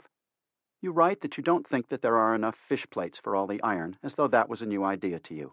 I wrote you early last summer asking about fish plates, and you wrote back that you would not need them before 1868. You wrote me some months ago that Charlie would write soon with an order for the number and kind of locomotives we'll want for 1868, and I have not seen it. Next week I will finish buying 24 locomotives, 12 with 8 wheels, 5-foot drivers, and 16 by 24 cylinders. 12 with 10 wheels, 4-foot drivers, and 18 by 24 cylinders, and I hope to have all of them on the way by the 1st of May. Huntington to Mark Hopkins, January 6. I have just received a dispatch from Crocker which reads, "Send immediately 300 flat cars. We are going for 300 miles in 68. Must have rolling stock." I hope you will make the 300 into 400 miles. E.B. Crocker to Huntington, January 8. I met with one of the officers just in from China. He says that right after Chinese New Year's, which is February 5, every steamer which leaves China monthly will have from 800 to 1,000 men, and he intends to send them all on to our work. Thousands more will come by sail, so we should have enough. Huntington to E.B. Crocker, January 13. And then if we could find first the man, which would be very difficult, to go over and live on the UP road and work amongst their men and send them over to our road. The right man could do that now. He should be found out. By all that I can learn, they have a man that can lay more track in a day than any other man in the United States. Leland Stanford to Huntington, January 16. We will increase the workforce beyond what it has ever been. Everyone now seems to be fully up to a resolute determination. I think we can build 300 to 350 miles this year. E.B. Crocker to Huntington, January 22. $705,000 in sales of bonds is splendid. We'll have to start a printing mill to keep you supplied. If you think we do not understand and appreciate the importance of reaching Salt Lake first, you are mistaken. We do, so send the iron. Mark Hopkins to Huntington, January 27. We don't expect to make a road of the character we have been building through the mountains, but the cheapest possible one. We will build as fast as possible to be acceptable to the commissioners, and we already know the commissioners will readily accept as poor a road as we can wish to offer. Huntington to E.B. Crocker, January 29. I sold $2 million of our first mortgage bonds today and got the price up to 98% and interest. I expect to go to par in the next weeks.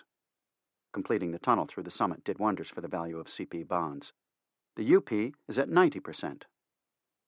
E.B. Crocker to Huntington, January 31. As far as paying for men to come here, that will not work. They leave as soon as they get here and chuckle at the thought of having swindled us. No, the Chinese are our men. They cost only about one-half, and we have plenty of men here for foremen and to do the skilled work. You say the UP have a man who will lay more track than any other man in the U.S. Perhaps so, but we will see next summer. You send the iron along fast and in time. Huntington to E.B. Crocker, February 3. I am satisfied that almost anything can be done that we really make up our minds to do, and that we can build to Weber Canyon this year if we make up our minds to do it. All the iron and other material Huntington was buying and shipping to California came at tremendous expense. Strobridge estimated that the railroad line would have cost 70% less than it did had economy been a consideration, but the line was built without regard to any outlay that would hasten its completion. Almost 20 years later, Lewis Clement wrote to Leland Stanford on the subject of the cost of building the line, a letter that Stanford submitted to the U.S. Pacific Railway Commission, which was investigating the finances of the UP and the CP. Clement said that in 1863 iron rails cost $41.75 per ton, but Congress had required both railroads to buy American-made rails only, and by 1866 the cost was up to $76.87, and by 1868 to $91.70 per ton at the rolling mill.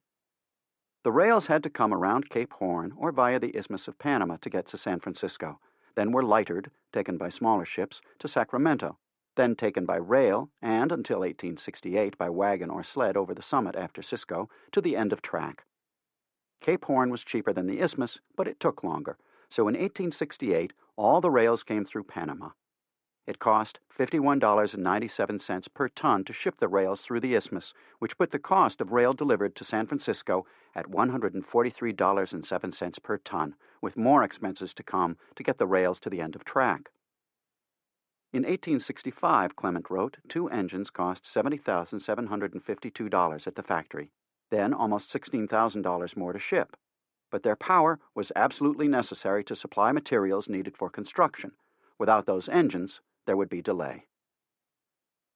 In 1868, the costs remained high or were up. Building the snow sheds was one factor, but there were many others. It cost money, for example, to ship the men and materials around the break in the track just east of the summit. In Nevada, everything was expensive. Barley and oats for the horses and mules was $280 per ton, hay $120. Water was scarce after leaving the Truckee and Humboldt rivers and had to be hauled for steam and general use. There was not a tree that would make a board on over 500 miles of the route. No satisfactory quality of building stone. The country afforded nothing. The maximum haul for ties was 600 miles, and of rails and other material, 740 miles. Of course, the UP had the same or similar problems and difficulties until it got to the Wasatch Range. But for the CP, despite the handicaps, it was heavenly to be out on the desert making a mile or more per day, instead of in those accursed mountains making a foot or a few yards per day. A major expense, and a task that kept Clement working in the mountains for long periods in 1868, was making the snow sheds. It had to be done. In the winter of 1866 to 67, and again in 1867 to 68, half and sometimes all of the labor force had to be used to shovel the snow. Beyond the danger of the work, there was the constant threat of avalanches. Clement would send men hauling black powder kegs to reach the threatening combs of great masses of compact snow leaning over the granite bluffs. It required courage and determination, and the call for volunteers for this daring undertaking was always answered. In 1867, Crocker and Stanford had discussed the problem of snow. Stanford had taken out his pencil and begun estimating the cost of covering the vulnerable sections of the track with snow sheds. The cost was appalling. But, as Arthur Brown, the CP's superintendent of bridges and buildings, said of the winter of 1866 to 67, it was impossible to keep the road clear from snow or open over half the time, and that mostly by means of men and shovels, which required an army of men on hand, all the time at great expense. So Stanford and Crocker decided to do it. In the summer of 1867, Brown, then 38 years old, got started. That year he had built about 5 miles of experimental sheds, primarily above and below Cisco, wherever the track ran through a deep cut and was thus even more vulnerable. In June 1868, when some of the snow had melted or been removed, permanent construction began. Brown had 2,500 men working for him. He kept 6 trains constantly busy bringing on timber and spikes and bolts. He kept every sawmill in the Sierra busy and used 65 million feet of timber and 900 tons of bolts and spikes. Workers were paid top rates, $4 per day for carpenters and $2.50 to $3 for common laborers. The total length of the sheds was 37 miles. 9 miles west of the summit and 4 miles east of it, the sheds ran almost continuously. The cost was over $2 million. It cost a fearful amount, Huntington said. Brown called the cost unprecedented in railroad construction. There was no alternative, as Brown later said. As the road was then rapidly progressing up the valley of the Humboldt, it became a matter of the most vital importance that the sheds should be so far finished that the supplies and building materials for construction ahead should not be interrupted when the snows returned in the fall. The expense was increased because Brown had to keep the track clear for the traffic of construction trains going to the front, and because of the number of men kept busy shoveling snow all through June and into July. On June 16, Mark Hopkins wrote to Huntington about the men doing the shoveling. This work was commenced as early in March as the storms would permit, he said, and has been continued by all the men who could be found willing to work themselves blind and their faces peeled and scarred, as though they had been scalded in the face with scalding water. When the snow was cleared away to make room for work, the CP built 2 types of sheds. First, where the gallery was exposed to the terrible avalanches of snow and ice from the steep and rocky slopes, it was extended back up the slope of the mountain several hundred feet from the center line of the road. Thus, the galleries were built along the side of the mountains, in such a way that the slope of the roof conformed with that of the mountain, so that the snow could pass over easily. Second, massive masonry walls were built across ravines to prevent the snow from striking the sheds at right angles. They were strengthened on the downside by boulders. There it was necessary to build the sheds of enormous strength by bracing them against the mountainside, framing them and interlacing them with beams and crossbeams. The job wasn't completely finished until 1869. The CP thought it up and did it, though other railroads, most notably in the Alps, later copied it. It was an engineering feat of the first magnitude, the longest house in the world. The biggest one ran 29 miles, which made it the house without end. It had 100 million board feet of lumber, and it withstood the Sierra snowfalls. In one season, 65 feet piled up.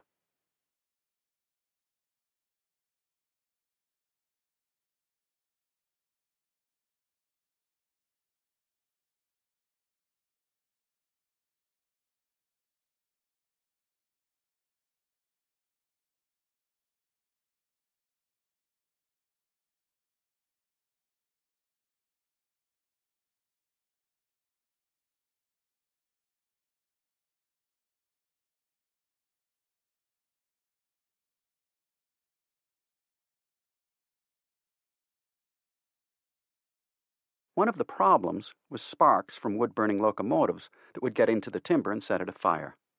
Initially, the locomotives burned pine wood. The link and pin coupling was in use. The crews would wood up the tenders from 3 to 5 cords at a time. The woodsheds were mainly beside the sidings. They were filled in September and October with a full winter's supply. Chinese gangs on work trains did the loading and unloading. When a fire got a start in one of these woodsheds, it was impossible to stop it, and it burned for hours, sometimes days. Fire was always the archfiend, because not only were all the station buildings and sheds built of lumber, but of course all the trestles and truss bridges. Constant spraying with water helped keep some control on the fires in the snow sheds, but after many years, all the wood had to be replaced with concrete. The sheds remain one of the wonders of the CP. They were, until replaced with concrete, one of the wonders of engineering with wood. The timbers were 15 feet or longer, almost as big as big tree trunks. Photographs of them continue to astonish and amaze. Except for their vulnerability to fire, the 37 miles of sheds would still be there, being used. In July 1870, Van Nostrand's engineering magazine said of the work, first planned by Stanford and Crocker, then laid out by Clement, then made under Brown's supervision, that the men of the CP just roofed in their road. They took the giant branches of the pines and braced them against the mountainside, framing them and interlacing them. They sloped the roof, sustained by massive timbers and stayed by braces laid into the rock, covered by heavy planks, up against the precipice, so that descending earth or snow would be shot clean over the safely housed track into the pine tops below. They have conquered the snow. To the east, out where the desert met the foothills of the Sierra Nevada, CP engineer Joseph Graham was in charge of building the road through Nevada. As he recalled, on the first day of April, 1868, I set the first stake of the survey of the boundary for Reno. The original town site comprised about 35 acres extending for about a quarter of a mile between the Truckee River as the southern boundary and the English Ditch as the north boundary. Charles Crocker pulled the town's name out of a hat. It was named for Jesse Lee Reno, a Civil War general and hero killed at the Battle of South Mountain in September 1862. The CP sold lots at auction. Because Reno was to be the trade center for the relatively nearby Virginia City, Washoe, and Carson City country, there was a rush of buyers, and choice 25-foot lots sold for $1,200 apiece.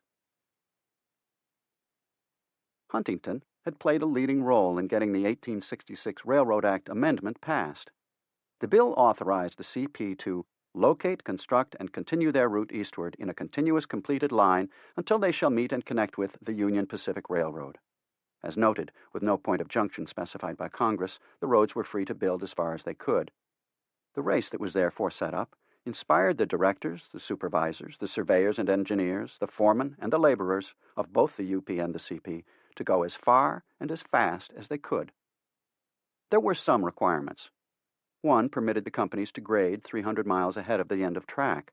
Another permitted them, upon completion of acceptable grade, to draw 2/3 of the government subsidy bonds before the track had been laid. But first, there had to be continuous track.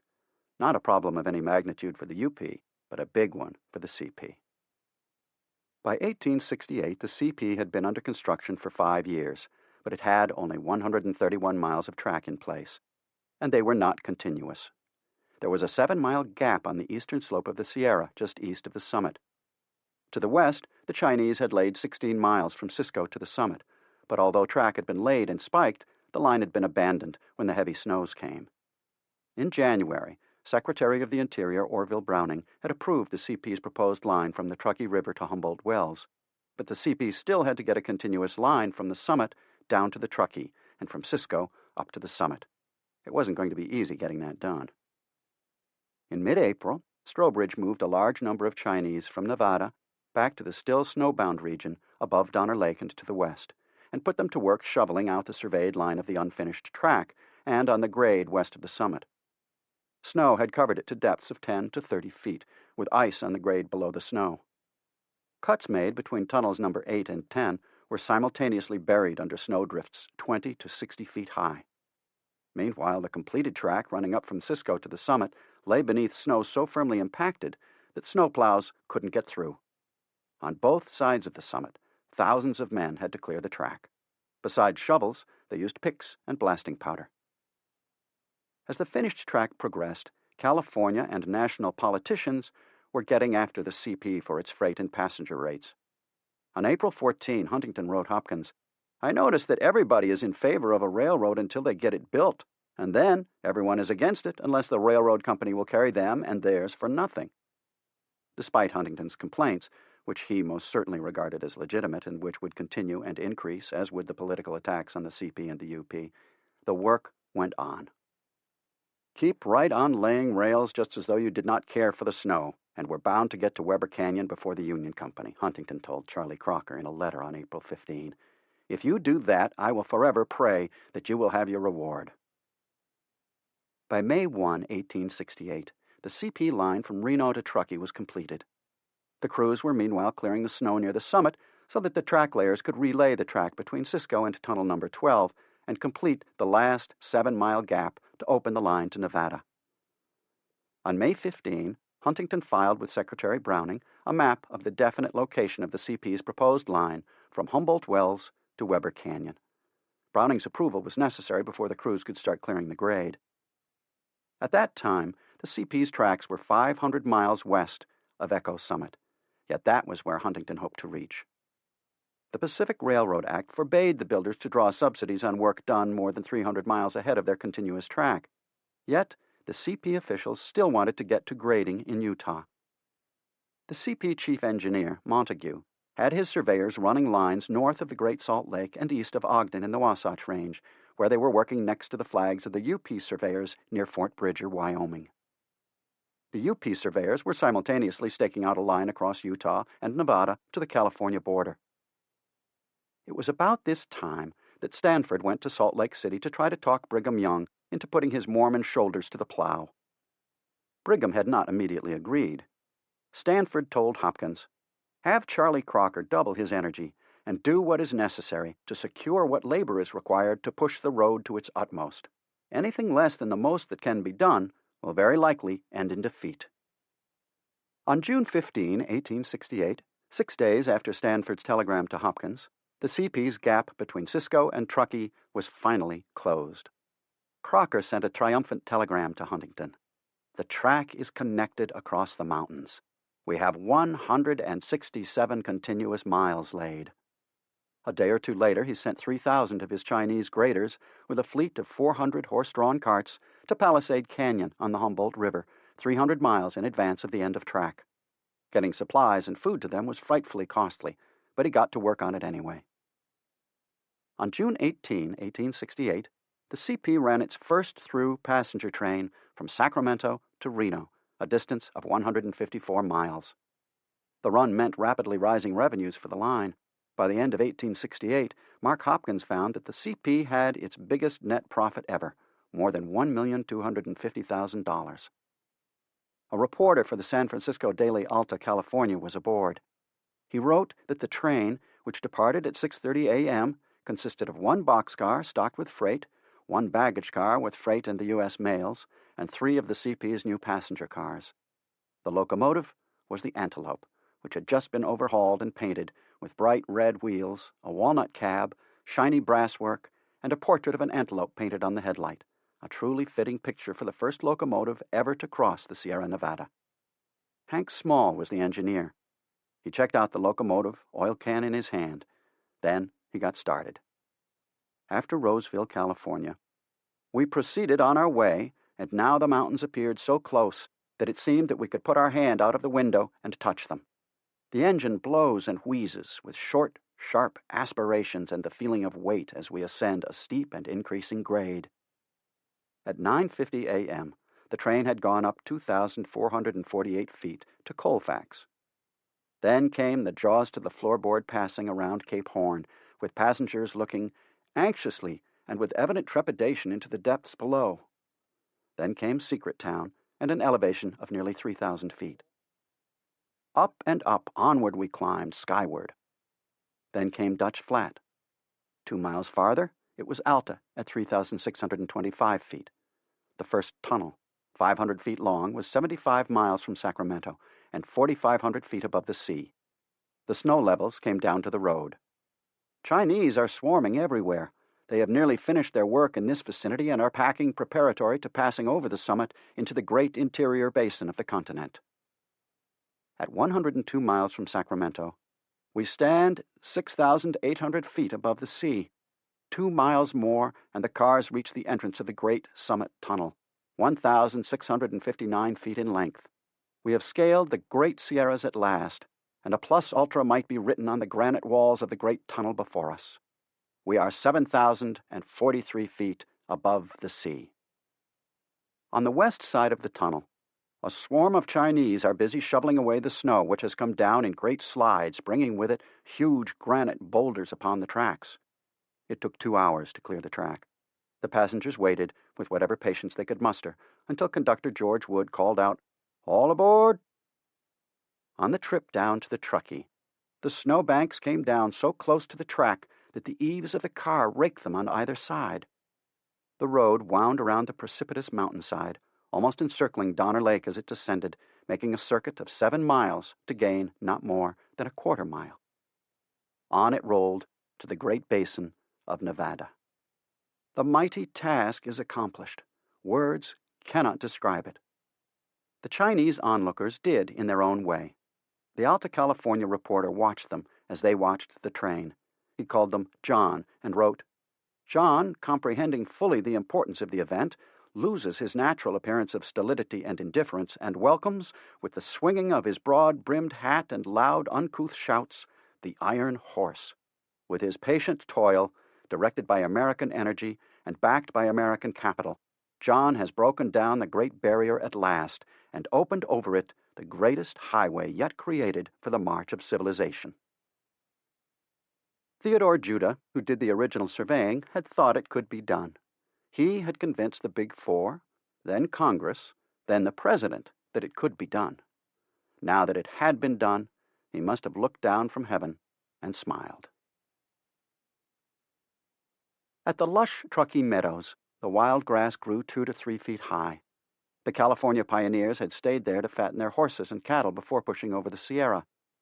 When the track was open from Sacramento to the meadows, Crocker sent 50 carloads of supplies to Strobridge per day, divided into 5 trains, each hauled by 2 locomotives. Crocker told Bancroft that those trains were the heaviest that ever went over the road and the heaviest that ever will, probably. Not true, but close enough for the 19th century. He said the trains went over the 7 miles of completed track just past the summit and went safely. If the track had not been good, it could not have been done. As quick as the supply trains were unloaded, they started back over the mountains for another load. The CP was on the move. The Truckee's lower canyon headed east, going through a narrowing meadowland that lay between great bare brown hills until the river swung left some 35 miles past Reno and headed north toward its outlet at Pyramid Lake. As the end of track moved east, the construction superintendent's headquarters train, along with dormitory cars, stayed right behind. J.C. Lewis, editor of the week-old Reno Crescent, described it. A locomotive came rushing down the track, having in tow a string of boarding and lodging houses, 1- and 4-story houses which we called the Hotel de China. In the lower deck was cooking apartments. The 2nd, 3rd, and 4th decks were sleeping and eating rooms. Next, several houses of a superior quality for the officials of the company. Altogether a novel sight, and one we shall long remember. We are prepared for anything Charlie Crocker may do in the future. On July 1, 1868, Huntington wrote to Crocker to tell him that he had sent 60,146 tons of rails from New York, all on fast ships, and he expected to raise the figure to 90 or 100,000 tons by the end of the year. Then he added, in a near-perfect expression of his many exhortations and therefore perhaps the most widely quoted of all his words, "So work on as though heaven were before you and hell behind you." The same day, July 1, Engineer Graham got to the big bend of the Truckee, where he set the stakes to found the town of Wadsworth. Crocker came up a bit later and walked over the site, and after a half hour he pointed to where he wanted the engine house and the station buildings for the town. This spot, 189 miles from Sacramento, became the base of supplies for the remaining 500 miles of construction. After Wadsworth, where the crews said goodbye to the Truckee, and until the track got to the Humboldt Sink, the route was northeastward across the great desert, a vast waste of sand and sagebrush and white alkali deposits, with high mountain ranges to the south and bleak hills to the north. The desert ran nearly 100 miles, without a tree, without water, without anything that could be used for construction. A popular saying was that a jackrabbit had to carry a canteen and haversack to get across it. The CP spent big money trying to drill wells, but to almost no avail. Clement remarked, "Tunnels were bored into the mountains east of Wadsworth to develop small springs, and when water was found, it was carefully protected and conveyed, in some cases over 8 miles, in pipes to the line of the road." The water for men, horses, and locomotives came from the Truckee River, and was carried in huge, semi-conical wooden vats on flat cars. The vats had big spouts that worked like the spouts of railroad water towers. At the end of track, much of the water had to be transferred to barrels and sent ahead by wagons to the graders. Timbers and boards for ties, bridges, station houses, and other structures, plus wood for fuel, and rock for retaining walls and other masonry, came from the Sierra Nevada, where such materials were boundless. It was still expensive to bring them east, but it was done. That year, the CP had a most unusual but major problem with its Chinese workforce. Charlie Crocker explained it to Huntington. "The most tremendous yarns have been circulating among the Chinese," he wrote. "We have lost about 1,000 through fear of Indians out on the desert."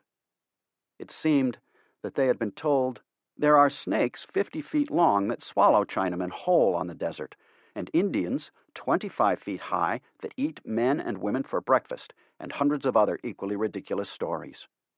Crocker solved the problem by sending 22 Chinamen, taken from different groups, up the Humboldt to see for themselves, and they have just returned, and things are more quiet since. The track layers were making great strides, while the graders ahead of them moved even faster. The Alta California described the way the thousands of men at work moved their residents each day.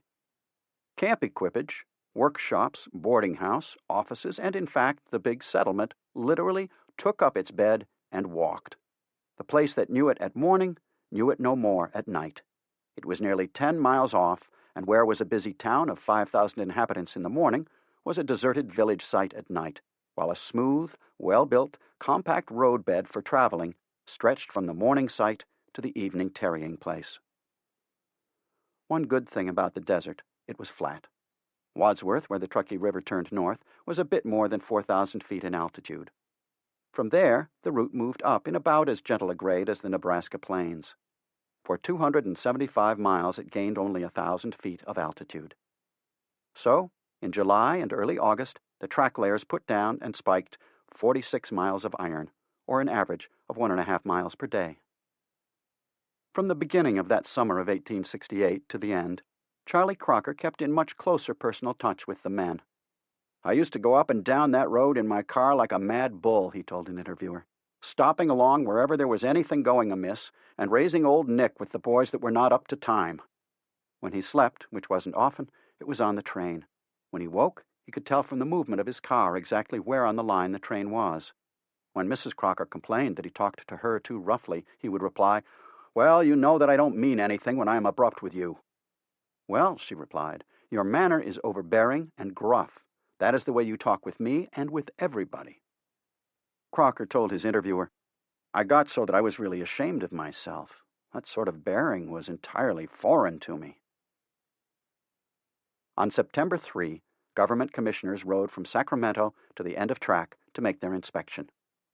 W.H. Rhodes, correspondent of the San Francisco Chronicle, accompanied them. Some excerpts from his long dispatch.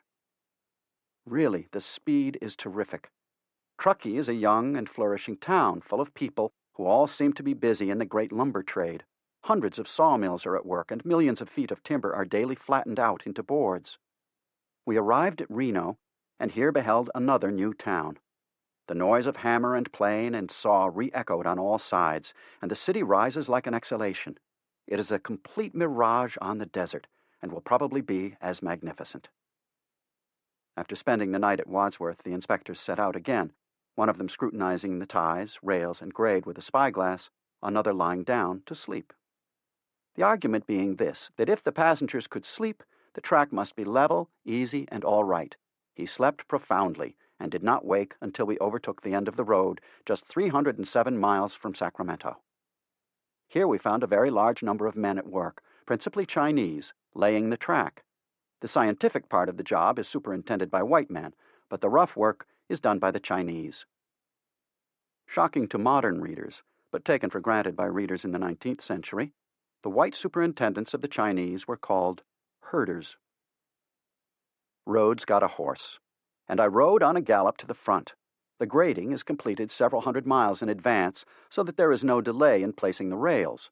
It would be impossible to describe how rapidly, orderly, and perfectly this is done without seeing the operation itself. There are just as many employed as can conveniently work, and no more. Vehicles laden with ties are always in advance, and Chinese with gauge and leveling rod place them across the grade almost as quick as thought. The car with its rails is brought up at a gallop, and 6 white men, 3 at each rail, roll the iron off the car and drop it upon the track with the velocity of steam. The empty car is lifted off the track, and then one fully loaded is drawn to the front, and the same operation repeated ad infinitum. Rhodes pulled out his watch to time the last half-mile being laid. It was done in a little less than 28 minutes. It is a fact beyond dispute that this company has laid over 6 miles of track in a single day. The inspectors judged the final 20-mile section of the line to be acceptable, and the bonds were issued. By this time, the crews were picking up speed to a fare-thee-well. They can and do lay the track now at the rate of 4 miles a day, another reporter wrote. He had just talked to Charles Crocker, who told him that, if the additional 50 locomotives then on ships en route to San Francisco arrived soon, the CP would be into Salt Lake City by December.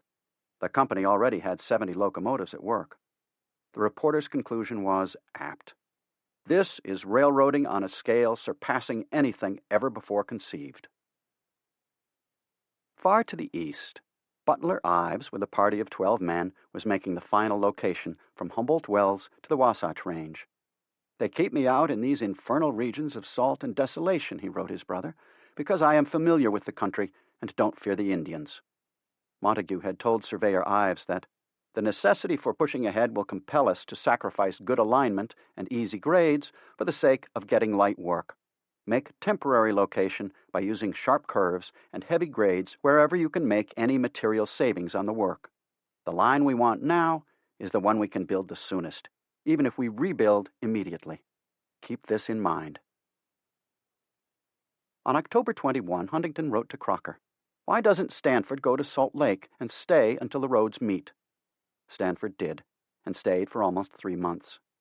Huntington went on, "I have got the new line to Echo Summit approved," which wasn't quite true. "You must lay tracks to the tunnel.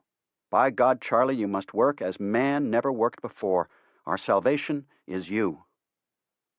By the end of October, the line was open to Winnemucca, Nevada. According to the Humboldt Register, the town was improving rapidly. Several large stores had opened. The CP made Winnemucca into a division point and intended to build roundhouses and machine shops there, along with other buildings.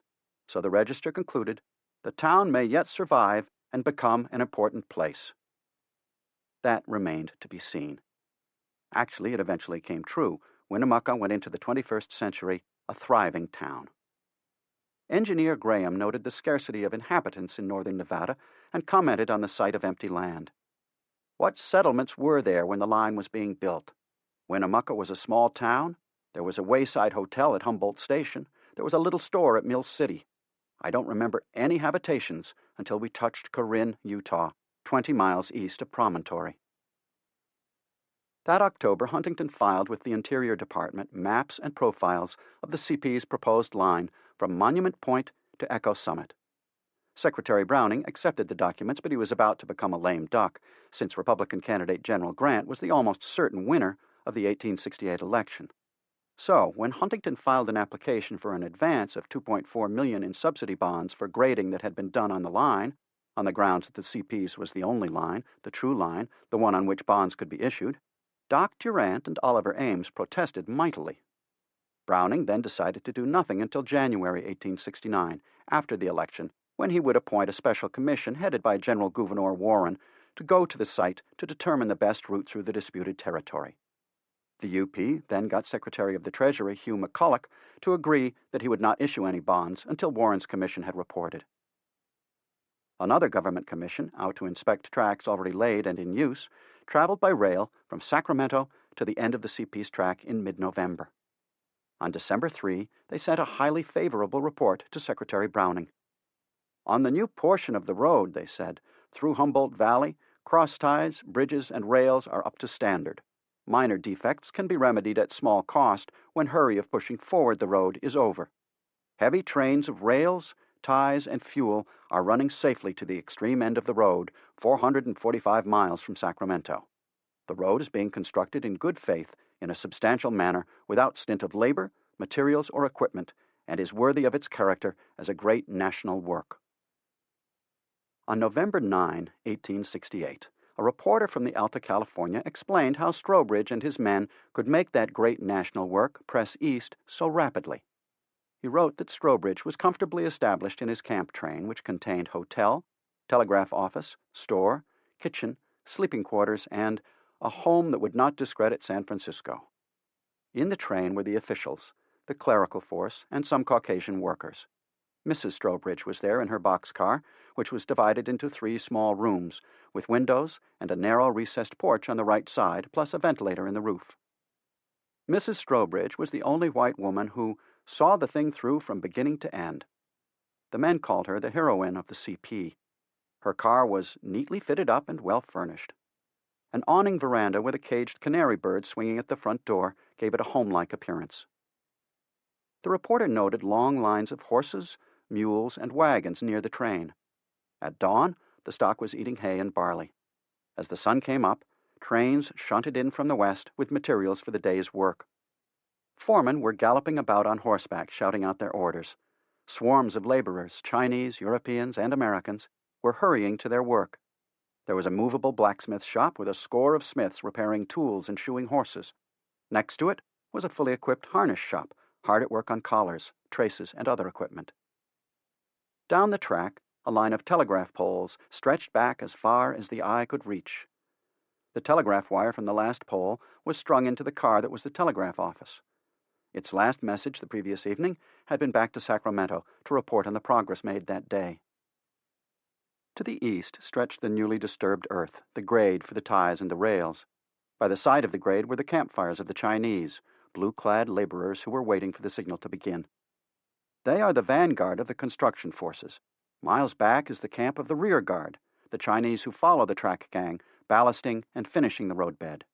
The reporter judged that the Chinese were systematic workers, competent and wonderfully effective because tireless and unremitting in their industry. Divided into gangs of 30 men each, they worked under American foremen. When the sun cleared the horizon, the signal to begin rang out. What at first seemed confusion to the visitor soon resolved itself into orderly action. A train of some 30 cars carried ties, rail, spikes, bolts, telegraph poles, wire, and more. These were thrown off the train as near to the end of track as possible. There the rails were loaded onto low iron cars and hauled by horse to the end of track. Then came the rail gang, placing the rails on the ties, while a man on each side distributed spikes, 2 to each tie. Another distributed splice bars, and a third the bolts and nuts for the fish plate. Behind them were the spikers, 2 to each side. 2 more men followed to adjust and bolt the splice bars. Simultaneously, wagons were distributing telegraph poles along the grade. Men nailed cross arms onto them, while another gang dug holes for the poles, and a third gang erected the poles, keeping pace with the rail gang. At times, the lack of wagons make it impossible to keep up the supply of poles, and the telegraph gangs, who pride themselves on never letting the track get ahead of them, utilize sagebrush, barrels, ties surreptitiously taken from the track, or anything else that would keep the wire off the ground until the supply of poles again equaled the demand. Then came a wagon bearing a reel of wire. As the wire uncoiled, it was carried up on the poles and made fast to the insulators. Twice a day the camp train moved to the end of track, at noon to give all hands a hot dinner, and at night to give supper and sleeping accommodations. Through the telegraph, there was a battery on his car and an operator to work it, Strobridge would order his supplies for the next day. Thus, hand in hand on their sturdy march, the reporter wrote, go the twin giants, the railroad and the telegraph, linked mailed purveyors of civilization, which is ere long to wrest from its pristine wilderness a continent.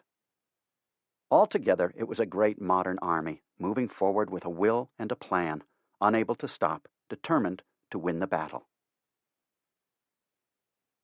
On November 13, Huntington wrote to Stanford in Salt Lake City, if it is within the power of God, man, or the devil, to get out rail laid to within 300 miles of Echo by, say, the 10th of December, it should be done. Echo was 400 miles away. To get within 300 miles would require more than 3 miles per day in the month of track laying still ahead, a record beyond any previous accomplishment of the CP. Stanford was much more interested in getting the Mormons to build west from Ogden in order to connect with Crocker's graders moving east. He was sending Benson Far and West crews up to Promontory to take possession. He wrote Huntington on November 21 that the UP was retreating because Durant also wanted to get control of Promontory and had therefore ordered UP men to come off the work at Humboldt Wells to work at Promontory. Plus which, Stanford pointed out, the UP have the grading substantially done from the mouth of Weber eastward to their track, which was just short of Echo. They had built the grade and laid the tracks on the exact line Huntington had handed in to the Interior Department on his maps.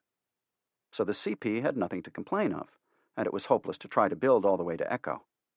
In any event, the UP was making desperate efforts to get into Echo before the winter storms and cold shall shut them out. At the end of November, Stanford and Lewis Clement went to Promontory, where they spent several days looking around. Stanford had earlier decided that the line laid out by the CP surveyors would not do because it required a tunnel of 800 feet through solid limestone. On this occasion, he and Clement decided to lay out a new line, somewhat at the expense of the alignment, but it would eliminate the tunnel and thus save $75,000. The new line would also require a fill of about 10,000 yards. Stanford also noted that the UP had surveyed a line that ran very close to the CP line, often within 100 feet. Neither company had yet built a grade over Promontory. On December 4, he wrote Crocker, "Clem, Lewis Clement, has sent me a profile of the line at Promontory avoiding the tunnel, and it looks better than I expected. During the next week, the Mormon contractors say that they will have the whole work covered from Ogden to Monument Point. That is, they would have graders at work on it.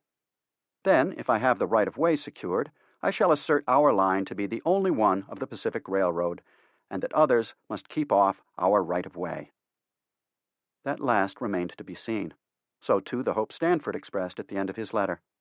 "I have strong faith in our being the first to the mouth of Weber. I do think there is ground for hope." 4 days later, he ended another letter. "Could not Charlie, by staying out on the track, push forward faster?" But there were other worries to the west of Promontory.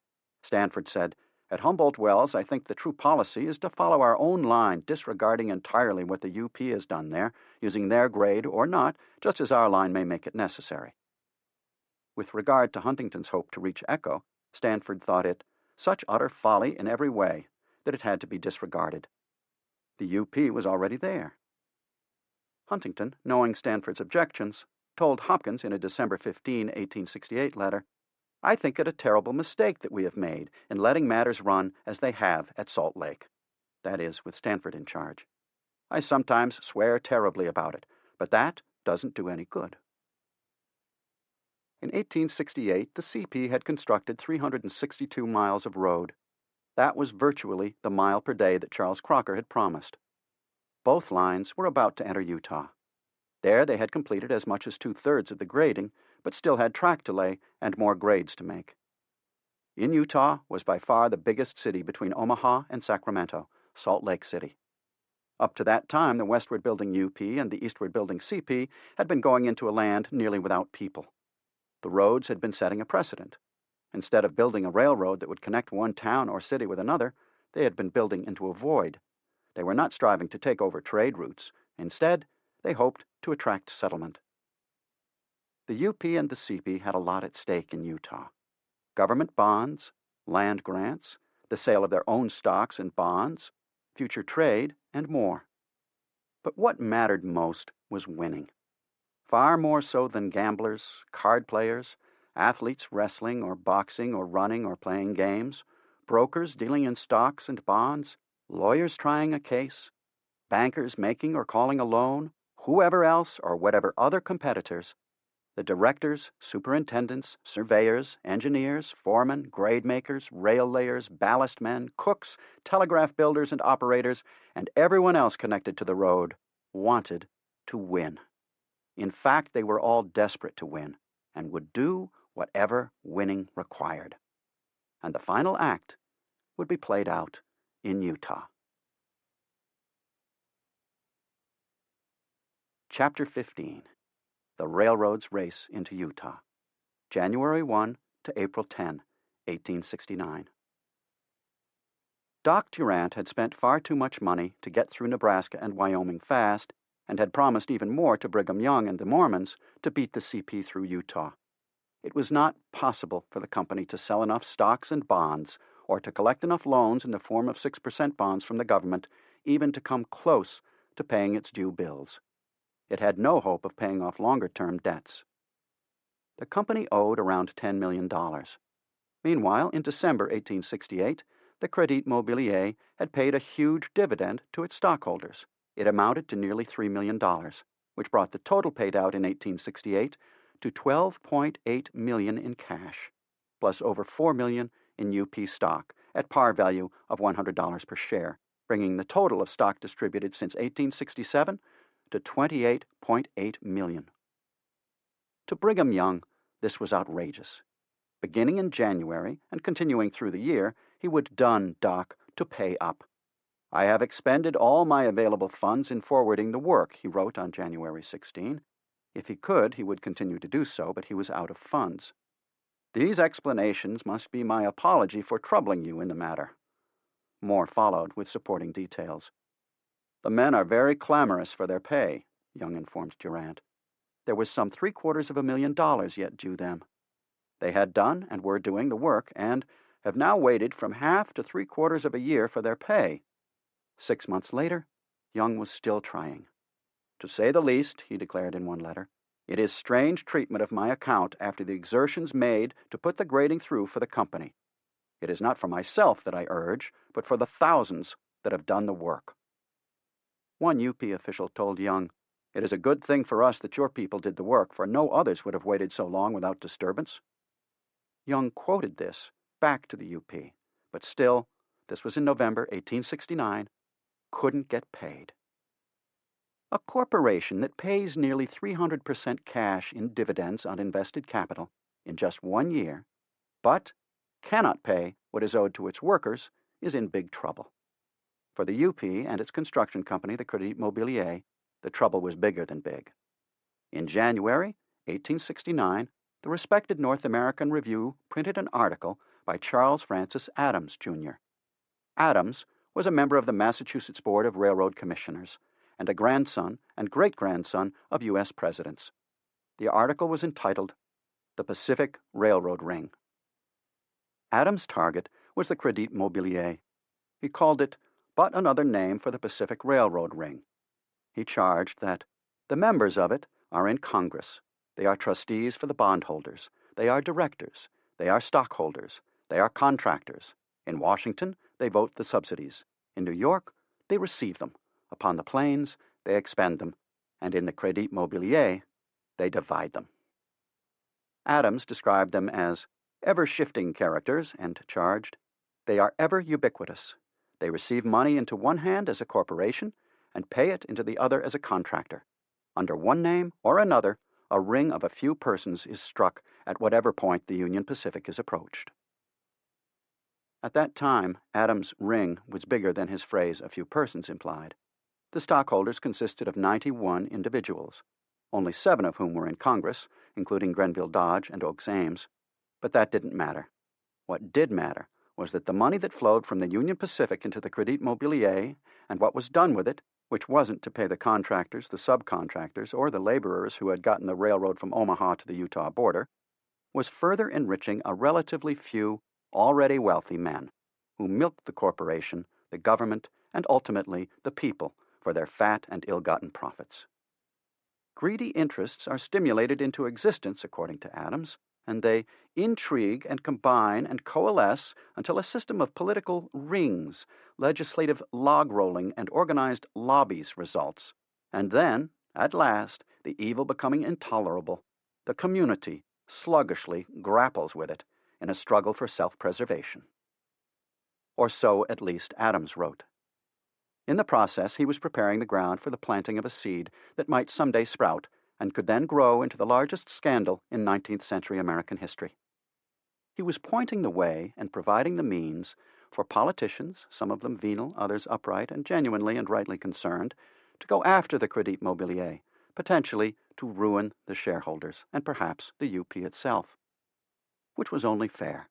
It was democracy that had made the UP possible, If the company was to be attacked without mercy, even after it built more than half of the road that everyone wanted, it was fitting that the representatives elected in the democratic system do it. By no means was it just Adams who went after the UP. As its moment of triumph approached, there were many others ready to launch an assault. The CP had its own severe problems. Money, of course. Huntington could never sell enough of the company's own stocks and bonds, or gather in enough of the government bonds for grading and tracking to pay the bills. Questions abounded. Would the company's rails get to Ogden before the UP? Could they go east from Ogden up the Weber River Canyon, up Echo Canyon? More realistically, could the CP rails reach Promontory before the UP? How much of the grade the company had built and was building in Utah would it be able to use? The corporation was also vulnerable to the kind of charges Adams had brought against the UP. Charlie Crocker's contract and finance company was like the Crédit Mobilier in so many ways that the firms were like two peas in a pod, except that the Big Four plus E.B. Crocker held all the stock of the contract and finance company secretly. As to Adams' implication that the UP had been involved in bribery, how else to explain why so many congressmen held Crédit Mobilier stock, the CP could hardly stand a close examination of Huntington's accounts. Huntington had been in Washington with large sums of money at his disposal whenever Congress took up a question in which his railroad had a consuming interest. He had left Washington considerably lighter in his pocket, but with a favorable vote. An investigation of the UP's finances would only help the CP. But what if the politicians, having gotten into the matter, decided to broaden the inquiry to include the CP? The two corporations shared other problems. One was material. On January 1, 1869, the CP had 35 ships bound for San Francisco. They were bringing essential construction materials, including 18 locomotives. As the Salt Lake Daily Reporter noted, there is not a rail on the CP line of the road that has not been brought a distance of 6,000 miles. In Truckee, the sawmills worked around the clock to meet the CP's orders for 1 million ties. In Omaha, UP ties were piled up in the yards awaiting shipment. One of Casement's orders for ties alone required hauling 600 flat cars a distance of 400 miles. Even after the ties were delivered along the grade, it took 6 or more carloads to supply enough material to lay 1 mile of track. There were always shortages on both sides. Some were caused by the vagaries of ocean travel. We have in California 183 miles iron and only 89 miles spikes, Crocker telegraphed Huntington on January 20, and 81 miles iron and 75 miles spikes to arrive in 60 days. It is very unsafe to half-spike the track at this season of the year. That same day, Hopkins asked Huntington by telegraph, "Will you send spikes by steamer to make up deficiency?" That would cost more, but then Huntington often said he never did anything until he had Mark Hopkins' approval. Strobridge had a talk with Charlie Crocker. "I don't like to have these Union Pacific people beat us in this way," Strobridge declared. "I believe they will beat us nearly to the state line, that is, between Nevada and Utah." "We have got to beat them," Crocker replied. He thought it could be done. "How?" Strobridge asked. "We've only got 10 miles of iron available." But Crocker would not give up his hopes. When Jack Casement's men of the UP laid 4.5 miles of track in a single day, Crocker said that they bragged of it, and it was heralded all over the country as being the biggest day's track laying that was ever known. He told Strobridge that the CP must beat it, and Stro got the materials together and laid 6 miles and a few feet. So Casement got his UP men up at 3 a.m. and put them to work by lantern light until dawn, and kept them at it until almost midnight, and laid 8 miles. Crocker swore he would beat that.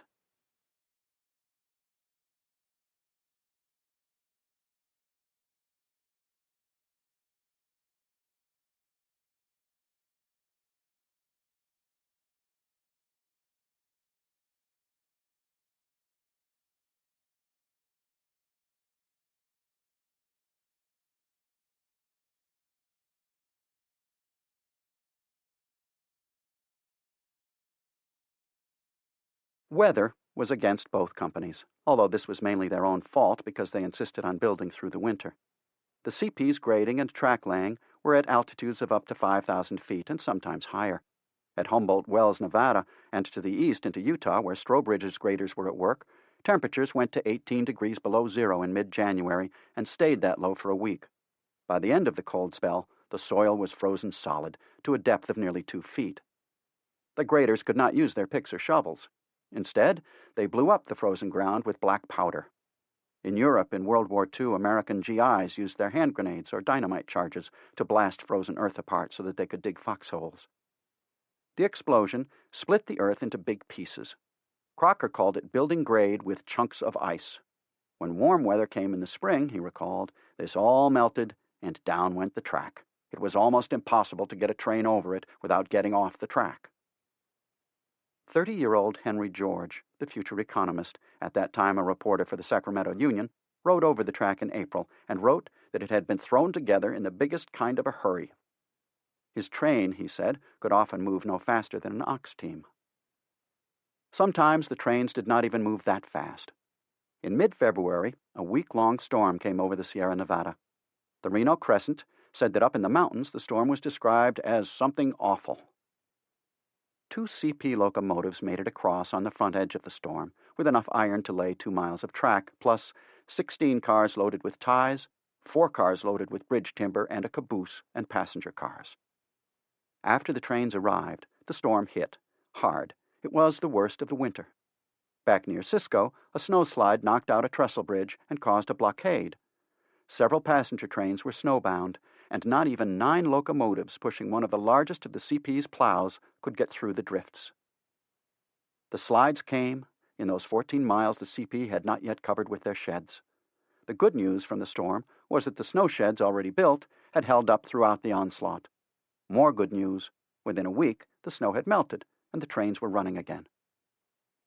For the UP, the weather was equally awful and lasted longer. On January 10, a snowstorm hit Wyoming. The wind was up, indeed so fierce that snowdrifts covered much of the line. It took a freight train bound for Echo with construction supplies 14 hours to make the last 40 miles. Following the storm came a savage cold wave. For a week, the temperature never climbed above zero, and on January 17, it sank to 20 degrees below zero. At Wasatch, a town laid out by Webster Snyder, the UP's general superintendent for operations, which was the winter headquarters for the casemate forces, desperate work was going on to board up the rough-hewn buildings. The sound of hammer and saw was heard day and night, wrote J.D. Beadle, as he tried to drink his coffee in a cafe whose weatherboarding was being applied as he had his breakfast. But gravy and butter froze on his plate. Some spilled coffee congealed on the table. Graders worked in overcoats, which slowed them down considerably. They blasted the frozen ground with black powder, just as the CP's graders had done. The results were equally disconcerting. When the thaw came, an entire train and the track beneath it slid off the grade made with chunks of ice into a gully. Superintendent Reed wrote his wife how much he was looking forward to completing the job. When that happened, I shall want to leave the day after for home, and hope to have 1 year's rest at least. In February, the storm that had stopped 9 CP locomotives in the Sierra came to Utah. The most terrific storm for years, according to one Salt Lake City newspaper. When it hit Wyoming, the storm shut down 90 miles of the UP line between Rawlins and Laramie for 3 weeks. 200 eastbound passengers were stuck in Rawlins. 600 westbound marooned at Laramie. The eastbound passengers were headed for Washington, D.C., to be there for the inaugural of President Ulysses S. Grant, elected overwhelmingly in November. On February 15, Dan Casement set out from Echo to rescue them, with a road-clearing crew and a big plow. But he found the cuts filled with 25 feet of snow and could move forward only 5 miles per day at best. Then he and some others decided they would have to walk the rest of the way to Laramie, some 75 miles. He almost died, or, as his brother Jack put it, came near going up, before he finally made it. He reported to Jack, "Have seen a cut fill up in 2 hours that took 100 men 10 hours to shovel out. His men," he said, "are all worked out and frozen. It was impossible to get through. As for the trains, they can't more than keep engines alive when it blows." No one east of the Missouri could imagine what it was like.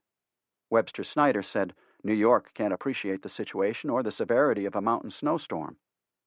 Durant's answer was to wire Snyder to send 800 flat cars to Chicago. If you can't send the cars, he warned with his usual gracelessness, send your resignation and let someone operate the road who can. On March 4, Grant became president, even before the would-be celebrants, stuck in Rawlins, got as far as St. Louis. When they arrived, one of them said, "Most of us are much the worse for wear, and we think it will be a long time before we take another ride over the mountains on the Union Pacific Railroad." "Have we a Pacific Railroad?" asked the New York Tribune of March 6, 1869. Not if passengers were stranded in the Wyoming desert and mails detained for 3 weeks by a mere snowstorm. Passengers stranded on the line wrote extremely angry letters to the newspapers. 50 of them signed a letter to the Chicago Tribune, which said that the workmen had refused to help them in any way because, for nearly 3 months, they had not been paid. Further, as far as they were concerned, the UP was simply an elongated human slaughterhouse. Webster Snyder noticed that some of the letters came from employees of the Central Pacific and wrote his own to friendly newspapers, only to discover that in New York the dailies refused to print letters favorable to his company. No wonder, since their journalists criticized the UP without any attempt at balance. It was, after all, the worst storm in memory. Accidents on the lines were frequent. On January 18, a new CP locomotive, named Blue Jay, chugged into Reno looking prettier than a spotted mule or a New York schoolma'am, according to the Crescent. 3 days later, it chugged back up the Sierra, headed west with a few carloads of passengers, only to run into a stalled lumber train. The Crescent reported that, bruised, broken, and crippled, it was then taken limping to Sacramento for repairs. Several cars were smashed, but fortunately nobody was killed. One construction train uncoupled in the middle as it was coming down the long grade into Reno. The front half of the train got well ahead, but then the aft cars gained momentum and hit the last car of the front half. The collision splintered 11 cars and crushed 2 brakemen. On the western slope, 2 Chinamen cutting ties felled a tree across the track. They were engaged in cutting it into lengths for ties and were so intent on the work that they failed to notice the approach of the locomotive. The engineer, coming around a curve, failed to notice the Chinese. Both were run over. For the UP, during the Great February storm, Engine 112 was overwhelmed by its attempts to plow through the snow. The boiler strained until it could no more and exploded from the effort. The engineer, fireman, and conductor were all killed, as was a brakeman who was crushed by an overturning car. As 1868 drew to a close, for one unit of the great UP and CP armies, the war had ended. The survey engineers had completed their task. For the UP, all the way to Humboldt Wells.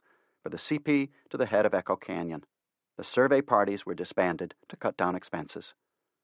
Some surveyors stayed on to work with the construction contractors, and others went off to lay out lines for new roads. In Maury Klein's words, they could take pride in a job well done. Nothing accomplished by either company was more impressive or enduring than the final line located through a forbidding, unmapped wilderness bristling with natural obstacles. Anyone can see for himself in the 21st century by driving Interstate 80 from Omaha to Sacramento. Nearly all the way, the automobiles will be paralleling, or very near, the original grade as the surveyors laid it out. In later years, Klein wrote, most of the surveyors would look back on their time laying out the line of the first Transcontinental Railroad as the most exciting chapter of their careers. It was also the best work they ever did. Every citizen of the United States, from that time to the present, owes the surveyors a debt of gratitude that can never be repaid. It was almost as exciting for many of the graders and their foremen. And for them, the first month or two of 1869 were the most memorable. Much of that time, the two companies worked within sight of each other, often within a stone's throw. On January 15, Stanford wrote to Hopkins to say that he thought the CP should get as far as Ogden. To claim more, as Huntington was doing, Stanford thought was to weaken our case.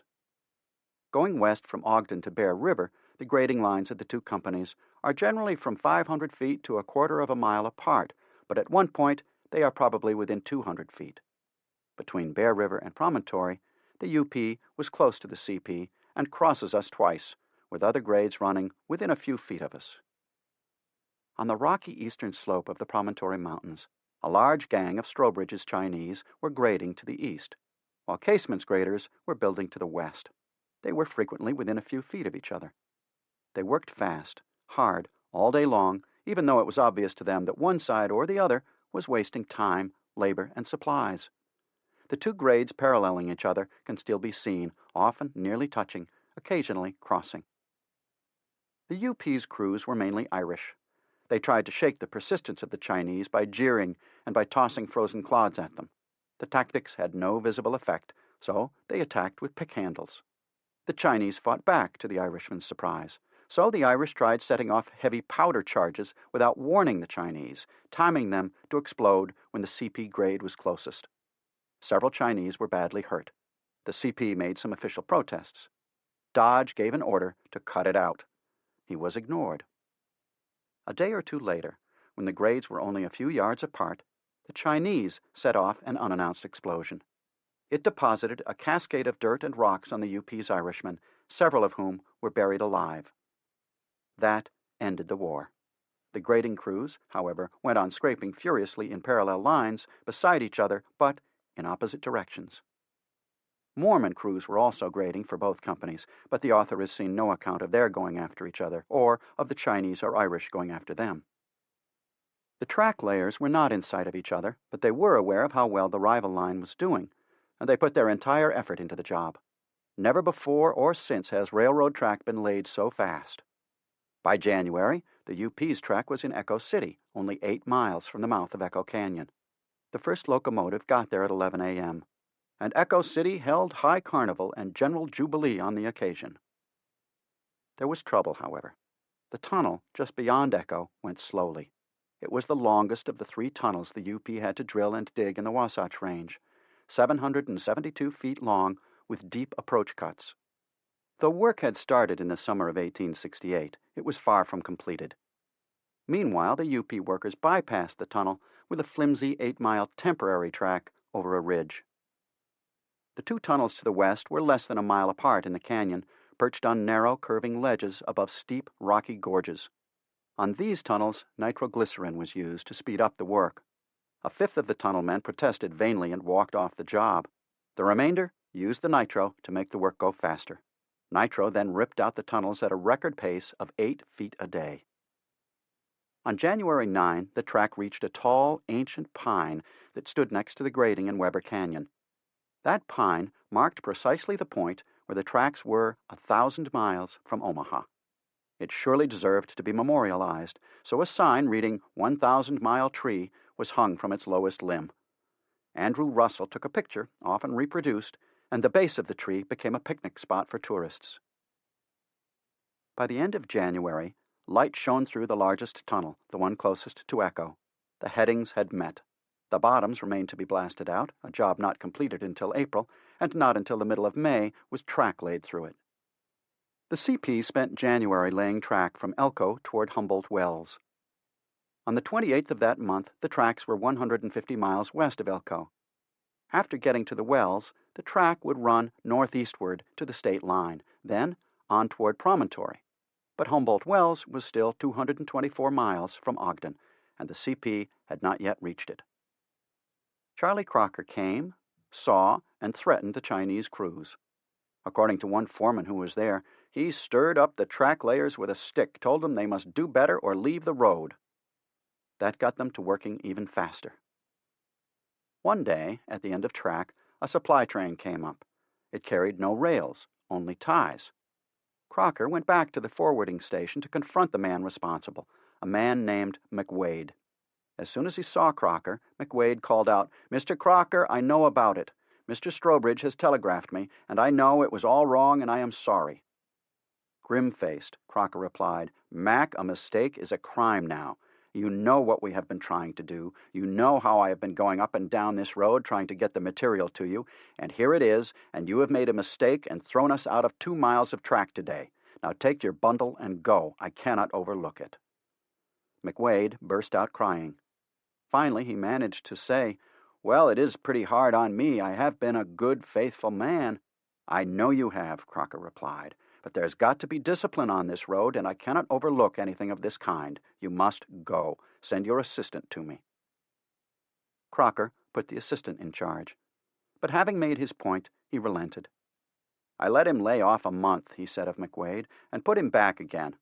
But it put everybody on the alert and kept them right up to their work, and it did good because everybody was afraid, and when I came along, they were all hard at work, I can tell you." Discussing the incident years later, Crocker added, "It got so that I was really ashamed of myself." As always, finance was a special problem for the UP. The track layers struck for $3.50 per day.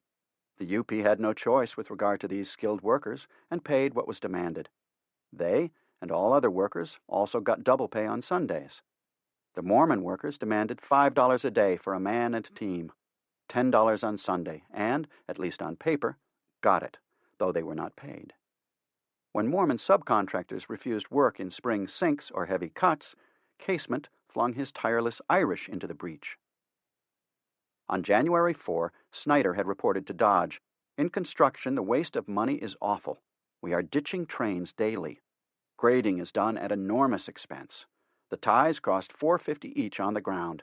The company can't stand such drafts as I know the construction department must be making. Would like to know what I am to be paid." 12 days later, Oliver Ames wrote Durant, "Everything depends on the economy and vigor with which you press the work. We hear here awful stories of the cost of the work. The contract price for ties is but $1. The bosses had turned on each other. On February 3, Durant had telegraphed Dodge to inform him before issuing orders, as always, "If you cannot find time to report here, I shall, of necessity, be obliged to supersede you." A strange threat to be given to a man who had the President-elect's full confidence, and of whom Oakes Ames had declared, "Dodge is a perfect steam engine for energy. He is at work night and day." And for Durant, Oakes had his own threat. "We must remove him from the management," he declared, "or there is no value to our property." Such was the word from company headquarters in New York. In Omaha, the bankers were demanding their money, $200,000 in overdrafts from the Omaha National alone. Herbert Hoxie told Dodge, "We must have $750,000, and it ought to be twice that." Oliver Ames had calls for $2 million with neither cash to give nor collateral to get it. Out on the line, where the work was being done, everyone who counted was upset. "I'm afraid the Union Pacific is in a bad way," Jack Casement wrote his wife. Sam Reed, covering 40 to 60 miles a day on horseback to oversee the crews, told his wife, "Too much business is unfitting me for future usefulness. I know it is wearing me out." But it wasn't so much the work as the financial strain. Reed added, "The doctor himself, I think, is getting frightened at the bills." In Washington, the UP had but to wait before it got ahead of the CP. The Andrew Johnson administration would give way on March 4, 1869, to the Ulysses Grant administration. The president-elect and the high command in the Army were as close as could be with Grenville Dodge, and friends with the Casements along with other UP officials. Whereas Johnson's cabinet had favored the CP whenever possible, Grant's could be expected to lean toward the UP. It all came down to the government loan of bonds to the railroads for miles graded and track laid, and specifically down to which road would get them for the line between the north end of the Great Salt Lake and Echo Summit. Huntington had filed with the Department of the Interior his guesswork map covering the distance, and Secretary Browning had accepted it. Stanford then proceeded on the assumption that the CP's line on a map, even if little work had been done on it east of Ogden, was the true line of the Pacific Railroad, and the only one on which subsidy bonds could be issued. Huntington intended to snatch them. He had filed in Washington for $2.4 million in subsidy bonds, 2/3 of the amount due for that portion of the line. Dodge and the Ames brothers had hurried to Washington to block Huntington. They were successful, at least to the degree of persuading Browning to hold up issuing the bonds until a special commission had reported to him on the best route through the disputed territory. Huntington responded to Browning's holdup with a curse and a comment, "The Union Pacific has outbid me." On January 14, 1869, Browning had given the commission his instructions. He ordered the commissioners to make a thorough and careful examination of the ground between the two ends of track. If either of the lines was in all respects unobjectionable, they were authorized to adopt it. If not, they should make a new location. You will also designate a point at which the two roads will probably meet. Browning's actions caused delay, which he must have intended, and which was probably the best he could do as a lame duck. Oakes Ames came to Huntington's hotel room to see if the two roads could make their own settlement. Why not simply split the remaining distance between the two railheads, Ames suggested. That would suit the UP, since it would put the meeting point west of Promontory. I'll see you damned first, Huntington snarled. How about the mouth of Weber Canyon, he countered. That would greatly benefit the CP. Ames replied with his own curse. The two men broke off, met again, snarled once more, broke off, met again, until Huntington finally agreed to a joining at Ogden. Beyond that point, he swore he would not budge. On January 29, Stanford discussed the matter in a letter to Hopkins. The commissioners would begin their examination on February 1, he said, and from the instructions and straws in the wind, I fear this thing is set up against us. The far-off distance of our track and slow progress works against us with great force. It is trying to one's nerves to think of it. Stanford blamed not Ames or anyone else with the UP or Browning, but Huntington. In Stanford's view, Huntington was trying to save what a want of foresight has jeopardized, if not lost. I tell you, the thought makes me feel like a dog. I have no pleasure in the thought of railroad. It is mortification. On February 16, the CP was 20 miles east of the Wells, this at a time when the UP was 20 miles east of Ogden with its track. The CP's biggest problem was not laxness on the Chinese crew's part, but getting supplies up to the end of track, brought on not by McWade's mistakes, but by haphazard ship arrival in San Francisco, and by the blockage caused by the great storm in the Sierra. A lack of locomotives was not the cause. Huntington had shipped them to California almost faster than Crocker could use them. The Reno Crescent's editor called the roll of the new ones to make their way through his town. Firefly, Gray Eagle, Verdi, Roller, White Eagle, Tiger, Hurricane, Jupiter, Mercury, Herald, Heron. There was no apparent limit. By February 29, the CP had made another 20 miles in 13 days, which for all previous track-laying crews would have been spectacular progress. But for the CP was disappointing.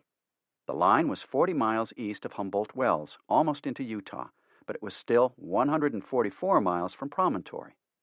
The UP on that date had track up to Devil's Gate Bridge on the Weber River, and was thus but 6 miles from the mouth of Weber Canyon and 66 miles from Promontory. But the CP was closing the gap. Promontory's summit was a flat, almost level circular basin more than a mile in width. It stood a little more than 5,000 feet in elevation, some 700 feet above the level of the lake. It separated the Promontory Mountains to the south from the North Promontory Mountains, and stood at the northern end of the Great Salt Lake, or the beginning of the 35-mile-long rugged peninsula that thrust itself into the lake. There was no terrain problem in grading and laying track across the summit basin, but getting up to it on either side was difficult. On the west side, the approach was over 16 relatively easy miles, but on the eastern slope, the ascent required 10 torturous miles of climbing at 80 feet to a mile, including switchbacks. For the UP, this was the last stretch of difficult country. There were projecting abutments of limestone to cut through, and ravines requiring fills or bridges. The most formidable of the ravines was about halfway up the eastern slope. The CP had got there first. It was a gorge of about 170 feet in depth and 500 feet long. On either side, there was black lime rock that had to be cut through, sometimes at heights of 30 feet, and always as much as 20 feet. In November 1868, Stanford, accompanied by 2 of his engineers, arrived to see it. He took one look at the projected line and ordered Clement to lay out a new one to avoid an 800-foot tunnel through solid limestone. Clement said that was going to be an awfully big fill. Stanford agreed, predicting that it would require 10,000 yards of earth. In early February, the CP put 500 men, Mormons and Chinese, to work. They were supplemented by 250 teams of horses to pull the carts that carried the earth to the fill sites. One by one, they came forward, tipped the cart, and returned for the next load. 150 feet above, on each end at the top of the gorge, blasting crews were at work. They used nitroglycerin and black powder to make the cut. They made the holes for the explosive with drills, just as had been done at the tunnel facings, or, if one was available, they used crevices in the stone. After pouring in the powder, They worked it down with iron bars. Sometimes the bars, striking the rocks, sent off sparks that set off the nitro or the powder. Huge rocks were sent tumbling down the mountainside. Once a man was blown 200 or 300 feet in the air. When he came down, he had broken nearly every bone in his body. The same blast burned a few others, and 3 were wounded by flying stones. On another occasion, 3 mules were killed by an unexpected blast. It took almost 3 months to make the fill.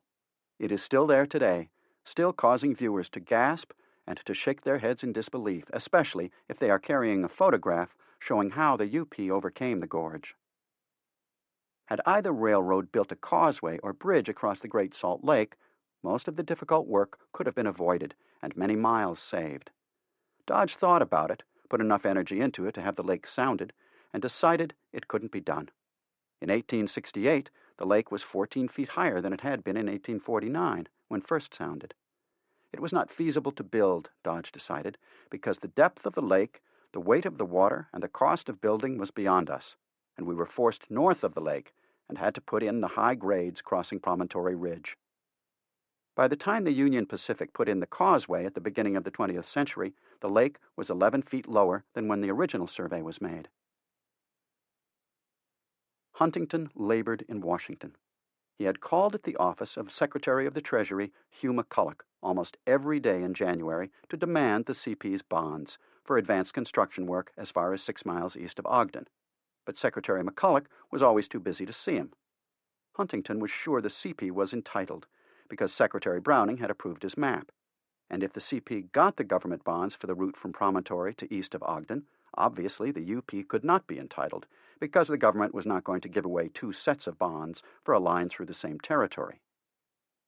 Huntington began to bring different influences to bear on the Secretary. He got a report from Browning's office stating that the CP was entitled to the bonds. He also got the Solicitor of the Treasury to sign a similar report. Still, no action. Thanks, in part at least, to Huntington's lobbying, his request for subsidy bonds was brought up for discussion in a cabinet meeting on February 26, that is, at a time when the Johnson administration had less than a week to go. Browning appeared before the cabinet and got McCulloch to agree with him, but the cabinet put off any decision until Monday, March 1. At that meeting, with Grant to be inaugurated on March 4, the cabinet voted unanimously to approve the CP's request for bonds and formally directed Secretary McCulloch to release them. But McCulloch still refused to let me have them, Huntington later recalled. In his opinion, this was due to McCulloch's having had a talk with Oliver Ames, which may have been true. Ames must have felt that once Grant was in office, McCulloch would be gone and the vote of the Johnson cabinet would amount to nothing. Whatever the explanation, Huntington was taking no chances. He went to the Secretary of the Treasury's office, demanded to see him, then announced that he would sit in McCulloch's anteroom for 2 weeks if he had to, but he was not going to leave without the bonds. McCulloch consulted with his assistants, then declared with a sigh, "He shall have them." Huntington went back to his hotel room, and by 8 p.m., I had the bonds. They amounted to over $2,400,000. The money covered the line in advance of the completed track from Promontory to 6 miles east of Ogden. Oakes Ames had just talked to McCulloch, who had assured him that no bonds would be issued in advance of completed track, and President Johnson had told both Ames and Dodge that no such bonds should be issued. The UP had just lost $32,000 per mile in bonds, a total of $2.5 million, plus the right to issue the same amount of their own first mortgage bonds, plus the grants of land. But the directors didn't yet know that they had lost. Huntington stuffed the bonds into his satchel and got on the train to New York. "This was the biggest fight I ever had in Washington," he wrote Hopkins, "and it cost me a considerable sum." 3 days later, Grant was inaugurated. His first order, released on the evening of his inaugural, was directed to 2 members of his cabinet. One was the new Secretary of the Interior, Jacob Dolson Cox, formerly a division commander under Sherman during the war and the governor of Ohio. The other was the new Secretary of the Treasury, George Sewell Boutwell, a former congressman from Massachusetts and a friend as well as colleague of Oakes Ames. The order was to suspend action on the issue of further subsidy bonds to the CP and the UP. Stanford, Huntington and the other two members of the Big Four had hoped for more. The $2.4 million was the subsidy from Promontory to Ogden, but the CP had hoped to go at least as far as Echo Summit. On March 7, 1869, however, less than a week after Huntington got the bonds, the UP laid tracks into Ogden, 1,028 miles from Omaha. This ended the dispute as to which line had the right-of-way east of the town. At the time, Crocker's rails were 184 miles away from Ogden. On March 14, Stanford, in Salt Lake City, wrote Hopkins to inform him, "They, the UP, have laid track about 3 miles west of Ogden." He did not have to add what Hopkins already knew, that the delivery of bonds to Huntington for the grading from Promontory down past Ogden by the CP had already happened. Stanford did tell Hopkins that if the UP were aware of what the government had done, they would call off their graders. But in their ignorance, the UP was going all out on the heavy work at Promontory. "Let them," was Stanford's attitude. "We shall serve notices for them not to interfere with our line, and rest there for the present." Grant's order to stop any handing out of subsidies may have helped the UP at least for a time, but it was not enough. The company owed the banks $5.2 million in loans, owed its contractors and subcontractors, superintendents, engineers, foremen, and workers $4.5 million, owed others who knew how much. It had not a cent available to pay. Brigham Young wrote Durant at this time that the Mormons had completed the fill near the head of Echo Canyon. He recounted that the doctor and two of his, Young's, sons had stood at the spot a couple of months ago to make a contract for the work. As Young quoted him, Durant had said, "If we would keep on a large force and rush the work, I'll pay you what it's worth." On that basis, the job was done. All Young was asking was for his people to be paid, and that at a rate 40% below what the CP was paying for similar tasks. Good luck to Young on collecting. Durant not only ignored him, but at the same time sent a wire to Dodge that was notable, even for Doc, in its brazenness. "You have so largely overestimated the amounts due contractors," he said, "that it becomes my duty to suspend your acting as chief engineer." Dodge had meanwhile met with Grant 3 days before the inaugural. Grant had told him that there was evidence of a great swindle in the estimates for UP work done in Weber Canyon. As soon as he became president, Grant warned, he was prepared to force a complete reorganization of the road.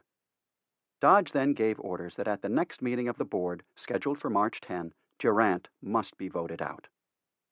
Good luck on holding that meeting. James Fisk, known as the Barnum of Wall Street, had just bought 6 shares of UP stock at $40 each, a total of $240.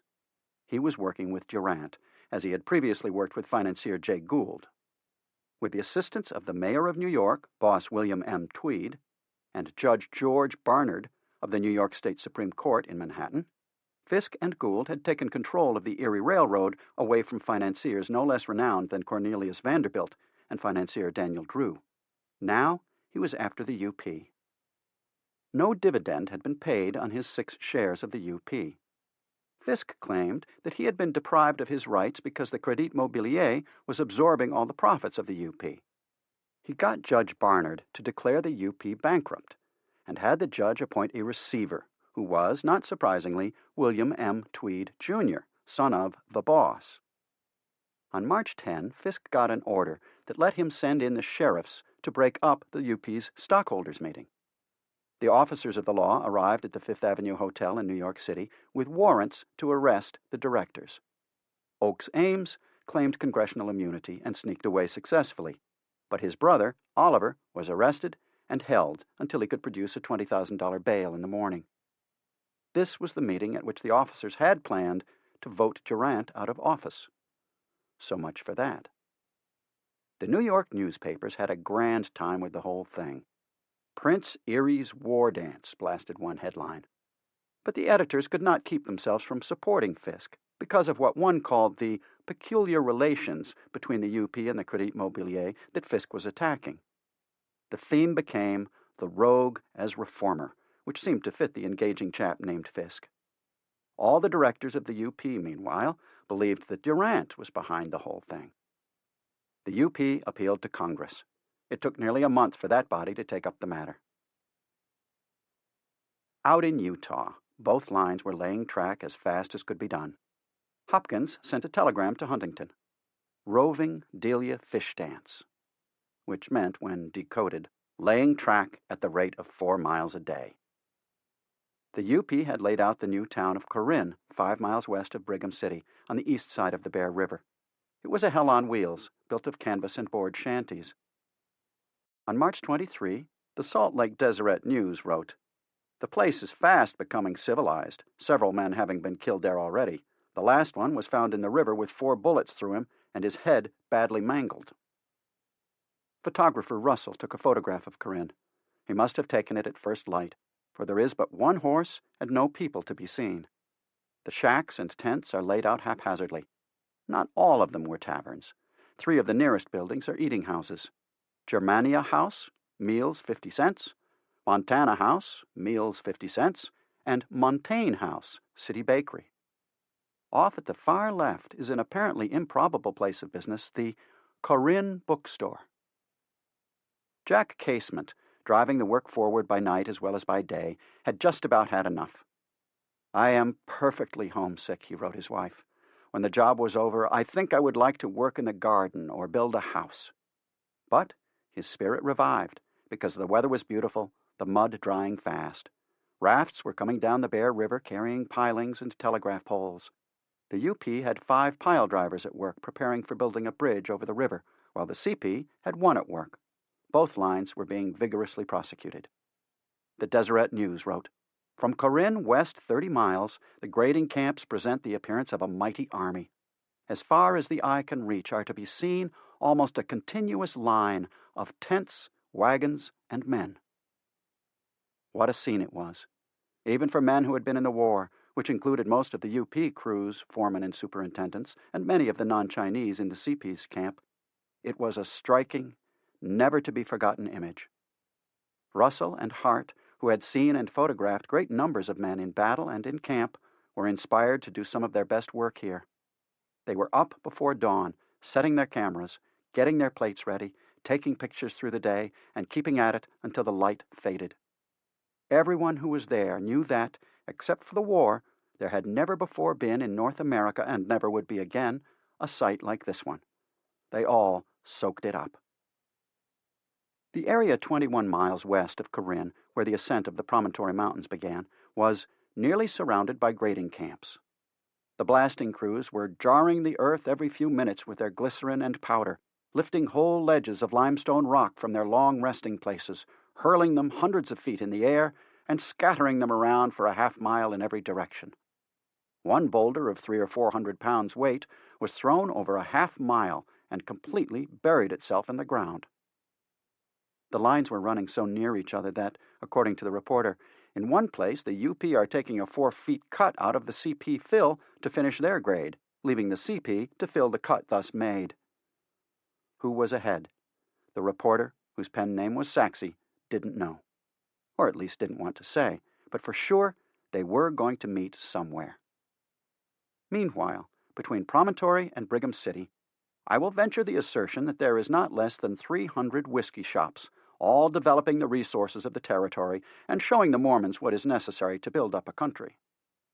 Dodge had put engineer Thomas B. Morris in charge of the Utah division.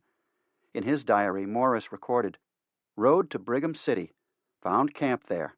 G.L. drunk, had him arrested, hunted up bed in storehouse, discharged L. Pratt and Van Wagner, drunk. Saw G.L. and left him locked up."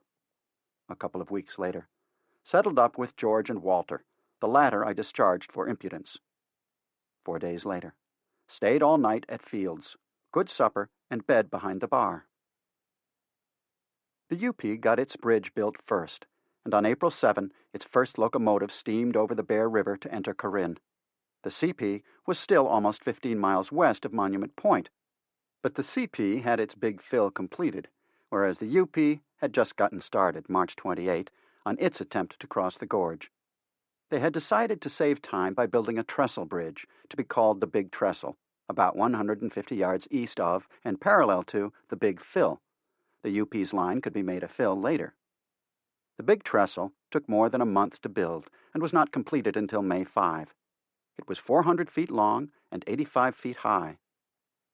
One reporter said that nothing he could write would convey an idea of the flimsy character of that structure. The crosspieces are joined in the most clumsy manner. In the reporter's judgment, the Central Pacific have a fine, solid embankment alongside it, meaning the Big Fill, which ought to be used as the track. Another correspondent predicted that riding on a passenger car over the Big Trestle will shake the nerves of the stoutest hearts of railroad travelers when they see that a few feet of round timbers and 7-inch spikes are expected to uphold a train in motion. The race, Dodge had declared on March 23, is getting exciting and interesting. This was so in New York as well as in Utah. On the East Coast, Fisk got an order from Judge Barnard giving the receiver, young Tweed, the power to break open the safe at the UP's headquarters, 20 Nassau Street. On April 2, he came in with 8 deputies armed with sledgehammers and chisels. Tweed announced that they were going to break open the company's safe. It took hours. When the safe finally yielded, it was discovered that most of the UP's records and documents had disappeared. A different sort of fight was taking place in Washington. Congress debated the railroads.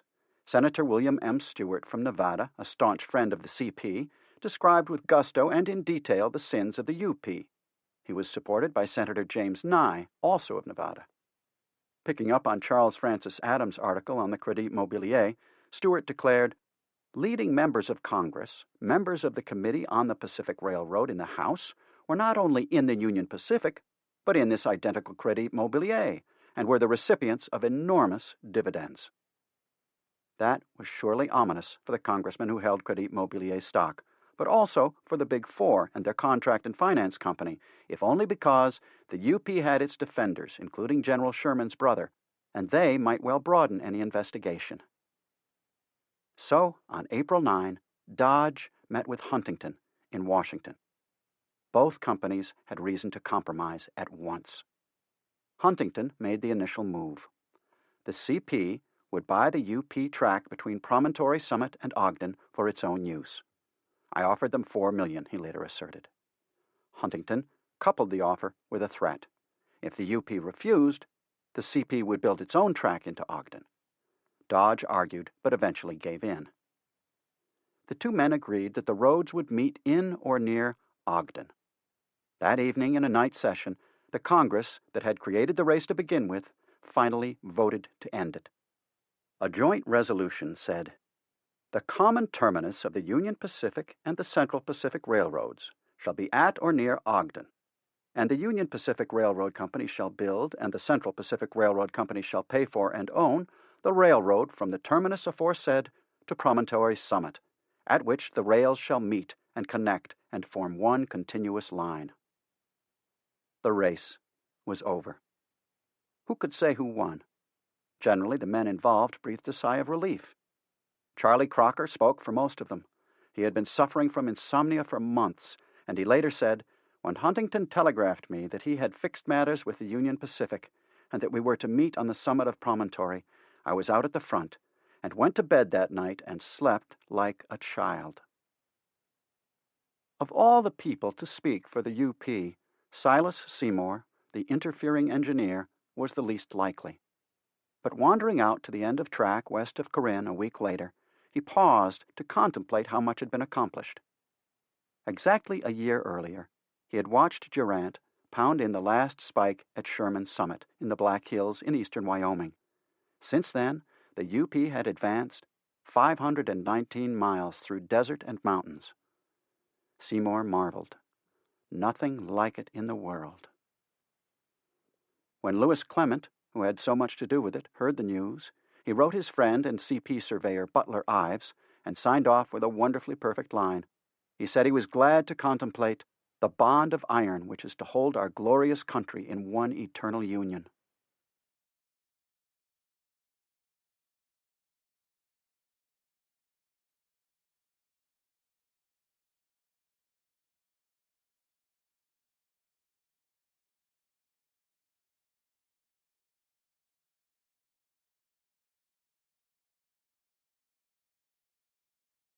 Chapter 16. To the Summit, April 11 to May 7, 1869. Ogden would be the terminus for the Central Pacific coming from Sacramento and the Union Pacific coming from Omaha.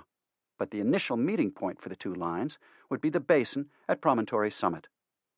To signify that the graders and track layers had accepted what their bosses in Washington, meaning Dodge and Huntington, the U.S. Congress, and the President and his cabinet, had decided, on April 10, the UP stopped grading west of Promontory, and on April 15, the CP stopped grading east of the summit.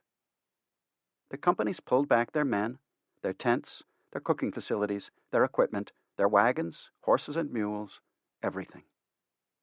The workers and their superintendents felt that a diktat had been forced on them. It wasn't their choice. It wasn't their decision.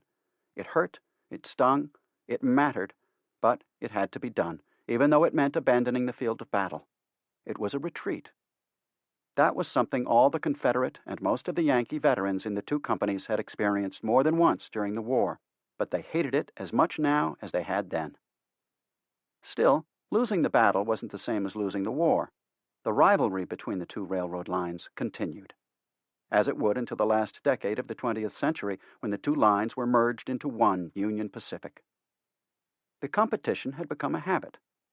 At the end of April 1869, even though the race had been over for nearly 3 weeks, that competition captured the attention of the people of the United States, plus the directors of the two companies. Most of all, for every employee from superintendent down to dishwasher, the climax to the competition, even if meaningless in financial terms, was mesmerizing. There had never been anything like it before and never would be again. For the UP directors and employees, one of the things that stung the most was that their railroad had become, in effect, no different from Brigham Young's grading crews, a contractor for the CP. The UP grading and track-laying gangs were working not for their own company, but for the other guys, and they knew it. Everything they did on the line between Ogden and Promontory Summit would be turned over to the CP, and the UP's treasury was, as always, empty. Dodge warned Oliver Ames, "Men will work no longer without pay, and a stoppage now is fatal to us." Jack Casement added his own warning. The banks and merchants from Omaha to Ogden were loaded with UP Railroad paper, and if the company don't send some money here soon, they will bust up the whole country. Seymour added in his own telegram, "We are being ruined for want of track material." Despite Jim Fisk's legal maneuvers, the UP directors had managed to get the headquarters out of Nassau Street in New York and up to Boston. But when the officers were let go and the sign was taken down in New York, who else but Doc Durant promptly rented the rooms and took possession of their contents. He didn't get much because the Ames brothers and their friends had acted first in emptying the vaults, file cabinets, and the rest. "When we can get our books away from New York and cleaned out from that sink of corruption," Oliver Ames declared while doing the deed, "we shall feel safe, and not until then." By April 22, they were safe. The directors held their long-postponed stockholders' meeting in Boston. The highlight came after a series of speeches when a telegraph from Dodge in Utah was read. "Central Pacific Railroad, 18 miles from Promontory Summit. We are 12 miles from Summit." There were cheers all around, and the meeting was adjourned. The troubles were not over. Lewis Dent let the board know that he and his partner expected to be retained as counsel for the UP at $10,000 a year, each. He had connections. He was Grant's brother-in-law, and his own brother, General Frederick Dent, had served with Grant through the war and was now the president's military secretary. Further, General Rawlins, Grant's closest advisor, had promised Dent he would receive a very liberal proposition from the UP. Dodge said to give him $500 a year. Dent dismissed that offer as an insult. General Dent then told another director that his brother had been treated badly. That director then warned Oliver Ames, "It is not in the interest of our company to make enemies in that direction." The UP gave in and put Dent and his partner on the payroll. Worse followed. The corruption all along the line, so often pointed out by Webster Snyder, was now apparent to all. Cries went up. There were mutters of "off with their heads" and screams of outrage. But nothing happened, because everyone was too busy with his own concerns. Early in April, Snyder wrote Dodge, I am heartily sick of this outfit that talks so much about cleaning out thieves, and yet weakens when in presence of the thieves, and will let thousands be stolen under their own eyes." There was more. Reports came to Dodge of defective masonry on many of the UP's bridges. 3 spans collapsed when the masonry failed. The arches on 2 culverts at Lodgepole Creek also crashed because of inferior workmanship. Dodge did a quick inspection and declared the masonry at Bear River worthless. He said, "The backing is dirt and free stone set on edge," he wrote Oliver Ames. "We cannot trust masons who have had the reputation of being number one and honest unless we employ an engineer to every structure to stand right over them." Shortly thereafter, a telegram came in from Utah. "We must have $500,000 to pay contractors, men, immediately, or road cannot run." And, at a time when most American newspapers were recording the march to the summit in minute detail for their readers, the New York Herald ran a sour editorial. "In Congress, we see the Union Pacific Railroad ring triumphant, and its directors and hangers-on flaunt their corruption and their ill-acquired means in the face of all decency and legislative morality." To the directors, it must have seemed that this was a hell of a way to run a railroad. Just as their company was on the verge of completing the job, it appeared to be nearing the brink of collapse. The triumphal procession they had anticipated threatened to become a funeral cortege. The CP was moving ahead briskly, indeed almost without worries. On April 9, it was 690 miles east of Sacramento, and that day laid 4.2 miles of track. The next day, it set down 3.1 miles, and the day after that, 4.6. By April 17, it had reached Monument Point, a quarter-mile north of the lake shore. There, the CP had established 3 sprawling grading camps. The first had 100 tents, the second another 100, and the third 75. Hustle and bustle were the words that came to people's lips when they saw this hive of activity. As one example, on April 18, a train came from Sacramento. It was 32 cars in length. While the Chinese unloaded each car of its rails and ties, others were putting intermediate ties under the rails, which were already spiked into place, and still others were putting in additional ballast and tamping it down. Monument Point was a spot Durant and Dodge had once thought of as a meeting place, after they had given up on the Nevada-California state line or Humboldt Wells. Now, none of that was to be. On April 23, the Alta California reported that the distance separating the 2 lines was less than 50 miles. The CP is laying about 4 miles of track a day. The UP some days have laid the same, on others only 1 or 2 miles from lack of material, principally ties. Although the tracks had not yet joined, increasingly emigrants were moving west by rail rather than wagon trains.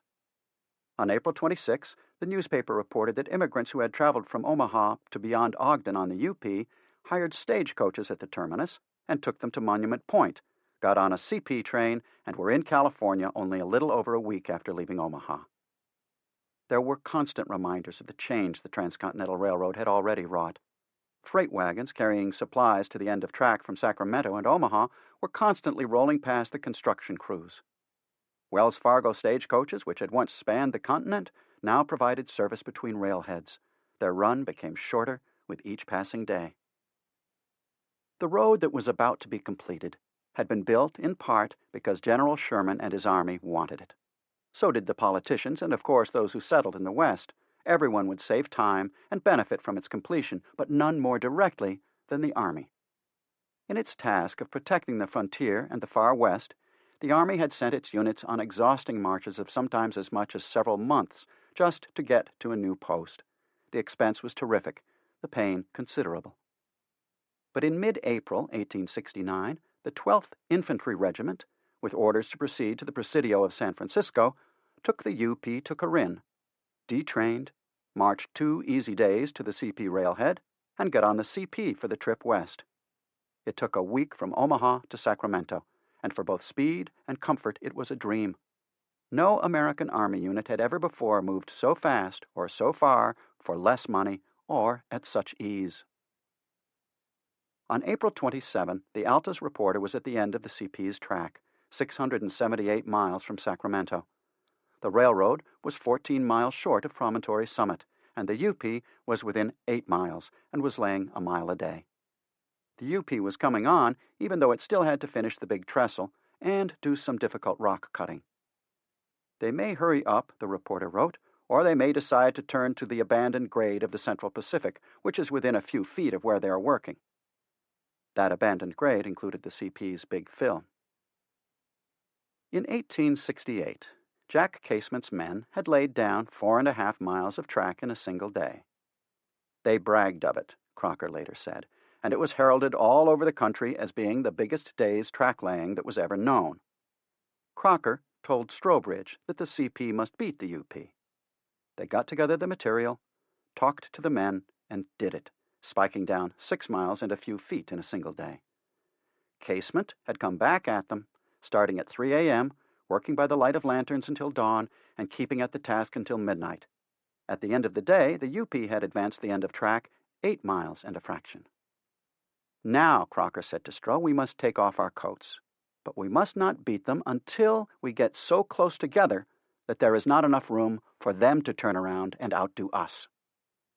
10 miles ought to do it, he figured. Mr. Crocker, Strobridge said, we cannot get men enough onto the track to lay 10 miles. Crocker said it had to be done. How are we going to do it? Stroh asked. The men will all be in each other's way. Organize, Crocker replied. I've been thinking over this for 2 weeks, and I have got it all planned out. Crocker's plan was to have the men and the horses ready at first light. He wanted iron cars with rails, spikes, and fish plates all ready to go. The night before, he wanted 5 supply trains lined up, the first at the railhead. Each of the 5 locomotives would pull 16 cars, which contained enough supplies for 2 miles of track. When the sun rose, the Chinese would leap onto the cars of the first train, up at the end of track, and begin throwing down kegs of bolts and spikes, bundles of fish plates, and the iron rails. That train would then back up to a siding, and while the first 2 miles were laid, another would come forward. As the first train moved back, 6-man gangs of Chinese would lift the small open flat cars onto the track and begin loading each one with 16 rails plus kegs of bolts, spikes, and fish plates. The flat cars had rollers along their outer edges to make it easier to slide the rails forward and off. 2 horses in single file, each with a rider on its back, would be hitched to the car by a long rope. The horses would then race down the side of the grade kept clear for them. As this operation was being mounted, 3 men with shovels, called pioneers, would move out along the grade, aligning the ties that had been placed on the grade the night before. When the loaded cart got to the end of track, right after the pioneers, a team of Irish workers, 1 on each side, would grab the rails with their tongs, 2 men in front, 2 at the rear, race them forward to their proper position, and drop them in their proper place when the foreman called out, "Down." Ahead of the track layers would be 2 men to handle the portable track gauge, a wooden measuring device that was 4 feet 8.5 inches long. They would stay just ahead of the track layers all day long, making sure the rails laid down were just as far apart as Abraham Lincoln had decreed they should be. The spikes, placed by the Chinese workers atop the rails, would dribble onto the grade as the rails were removed. The bolts and fish plates were carried in hand buckets to where they were needed. When the cart was empty, it would be tipped off the grade and the next one brought on. Then the first one would be turned around and the horses would be rehitched to race back for another load. Next would come the men placing and pounding in spikes. Crocker told Stroh, have the first man drive one particular spike and not stop for another. He walks right past that rail and drives the same spike in the next rail. Another man follows him and drives the next spike in the same rail, and another follows him, and so on. He admonished Stroh to have enough spikes on hand so that no man stops and no man passes another. After the spikes were driven in place, 5 to a rail, would come the straighteners. 1 man sees a defective place and he gives it a shove and passes on, Crocker instructed.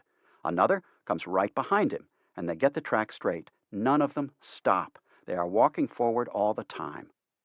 Next would be the crew to ballast the rails. 1 would raise the track with his shovel placed under a tie. Another would cast a shovelful of dirt under the tie. Then the fillers, 1 man after another, throwing in a shovelful of earth. Crocker told Stroh to have enough of them so that when they are all through, you have it all filled and no man stops or allows another man to pass him. Finally, the tampers. There were 400 of them. Each one gives 2 tamps, and he goes right along and gives 2 more to the next, and does not stop on one rail, so that he will not be in the way of the next man. The crew placing the telegraph poles and fixing the wire would keep pace with the others. And as the rail layers emptied a car, it would be tipped off the track and another one brought on. The empty car would be replaced and taken back to the pile of rails by the horses at a gallop. When a loaded car was approaching down the track, the crew on the empty one would jump off and lift their car from the rails, then put it back after the loaded car went past with unslackened speed. When all the rails had been laid, another train, pulling 16 cars, would come up to the end of track. The Chinese would swarm over it, throw off all the rails, spikes, bolts, and fish plates, and the process would be repeated. Strobridge heard everything Crocker had to say, considered it, and finally said, "We can beat them, but it will cost something." For example, he insisted on having a fresh team of horses for each car hauling rail, the fresh horses to take over after every 2.5 miles. "Go ahead and do it," was Crocker's reply. They waited until April 27, when the CP had only 14 miles to go, the UP 9. And that up the eastern approach to Promontory Summit, heavy work at best, and the big trestle not yet done. If Strobridge and his men accomplished the feat, the UP wouldn't have enough room left to exceed the 10 miles. Crocker offered a bet of $10,000 to Durant, saying that the CP would lay 10 miles of track in one day. Reportedly, Durant was sure they couldn't, and accepted the wager. On April 27, a CP locomotive ran off the track after the crew had put down 2 miles of track. The accident forced a postponement of the try for the record until the next day. This was somewhat embarrassing, for the UP had its engineers there to watch, along with some Army officers on their way to a new mission and several newspaper correspondents. Crocker laughed it off.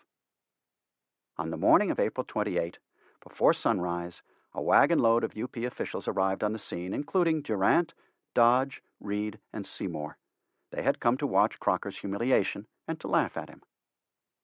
What the CP crews did that day will be remembered as long as this republic lasts. White men born in America were there, along with former slaves whose ancestors came from Africa, plus emigrants from all across Europe, and more than 3,000 Chinamen. There were some Mexicans with at least a touch of Native American blood in them, as well as French Indians and at least a few Native Americans. Everyone was excited, ready to get to work, eager to show what he could do. Even the Chinese, usually methodical and a bit scornful of the American way of doing things, were stirred to a fever pitch. They and all the others. "We are the world," they said. They had come together at this desolate place in the middle of western North America to do what had never been done before them. The sun rose at 7:15 a.m. Corinne time. All times were local until the 4 standard time zones were adopted in 1878. The railroads demanded it, for uniformity was critical for their operations. First, the Chinese went to work. According to the San Francisco Bulletin's correspondent, in 8 minutes, the 16 cars were cleared with a noise like the bombardment of an army. Dodge was impressed. By the end of the day, he was ready to pronounce the Chinese very quiet, handy, good cooks, and good at almost everything they are put at. Only trouble is, we cannot talk to them. The Irishmen laying the track came on behind the pioneers and the track gaugers. Their names were Michael Shea, Patrick Joyce, Michael Kennedy, Thomas Daly, George Eliot, Michael Sullivan, Edward Killeen, and Fred McNamara. Their foreman was George Coley. The 2 in front on each 30-foot rail would pick it up with their tongs and run forward. The 2 in the rear picked it up and carried it forward until all 4 heard "down." The rails weighed 560 pounds each. Next came the men starting the spikes by placing them in position. Then the spike drivers. Then the bolt threaders. Then the straighteners. Finally, the tampers. Keeping pace with the crews was the telegraph construction party, digging the holes, putting in the poles, hauling out, hanging, and insulating the wire. "The scene is a most animated one," wrote one newspaper reporter. "From the first pioneer to the last tamper, perhaps 2 miles, there is a thin line of 1,000 men advancing a mile an hour. The iron cars running up and down, mounted men galloping backward and forward. Alongside of the moving force are teams hauling tools and water wagons, and Chinamen with pails strung over their shoulders, moving among the men with water and tea. One of the Army officers, the senior man, grabbed the arm of Charlie Crocker and said, "I never saw such organization as this. It is just like an army marching across over the ground and leaving a track built behind them." When the whistle blew for the noon meal at 1:30 p.m., the CP workers had laid 6 miles of track. The men christened the site Victory, later Roselle, Utah, because they knew they had won. Stroh had a second team of track layers in reserve, but the proud men who had laid the first 6 miles before eating insisted on keeping at it throughout the rest of the day, as they did. After taking a leisurely hour to eat, the workers lost the better part of another hour as the rails were bent, a tedious job. It had to be done because the line was ascending the west slope of the Promontory Mountains, and on this stretch of line there were curves. Each rail was placed between blocks and hammered until it was in the proper curve. Then the others went back to work. By 7 p.m., the CP was 10 miles and 56 feet farther east than it had been at dawn. Never before done, never matched. Each man among the Irish track layers had lifted 125 tons of iron, plus the weight of the tongs. That was 11.2 short tons per man per hour. Each had covered 10 miles forward, and the Lord only knows how much running back and forth for the next rail. They moved the track forward at a rate of almost a mile an hour. They laid at a rate of approximately 240 feet every 75 seconds. Historian Lynn Farrar provided me with the exact numbers.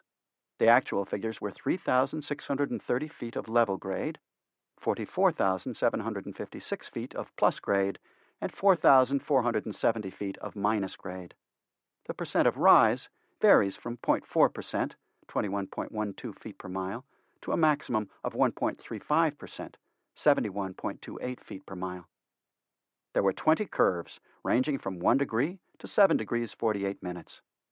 The beginning of the 10 miles at Engineer Station 549 was on a 3-degree curve.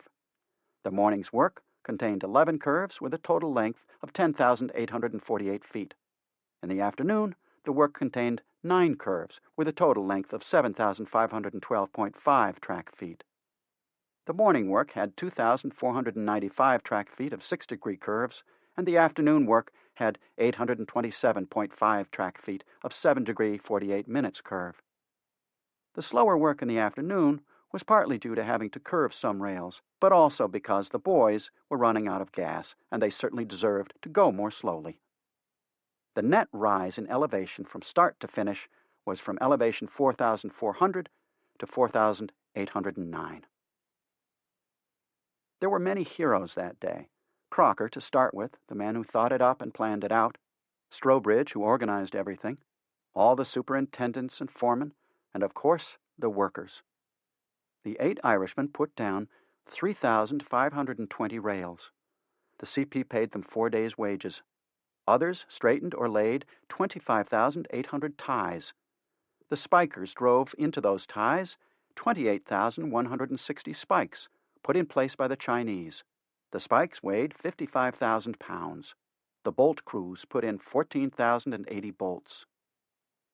The Army officer told Crocker he had walked his horse right along with the track layers, and they went forward just about as fast as a horse could walk. He added a supreme compliment. It was a good day's march for an army. To demonstrate how well done it had been, engineer Jim Campbell ran a locomotive over the new track at 40 miles per hour. Then, the last of the 5 construction trains was backed down the long grade past Victory to the construction camp just north of the lake. There were 1,200 men piled onto its 16 flat cars for the ride, smiling, cheering lustily, laughing, chattering, kicking their feet, swinging their arms, breaking into song, congratulating one another. They had done what no men before them had ever done, nor would any to come. Jack Casement turned to Strobridge. He owned up beaten, Stroh later commented. But Dan Casement was not a good loser. He said his men could do better if they had enough room to do so, and he begged Durant for permission to tear up several miles of track in order to prove it. Durant said no. As far as can be told, Doc never paid Crocker the $10,000 he lost in the bet. On the CP side of the tracks, it was Huntington who was disgruntled. "I noticed by the papers," he wrote Crocker, "that there was 10 miles of track laid in one day on the Central Pacific, which was really a great feat. the more particularly when we consider that it was done after the necessity for its being done had passed. Meantime, the Alta California reported, the Union Pacific Road creeps on but slowly. They had to build a tremendous trestle work, over 400 feet long and 85 feet high. But their rock cutting is the most formidable work, and it seems a pity that such a big job should be necessary when the grading of the Central Pacific is available and has been offered to them. Instead of doing the obvious, as suggested by the correspondent, Doc Durant, riding in a wagon back to Ogden, put out orders to start hauling rails and ties up to Promontory Summit by wagons, and begin immediately to lay track toward the east from there. Don't wait for the big trestle to be finished, he thundered. Start laying track now. Graders for the UP were working at either end. They were not yet finished, and the rail layers had to wait for them. The correspondent for the Alta described the scene as he saw it. Standing here on this rising ground, he scribbled in his notebook and then sent off by telegram to his paper as he watched from Promontory Summit, a view of the whole field may be obtained.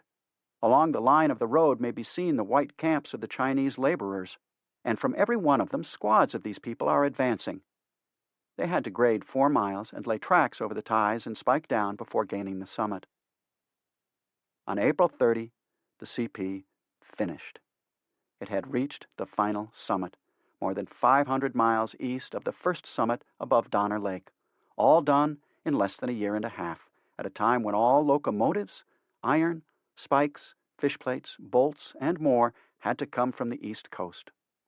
The Alta noted, "The last blow has been struck on the Central Pacific Railroad, and the last tie and rail were placed in position today.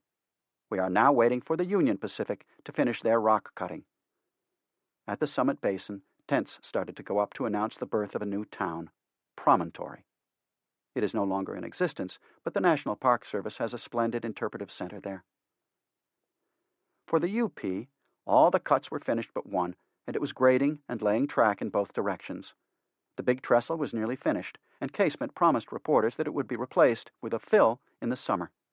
He didn't explain exactly why the UP would not use the CP's big fill. The UP's accomplishment needs to be noted.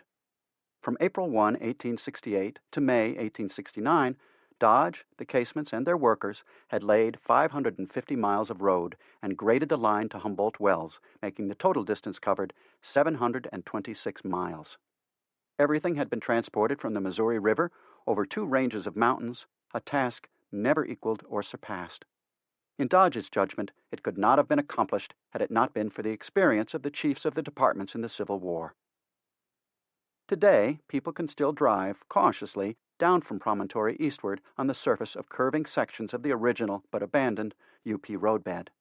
Abandoned early in the 20th century, the new line across Great Salt Lake was opened for traffic on March 4, 1904. The tracks over the summit were torn up in World War II to use as scrap iron. One drives through high fills and long, deep cuts. There, too, can be traced the CP's lines. Sometimes the two cross each other. Going west from Promontory Summit, an automobile and a bike trail follow the original CP track, with the UP grading always visible.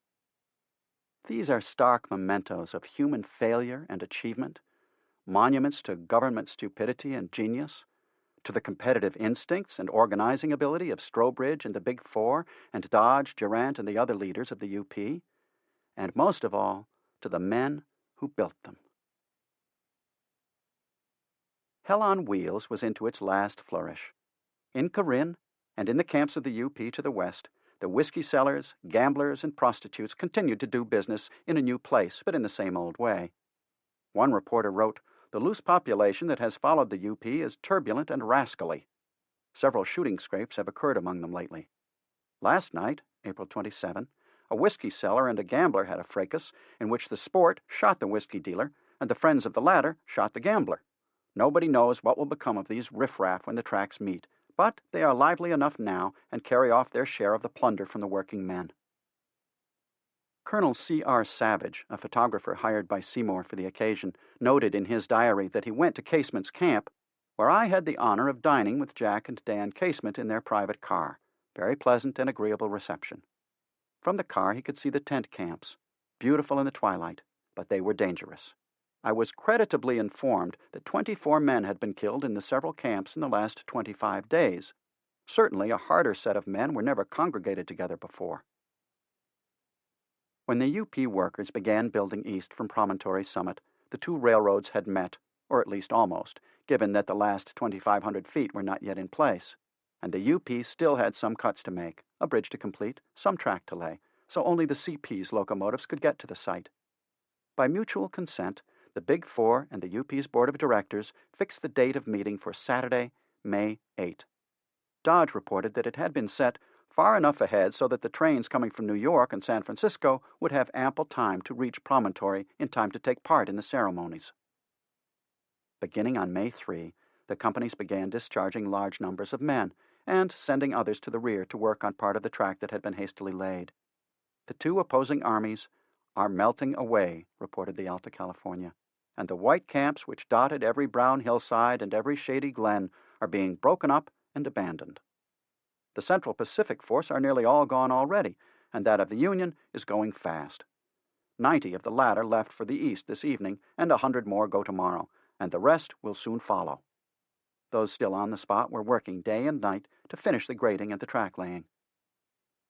The Salt Lake Deseret News had an item that signified the change. Business at Corinne is very dull. The merchants there are in a state of perplexity as there is no sale in the town. A great many are leaving in disgust. Land speculation is at a discount, and this last born of railroad towns is pronounced the greatest bilk of any.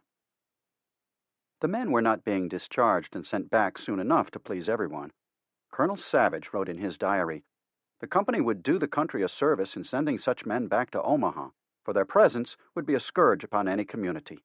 He watched as returning men were piled upon the cars in every stage of drunkenness. Every ranch or tent has whiskey for sale. Then he pronounced his own judgment, one that has been quoted countless times since. "Verily, men earn their money like horses and spend it like asses." Dodge, generous in his remarks about the Chinese, sneered at the 10 miles in one day record. They took a week preparing for it, he declared, and embedded all their ties beforehand. That last wasn't true, but he went on anyway. "I never saw so much needless waste in building railroads." Then he admitted that the UP's construction department has been inefficient. More specifically, he claimed, there is no excuse for the UP's not being 50 miles west of Promontory Summit. That was sour grapes. But Dodge closed with a comment that summed up the triumphs and troubles he had seen.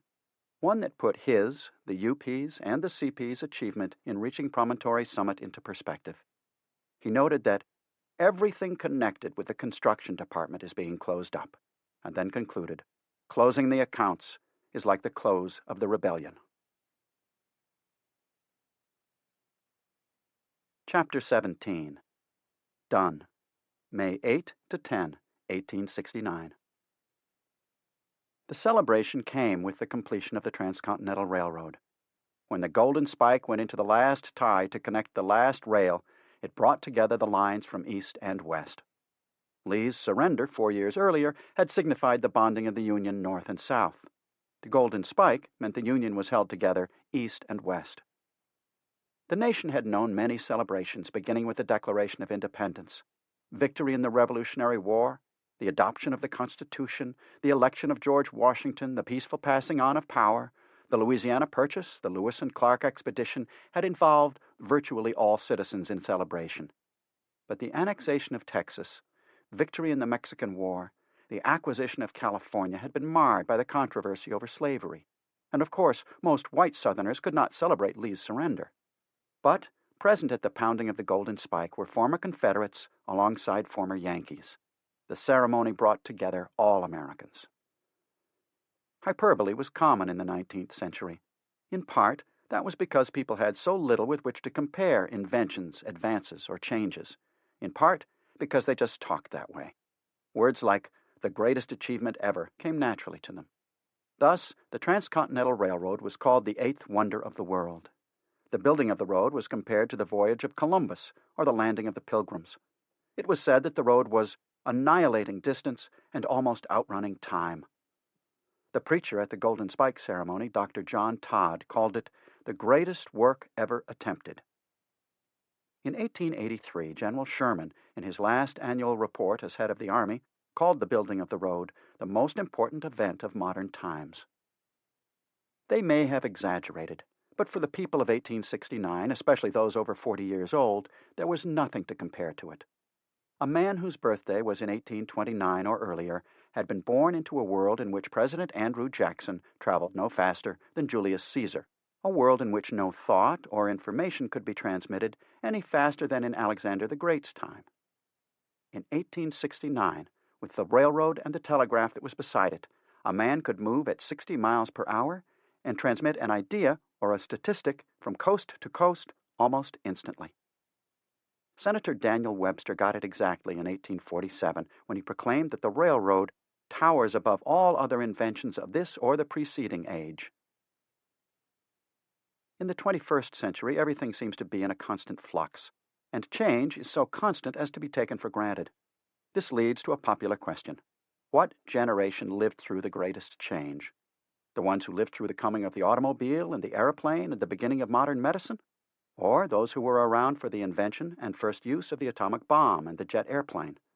Or the computer? Or the internet and email? For me, it is the Americans who lived through the second half of the 19th century.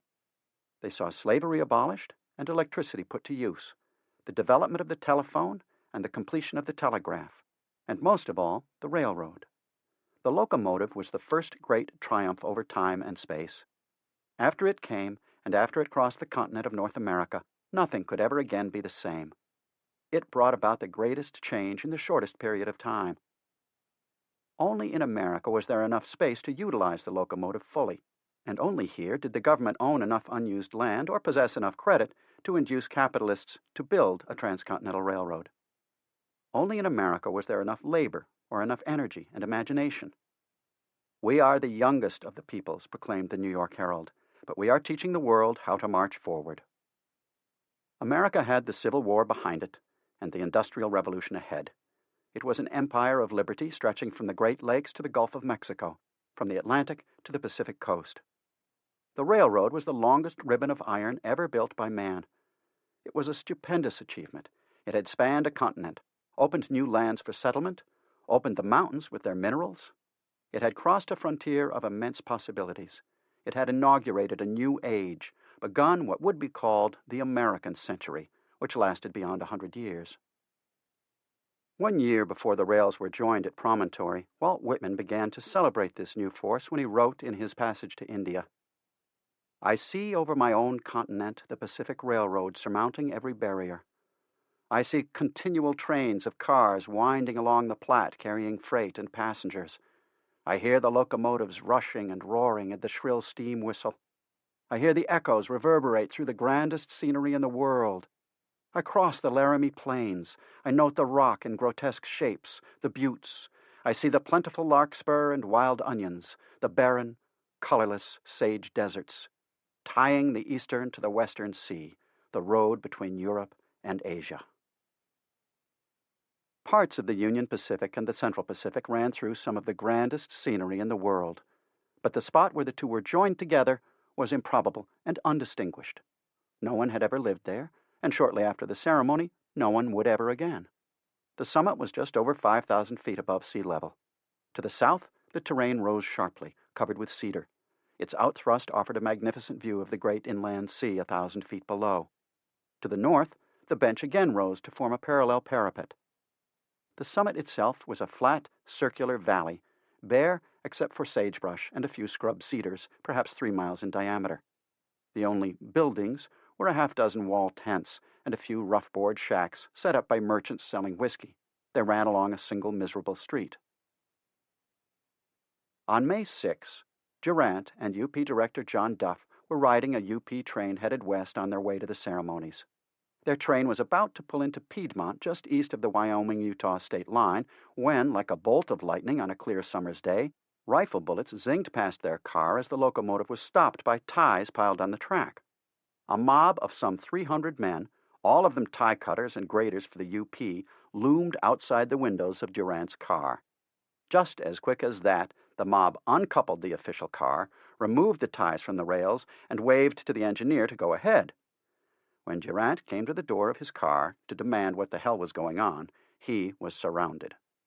A spokesman for the mob said they wanted their back pay overdue for months. They intended to hold Durant and Duff until it was paid. Something over $200,000 was due. Durant said he didn't have such a sum on him, but assured the mob that he was in full sympathy with their demand. Taken to the telegraph station, he sent a message to Oliver Ames in Boston to send the money. But Oliver sent his own telegram later to Dodge in Echo City to call for a company of infantry from nearby Fort Bridger to free Durant. Dodge did, and the company was apparently sent, but for unknown reasons, the troop train was waved right through at Piedmont. The affair is shrouded in mist. No authoritative account exists. At some point, the kidnappers wired Dodge to put up the money within 24 hours or else. What the or else signified is not clear. In some accounts, it was that the mob would hang or shoot Durant if he called for troops rather than money. Director Sidney Dillon was with Dodge in Echo City. He had been sending a series of telegrams to Boston begging for more money to satisfy at least some of the demands in Utah. The Ames brothers had scraped up several $100,000, but it had all been dispersed, which might have been the cause of the kidnapping. The word may have flashed through Utah that some railroad workers were being paid. Word of Durant and Duff's kidnapping had spread. Now Dillon wired that he must have $500,000 more at once. Dodge seconded Dillon's plea. On May 7, he sent a second message to Oliver. "You must furnish funds." He added a warning. "If you wait until all the UP's trains are stopped, it will be too late to release them until we are forced to pay, in fact, everything due online. $500,000, he felt, will relieve necessities and enable us to keep moving." The money was dug up somewhere and furnished and distributed to the men, and Durant and Duff were released in time for the ceremony. A reporter for the San Francisco Bulletin said Durant had turned over to the men some $253,000 in cash. Perhaps, but as usual with Durant, there is more to the story.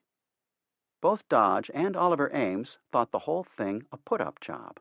Put up by none other than Durant, who had a deal with one of the contractors, James W. Davis and Company, and wanted the money to pay what Davis was due. In his autobiography, Dodge wrote that without doubt Durant had staged the whole thing for the purpose of forcing the UP to pay. Ames was the first to suggest that such was the case. He wrote to Dodge on May 12, "Davis and associate men were the parties stopping the train. Could it be one of Durant's plans to have these men get their pay out of the road and we suffer for his benefit?" He closed with a generalization to which everyone who had ever dealt with Doc could subscribe. "Durant is so strange a man that I am prepared to believe any sort of rascality that may be charged against him."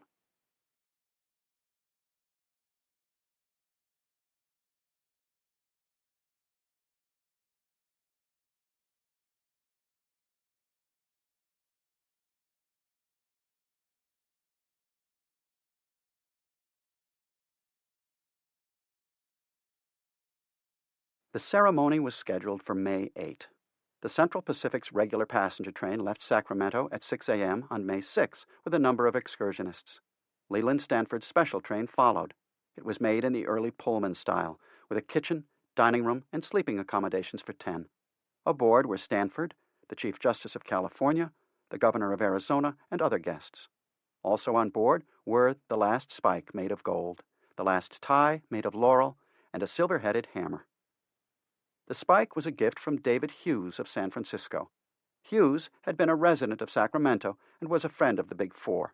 He was somewhat embarrassed that he had not had enough money in 1863 or 1864 to participate in the financing of the CP. After moving to San Francisco and becoming a real estate developer, he did have some money. He decided to make a gesture to thank his friends for building the road, and picked the spike as appropriate. It was 6 inches long, had a rough gold nugget attached to its point, later used to make rings for President Grant, Secretary of State William Seward, Oakes Ames, Stanford, and some others, and weighed 18 ounces.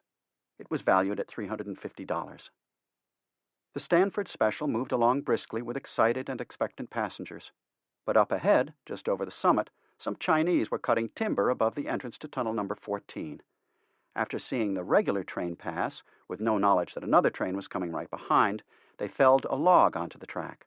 The log was big, 50 feet long and 3.5 feet in circumference. It landed in a cut with one end against the bank and the other on a rail. As Stanford's train rounded the curve, the engineer had barely enough time to apply the brakes. A guest, riding the cowcatcher, jumped off just before the collision. The engine struck the log and was damaged. A telegraph was sent ahead to Wadsworth to hold the passenger train until Stanford's coach could be attached. This was done. The locomotive pulling the passenger train was named Jupiter. It was the CP's engine number 60, built in Schenectady, now headed toward a permanent place in railroad history. On Friday afternoon, May 7, the train arrived in Promontory. The telegraph operators for each line were present and set up to send and receive wires. But there was no official from the UP. Stanford sent a message to the UP's Ogden office demanding to know where the hell the UP delegation was. Casement replied that very heavy rains had sent gushers through Weber Canyon. Devil's Gate Bridge had been damaged. The UP wouldn't get its trains to the summit before Monday, May 10. Stanford and party were stuck in one of the least scenic spots, with the fewest and least agreeable residents, on a train that had made no provision for entertaining its passengers on a 2-day layover. The UP did have a train in Ogden, beyond Weber Canyon, and on Saturday morning, Superintendent Reed sent it to the summit to invite Stanford and party for an excursion to Ogden and the mouth of Weber Canyon. That evening, on returning to the summit, Stanford had the train pull back to a more pleasant location at the Monument Point siding, 30 miles west of the summit, where at least there was a view of the lake. There he and party spent a quiet Sunday. For most of the day, it rained. Sacramento and San Francisco had been told that the joining of the rails would take place on May 8, and that was the date they intended to celebrate. When telegrams arrived informing the city fathers of the postponement, they decided to go ahead anyway. At 5 a.m. on Saturday, a CP train pulled into Sacramento carrying celebrants from Nevada, including firemen and a brass band. They got the festivities going by starting their parade. A brass cannon, the very one that had saluted the first shovelful of earth Leland Stanford had turned over for the beginning of the CP's construction 6 years earlier, boomed once again. The parade was mammoth. At its height, about 11 a.m. in Sacramento, the time the organizers had been told the joining of the rails would take place, 23 of the CP's locomotives, led by its first, the Governor Stanford, let loose a shriek of whistles that lasted for 15 minutes. In San Francisco, the parade was the biggest held to date. At 11 a.m., a 15-inch Parrott rifle cannon at Fort Point, guarding the south shore of the Golden Gate, fired a salute. 100 guns followed. Then fire bells, church bells, clock towers, machine shops, streamers, foundries. The U.S. Mint let go at full blast. The din lasted for an hour. In both cities, the celebration went through Saturday, Sunday, and Monday. The Alta California correspondent spent Sunday poking around the summit looking for a story. He got it. As he was watching the Wells Fargo Overland Stage No. 2 come into Promontory Summit with its last load of mail from the West Coast, the 4 old nags were worn and jaded, he wrote, and the coach showed evidence of long service. The mail matter was delivered to the Central Pacific Company, and with that dusty, dilapidated coach and team, the old order of things passed away forever. There is a famous, often reproduced heart photograph in which the Jupiter is just pulling into Promontory Summit while a wagon train is headed west, just to the north of the train. The various captions usually read something like, "The old gives way to the new," and identify the wagon train as the last immigrants headed for California. But the wagons apparently are bringing on supplies. They might have been returning to Monument Point after bringing up equipment for Strobridge's men. In any case, no immigrants would cross Nebraska, Wyoming, and a part of Utah on the wagons when the UP would carry them. The thought had occurred to both Dodge and Crocker that, if their railroad built a siding at Promontory Summit, it could claim terminal rights there. Crocker got all geared up. He had a train loaded with the rails, ties, spikes, bolts, and fish plates ready to go, along with a Chinese crew to build the siding and Strobridge to boss them. His plan, meticulous as always, was to run up to the summit during the early hours of Monday morning, May 10, and go to work at first light. That way, he would have the siding in place well before any ceremonies began. Dodge beat him. He talked to Jack Casement and had him start his gangs to work during Sunday night and through the wee hours of Monday morning. Under the light of lanterns and the moon, the UP men had a complete siding and Y-track in place before first light. Just as they finished, the CP construction train and the Chinese crews arrived. Casement's men greeted them with a hoot, a holler, and a laugh. The dawn on May 10 was cold, near freezing, but the rising sun heralded a bright, clear day, with temperatures rising into the 70s. Spring in Utah, as glorious as it can be.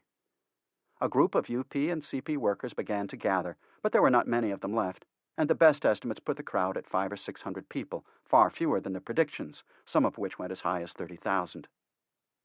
During the morning, 2 trains from the CP and 2 from the UP arrived at the site, bearing officials and their guests, and some spectators. Among those representing the CP were Stanford, Strobridge, and some minor officials, plus George Booth, engineer of the Jupiter, R.A. Murphy, fireman, and Eli Dennison, the conductor. The UP contingent included Dodge, Durant, Duff, Dillon, Reed, Hoxie, Jack and Dan Casement, and Seymour. Sam Bradford was the engineer on number 119, opposite number to the Jupiter, with Benjamin Mallory as conductor. Cyrus Sweet was the fireman. Sweet was 20 years old. He lived through World War II and died on May 30, 1948. A battalion of soldiers from the 21st Infantry Regiment, under Major Milton Cogswell, were there. The soldiers had come on by train and were headed to the Presidio of San Francisco, which surely must make the 21st the first Army unit to cross the continent by rail. The military band from Fort Douglas, Wyoming, was also there, along with the 10th Ward Band from Salt Lake City.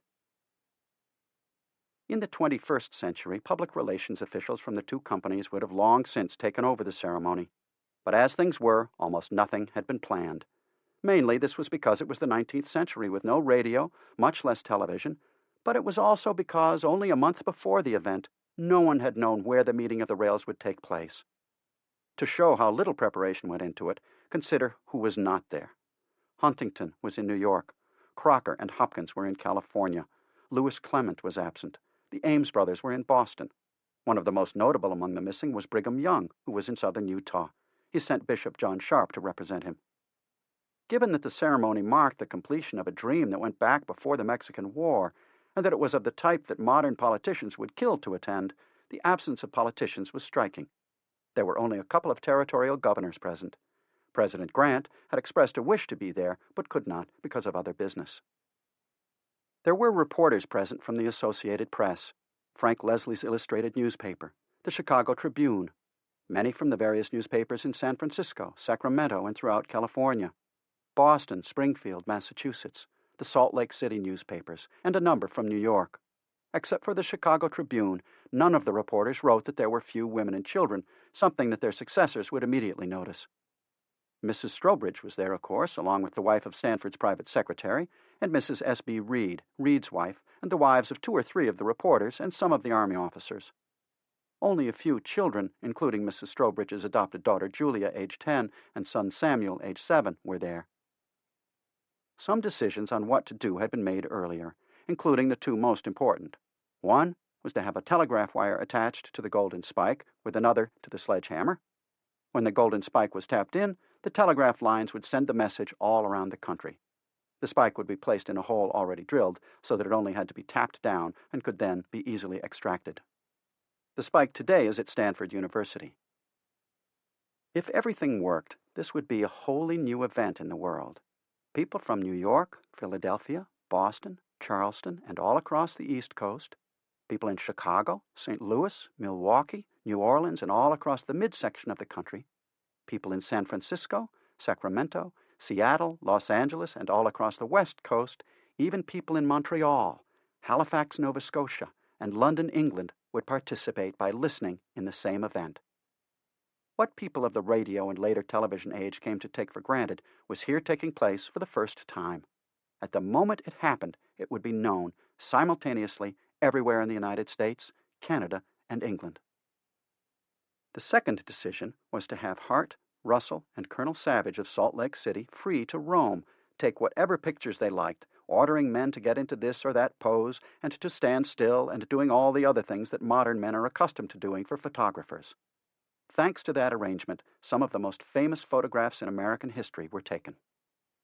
Many of the decisions had to be improvised.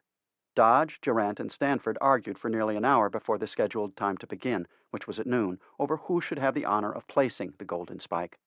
The CP officials declared that since Leland Stanford had tossed the first shovelful of earth in the construction of the road, and since the CP had been incorporated earlier than the UP, Stanford was the man to drive the last spike.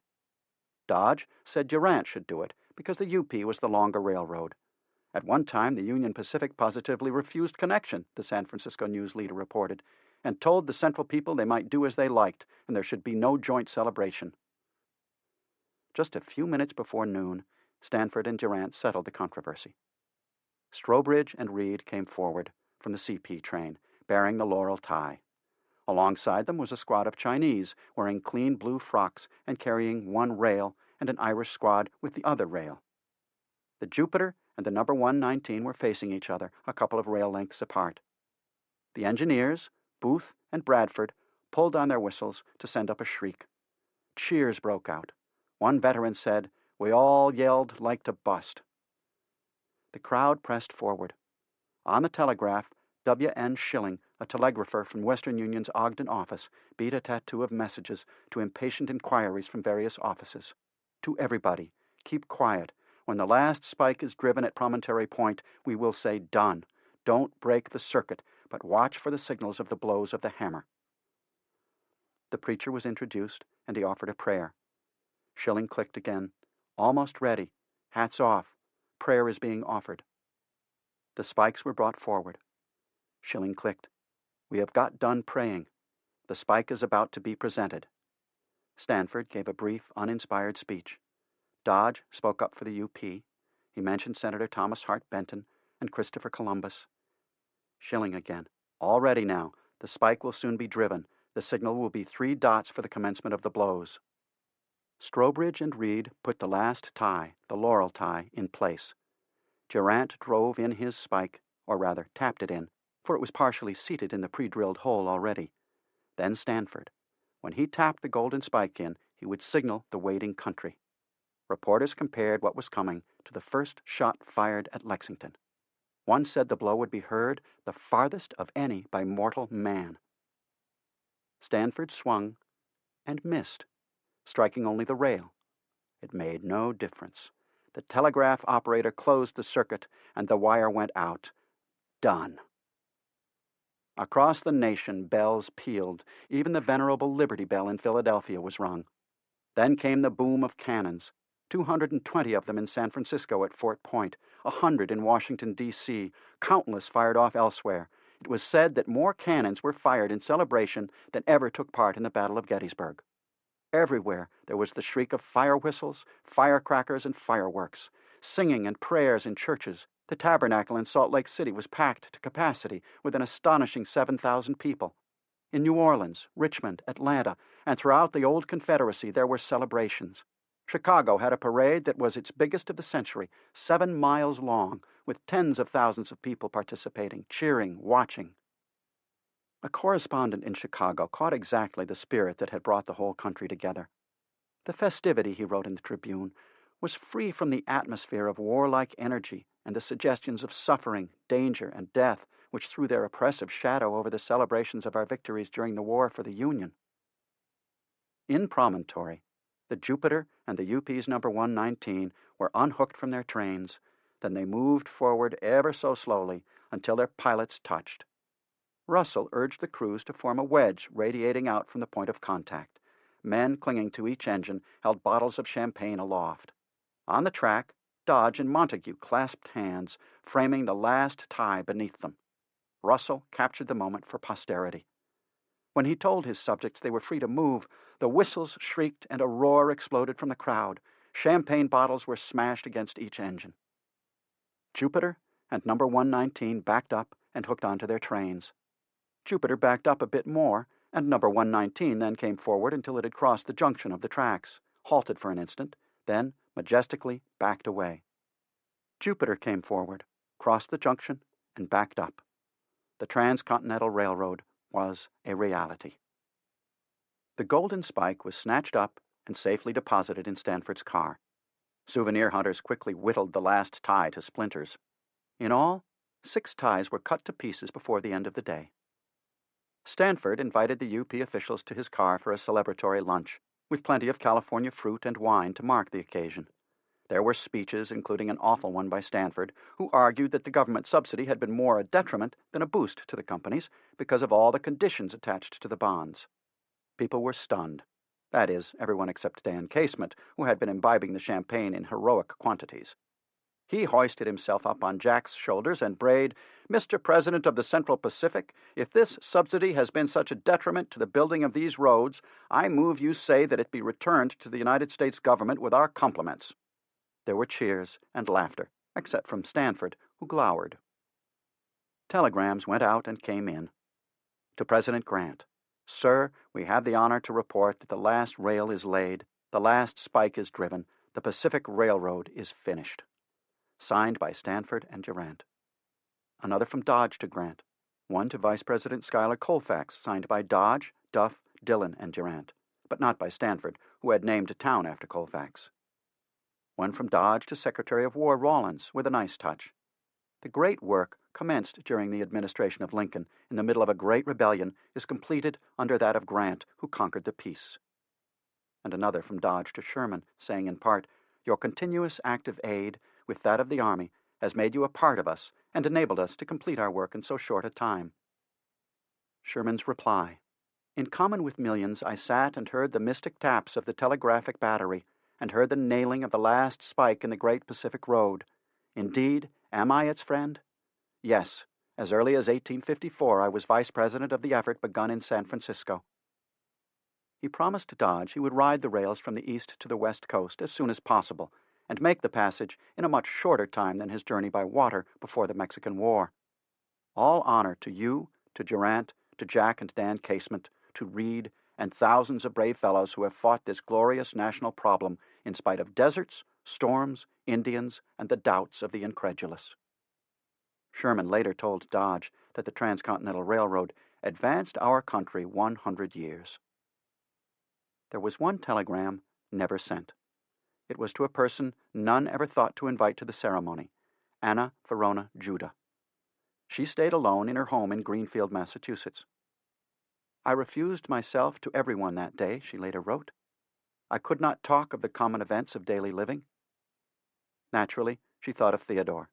She would have anyway, because by coincidence, May 10 was their wedding anniversary. "It seemed as though the spirit of my brave husband descended upon me," she wrote, "and together we were there, unseen, unheard of men." In Salt Lake City, where there were many speeches, there was one by a man named John Taylor that put the achievement in perspective. It was, he said, "so stupendous that we can scarcely find words to express our sentiments or give vent to our admiration." Then he did what he said he could scarcely do. He was a Mormon from England, and old enough that, "I can very well remember the time when there was no such thing as a railroad in existence." Impressive enough, but what came next was almost beyond contemplation to the members of his audience in 1869. "I rode on the first train that was ever made soon after its completion. That was between Manchester and Liverpool, England." Mr. Taylor could recall other changes in his life, such as the time when there was no telegraph in operation, when the idea of conveying thought from one city to another, and from one continent to another by the aid of electricity instantly, would have been considered magic, superhuman, and beyond the reach of human intellect, enterprise, and ingenuity. But nothing could match the experience of having ridden on the first train ever in operation, then being in Salt Lake City to celebrate the completion of the railroad that linked together the North American continent. Epilogue. Of all the things done by the first Transcontinental Railroad, nothing exceeded the cuts in time and cost it made for people traveling across the continent.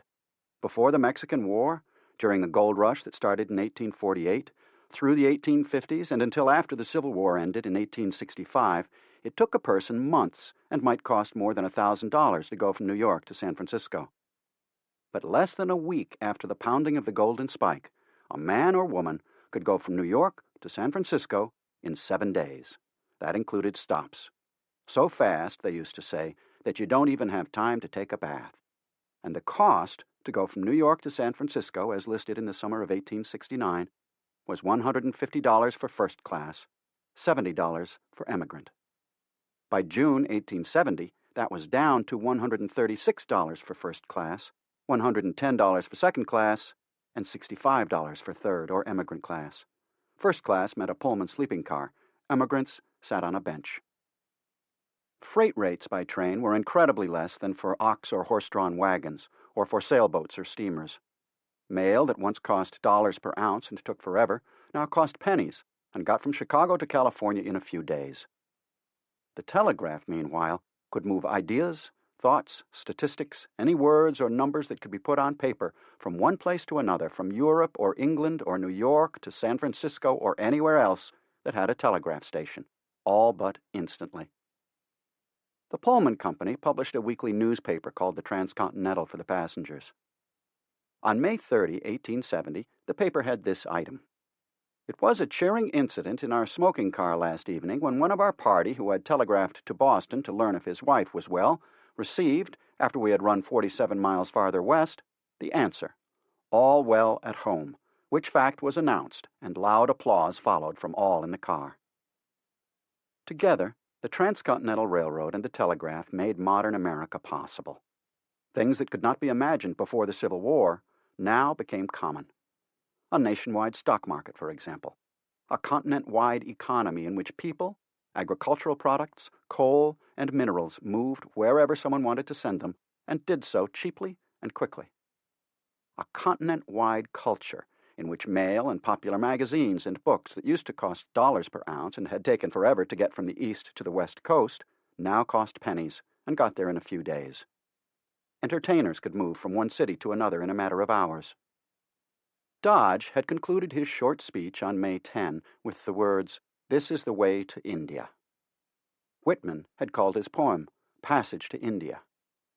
Throughout the building of the road, its proponents had predicted that the China-Japan-India trade with the east coast of America and with Europe would pass through San Francisco and then over the Transcontinental Railroad to points east, or to be shipped to Europe via New York. The first through car on the Transcontinental line carried a shipment of India tea, forerunner of the future. But the trade with Asia didn't happen, certainly not to the extent people had hoped. This was primarily because, in the same year the rails were connected, 1869, the Suez Canal opened, providing the shortest eastward sea route from Europe.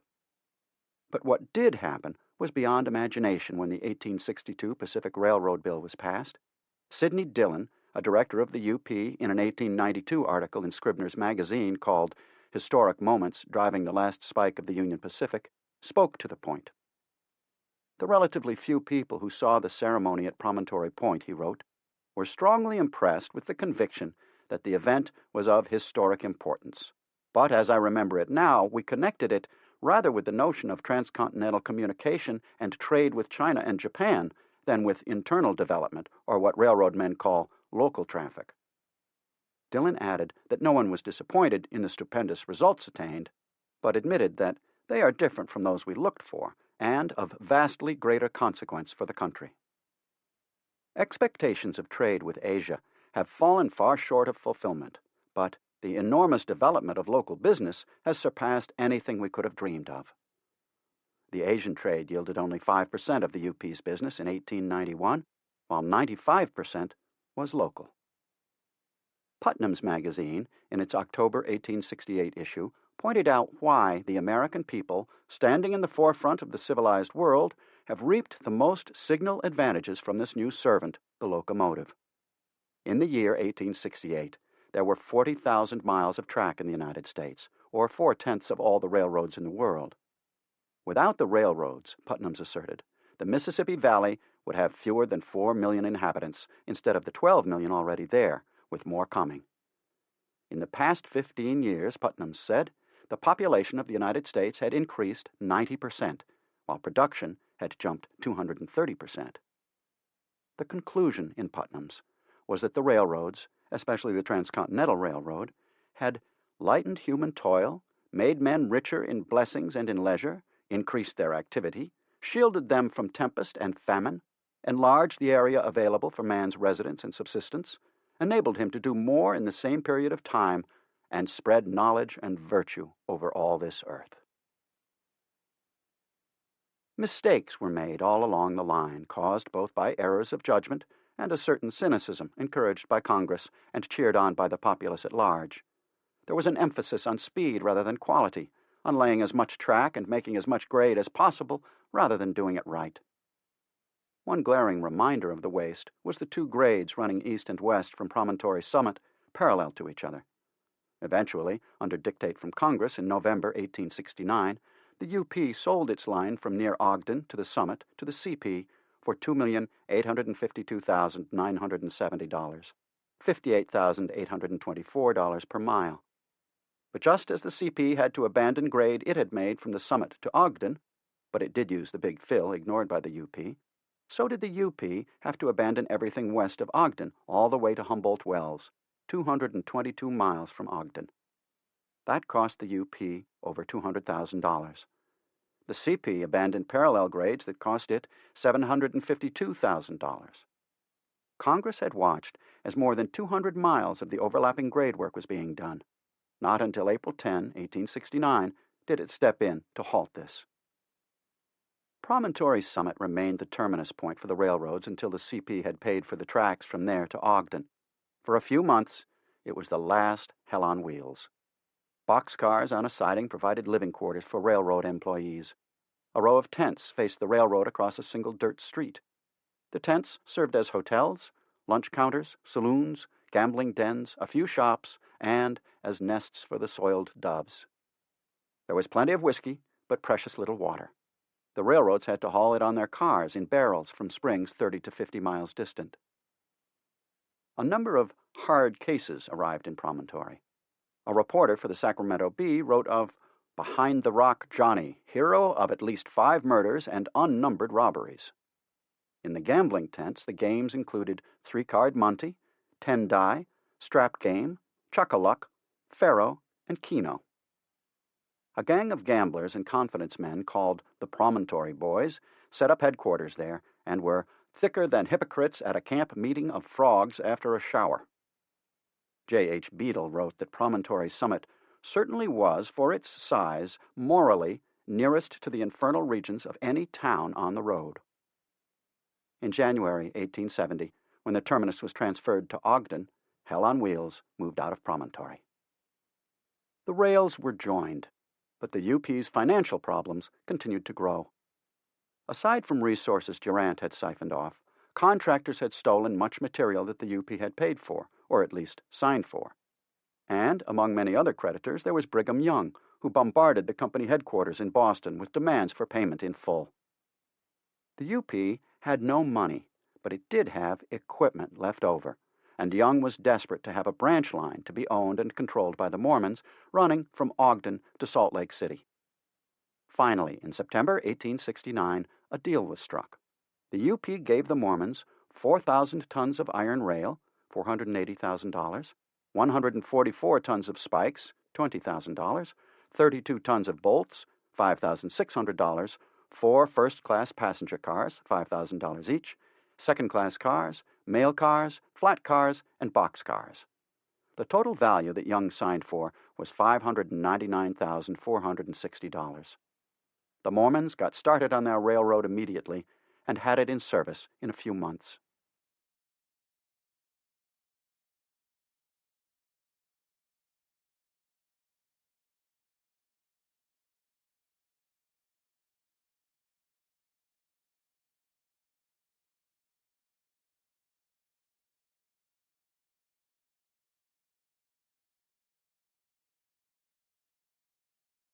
While building the road, the UP had relied on steamboats and ferries, or, in the colder winters, on temporary tracks laid across the frozen Missouri River to bring into Omaha supplies of all kinds from the east. What was needed was a permanent bridge, which was started in 1870 and opened in March 1872. It had 11 spans, each 250 feet in length and 60 feet above the water. It cost about $2.9 million to build. With the completion of that bridge, there was a continuous line of track from New York to Sacramento. In Sacramento, the Big Four were putting their first pioneering line into the San Francisco Bay Area and through the broad, fertile, and largely unpopulated San Joaquin Valley. They were taking control of other railroads and had even bigger plans. On September 4, 1872, the New York Sun had a bold headline: "The King of Frauds. How the Crédit Mobilier bought its way through Congress. Colossal bribery. Congressmen who have robbed the people and who now support the national robber. How some men get fortunes. The newspaper had launched what became the biggest scandal of the 19th century. That scandal would scar the UP through the remainder of that century, and indeed to the end of the 20th century. The House of Representatives had a series of hearings to inquire into the workings of the Crédit Mobilier, the UP, and the CP. Every official from the companies was required to testify. In virtually every case, the testimony was twisted and given the worst possible interpretation. The hearings went on for a full 6 months, featuring, for the most part, acrimony and sensationalism, although most charges were true and would be proven. A chief, but by no means only target, was Oakes Ames. Hoax Ames, one newspaper called him, because, as a congressman, he had distributed Crédit Mobilier stock to some of his colleagues. Representative James G. Blaine was one of them. Representative James Garfield was another, Representative James Brooks another, and the list included Vice President Schuyler Colfax. Ames had written, in a letter published by an inquiring reporter, that he wanted to place the stock where it would do the most good. The UP and the CP were the biggest corporations of their time, and the first to have extensive dealings with the federal, state, county, and township governments.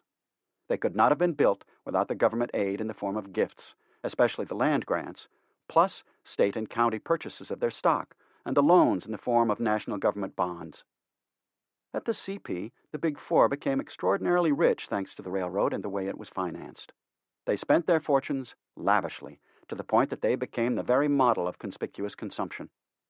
The men who held stock in the Crédit Mobilier also got rich from it. In large part, this was done by defrauding the government and the public, by paying the lowest possible wages to the men who built the lines, and by delaying or actually ignoring payments of bills to the subcontractors and the workmen. In many ways, they used their power to guarantee profits for themselves. Most Americans found it difficult, even impossible, to believe that they had actually earned those profits. The original congressional investigation into the machinations of the Crédit Mobilier provided sensational material for the investigative reporters, the politicians, and the public. There were cries of outrage. The general sentiment was, "We have been bilked." People were ashamed of their congressman who had been complicit. When Oakes Ames said he could see no reason why a member of Congress should not hold Crédit Mobilier stock, most Americans were outraged. They were also furious at the revelations by the investigative reporters and politicians of the amount of corruption that had characterized the building of the UP, and by the amount of lying or dissembling by those who testified. After a half-year of hearings, the Congress established that Oakes Ames had distributed and used as payoffs quite a lot of Crédit Mobilier stock, that he had lied to Congress about why he had passed out that stock, that the Crédit Mobilier had paid out astonishing sums as dividends, that the Union Pacific was so broke it could only just barely keep functioning, that the Union Pacific directors had a hard time explaining what happened to all the money the UP took in from its own and government bonds. The case was a smash hit. People couldn't get enough of it. Papers everywhere ran summaries of the testimonies. Reporters listened for every word. As in so much else, the UP was once again leading the way as the central character in the action. As well it should have been, since what was being argued about was nothing less than the relationship between government and business. Practical matters were involved, such as when government intervention or regulation is justified. The headlines the case produced were nevertheless gripping. Given the attention paid to the hearings, the House had to do something. After much talk, it passed 2 meek resolutions of censure, one against Ames, the other against Brooks. Durant, lucky for him, was gone. 2 weeks after the joining of the rails, President Grant made it clear to all concerned that Durant had to be forced off the board of directors. In late May 1869 he was. For Oakes Ames, however, the shame of the resolution killed him, or at least that shame was given as the major reason for his death on May 8, 1873. Brooks had died a week earlier. The CP, or more particularly the Contract and Finance Company, was also investigated by Congress, but all its books had been burned. Whether deliberately or by accident was and is in dispute, so nothing was pinned on the Big Four, even though they were as vulnerable as the UP. The Congress felt it had the right, the responsibility and the power to go after the UP and the CP because the companies would not exist had the Congress not loaned them government bonds and given them land grants. These two matters have caused enormous controversy ever since. Both companies have been accused of stretching out the lines in order to get more land grants, a notion that is completely wrong. Despite 130 years of working to reduce the length of the lines, only a few miles have been shaved off, and that mainly caused by the fall of the level of the Great Salt Lake, which allowed the railroad to make a shortcut below Promontory Summit by erecting a causeway through the water. The land grants are much misunderstood, especially by professors teaching the American History Survey course. They are denounced, lambasted, derided. In one of the most influential textbooks ever published, Growth of the American Republic by Samuel Eliot Morison and Henry Steele Commager, the authors, who were the most distinguished historians of their day, if not for the whole of the 20th century, wrote, "The lands granted to both the Union Pacific and the Central Pacific yielded enough to have covered all legitimate costs of building these roads." A colleague of theirs, also distinguished, Fred Shannon, wrote, "The $500 million in land alone to the land-grant railroads was worth more than the railroads were when they were built." Other historians, for example Robert Henry, have been more tolerant. Henry writes that the land grants did what had never been done before, provided transportation ahead of settlement. True enough, but it is also true that what the Ames brothers, the Big Four, and others thought should have been regarded as a splendid achievement was widely viewed as full of serious abuse. For example, the corruption that was rife in the building of the railroads was widespread. Further, the railroads enjoyed a monopoly that allowed them to charge what most users came to regard as inflated rates for freight and passenger traffic. There was a great deal of shoddy construction that had to be replaced. Collis Huntington had lied and probably used bribes, and certainly had drawn a fictitious map to get revisions highly favorable to the CP in the Pacific Railroad Act. He and his partners and their opposite numbers at the UP also lied to the various government commissions set up to examine the track. In these and other matters, they justified the concern and attention of the investigative reporters and the politicians. That was, after all, the people's money they had stolen. It was the land grants and the bonds the government passed out that caused the greatest outrage, at the time and later. Still, although many of the owners of the railroad's stocks and bonds were guilty of most of the charges made against them, there is another side. The land grants never brought in enough money to pay the bills of building either railroad, or even to come close. In California, from Sacramento to the Sierra Nevada, and in Nebraska, the railroads were able to sell the alternate strips of land at a good price, $2.50 per acre or more. But in most of Wyoming, Utah, and Nevada, the companies never could sell the land. Unless it had minerals on it, it was virtually worthless, even to cattlemen who needed far more acres for a workable ranch. So, too, the vast amount of land the government still owns in the West. The total value of the lands distributed to the railroads was estimated by the Interior Department's auditor as of November 1, 1880, at $391,804,610. The total investment in railroads in the United States in that year was $4,653,609,000. In addition, the government got to sell the alternate sections it had held on to in California and Nebraska for big sums. Those lands would have been worth nearly nothing, or in many cases absolutely nothing, if not for the building of the railroads. With regard to the government bonds, generations of American students have been offered a black and white view. The bonds went not only to the CP and the UP, but to 6 companies chartered to build the Second, Third, and so on Pacific Railroads. In the textbooks, as in the lectures, the government was handing out a gift. Now, for those of us who were in college in the 1950s, the classes were taught by professors who had taken their own graduate training in the 1930s and had thus been brought up to blame big business for everything that went wrong, especially the Great Depression.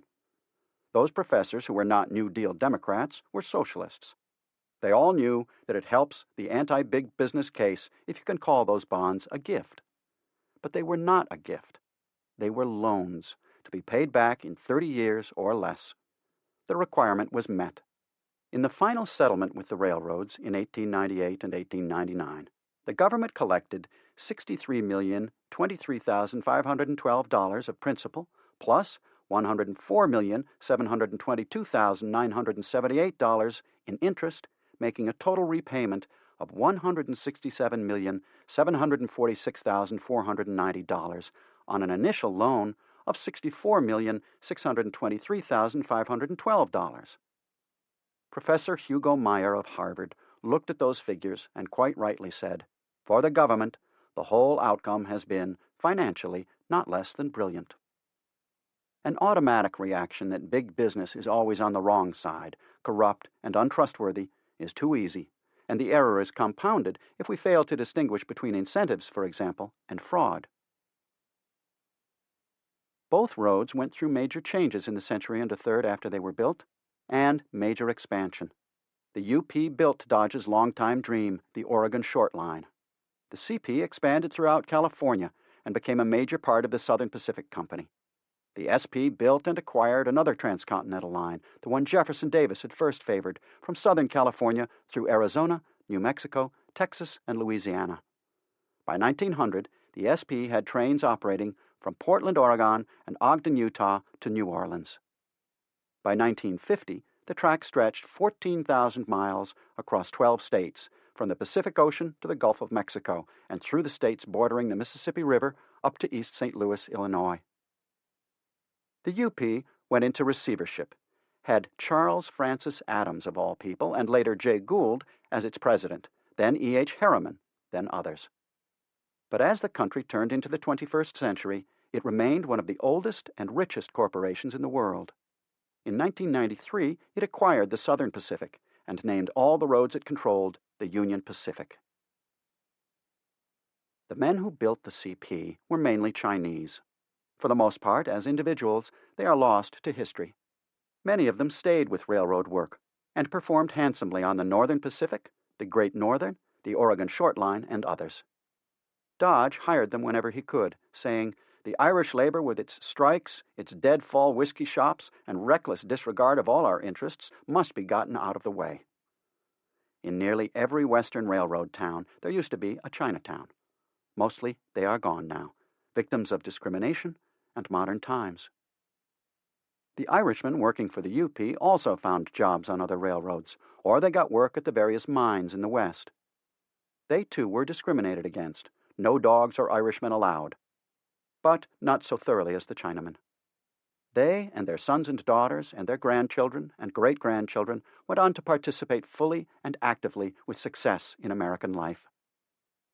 Firemen, brakemen, engineers, conductors, mechanics, welders, carpenters, repair shop men, the clerical force, male and female, the foremen, directors, supervisors, and everyone else who worked for either the UP or the CP stayed with railroads for their careers, and so too for their children, followed by the third generation and beyond. These are the people who make up the force that made the modern railroad. They repair it, improve it, take care of it, make sure the damn things run. More than in almost all other professions, railroading is something a family is proud of and wants to remain a part of. Railroad people are special. Like all the rest, they lose jobs, have to move, are underpaid, and otherwise have a lot to bitch about. But on the job, they love being next to and able to run and being responsible for all that fabulous machinery. They love being around trains. More than the rest of us, they hold the locomotive in awe. The Big Four were also railroad men in their own way, and they managed to remain working for the railroad, small wonder considering how rich they got from building and running the CP. Charles Crocker kept to construction, serving as the boss for the Southern Pacific Railroad of California. In 1884, he brought about the consolidation of the Central and Southern Pacific roads, and was then involved in the construction of the California and Oregon Road from San Francisco north to Portland. He built a mansion in San Francisco, said to have cost $1.5 million. It was a showplace of the city, but it was destroyed in the 1906 fire. Crocker died in 1888, with a fortune estimated at $40 million. Collis Huntington remained a railroad king, playing his role in the CP as it gathered unto itself what seemed to be every California railroad, and then expanded nationally as it formed the SP. He tried to sell the CP to financier Darius O. Mills in 1873 for a total price of $20 million, but he was rebuffed. He was, therefore, stuck with running the system, and remained at the head through many problems and decades. The more power Huntington got, the more outspoken his views on the proper relationship between capital and labor became, and thus the more people hated him. He embodied the dark side of unbridled capitalism. He spent much time and money lobbying congressmen to vote the way the CP and then the SP wanted, that is, against any government regulation. He ran the CP and then the SP like a medieval king. But there was a bright side. The things he did, the work he put in, the bounce he kept in his step. His largest investment outside the SP was in the Chesapeake and Ohio. He had acquired it in 1869. Among other things, Huntington founded the town of Newport News, Virginia, as the deep-sea terminus for the Chesapeake and Ohio. He built a mansion on Nob Hill in San Francisco and bought another on Fifth Avenue in New York. He died on August 13, 1900. Stanford stayed in the railroad business. With his great wealth, he did other things, too, including building extensive vineyards in Tehama County, California.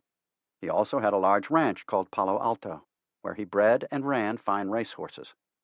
He is credited with raising the grade of California horses, and his original methods of training have been widely adopted. In 1884, Stanford was the one who suggested organizing the Southern Pacific Company under the laws of Kentucky, and the next year bringing the CP under its umbrella. In 1885, he was elected by the California legislature to the U.S. Senate. This came about at the expense of A. Sargent, Huntington's personal friend. The two men feuded.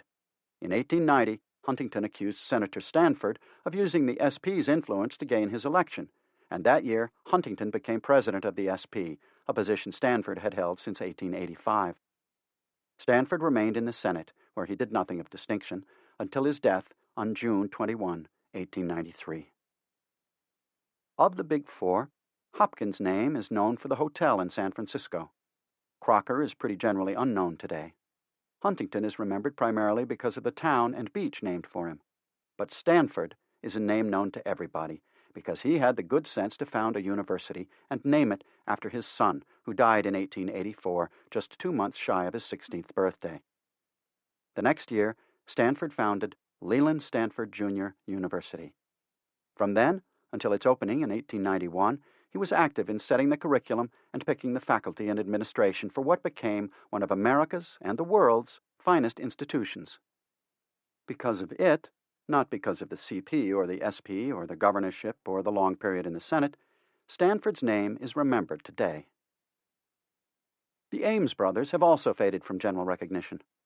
They thought they would make money and get great credit from their association with the Union Pacific, and the railroad did commission a famous architect, H.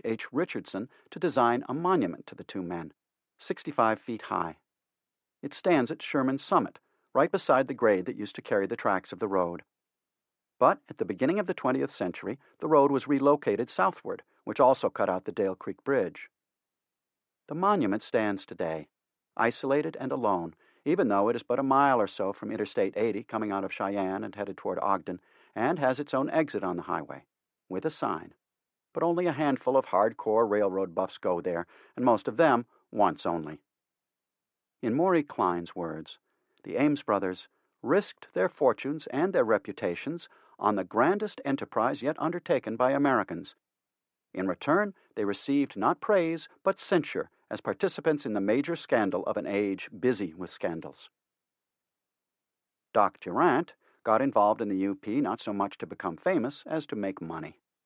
More than anyone else on the line, he is associated with getting it built fast. He insisted on speed in everything. He worked hard at it constantly from 1864 to 1869, and once said he did not remove his clothes for a week. He was the one who had the honor of tapping in the golden spike.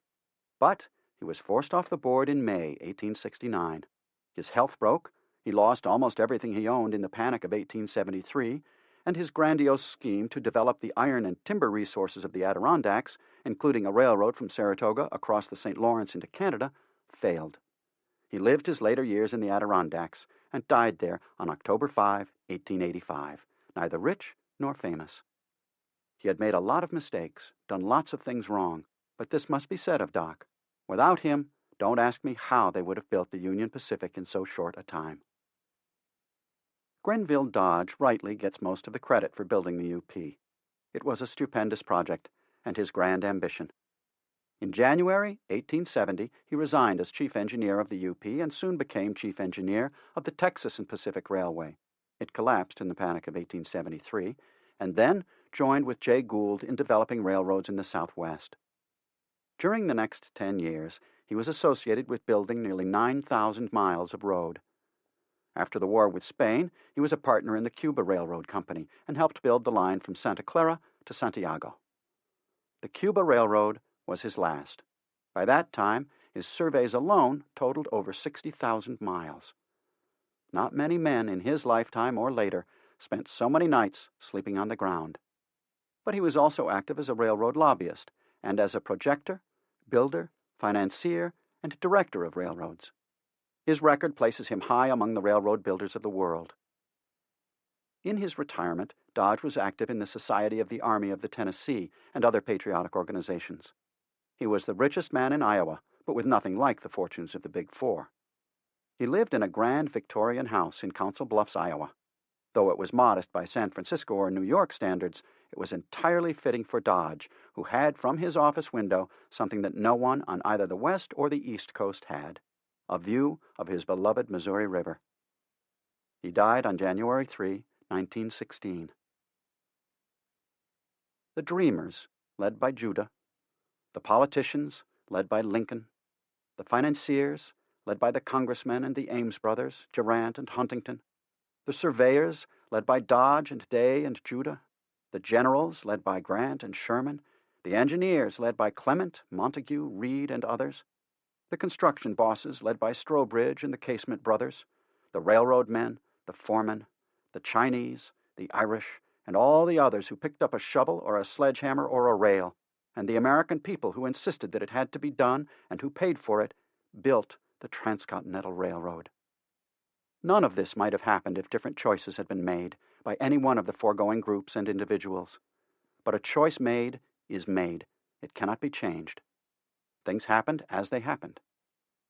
It is possible to imagine all kinds of different routes across the continent, or a better way for the government to help private industry, or maybe to have the government build and own it. But those things didn't happen, and what did take place is grand. So we admire those who did it, even if they were far from perfect, for what they were and what they accomplished and how much each of us owes them.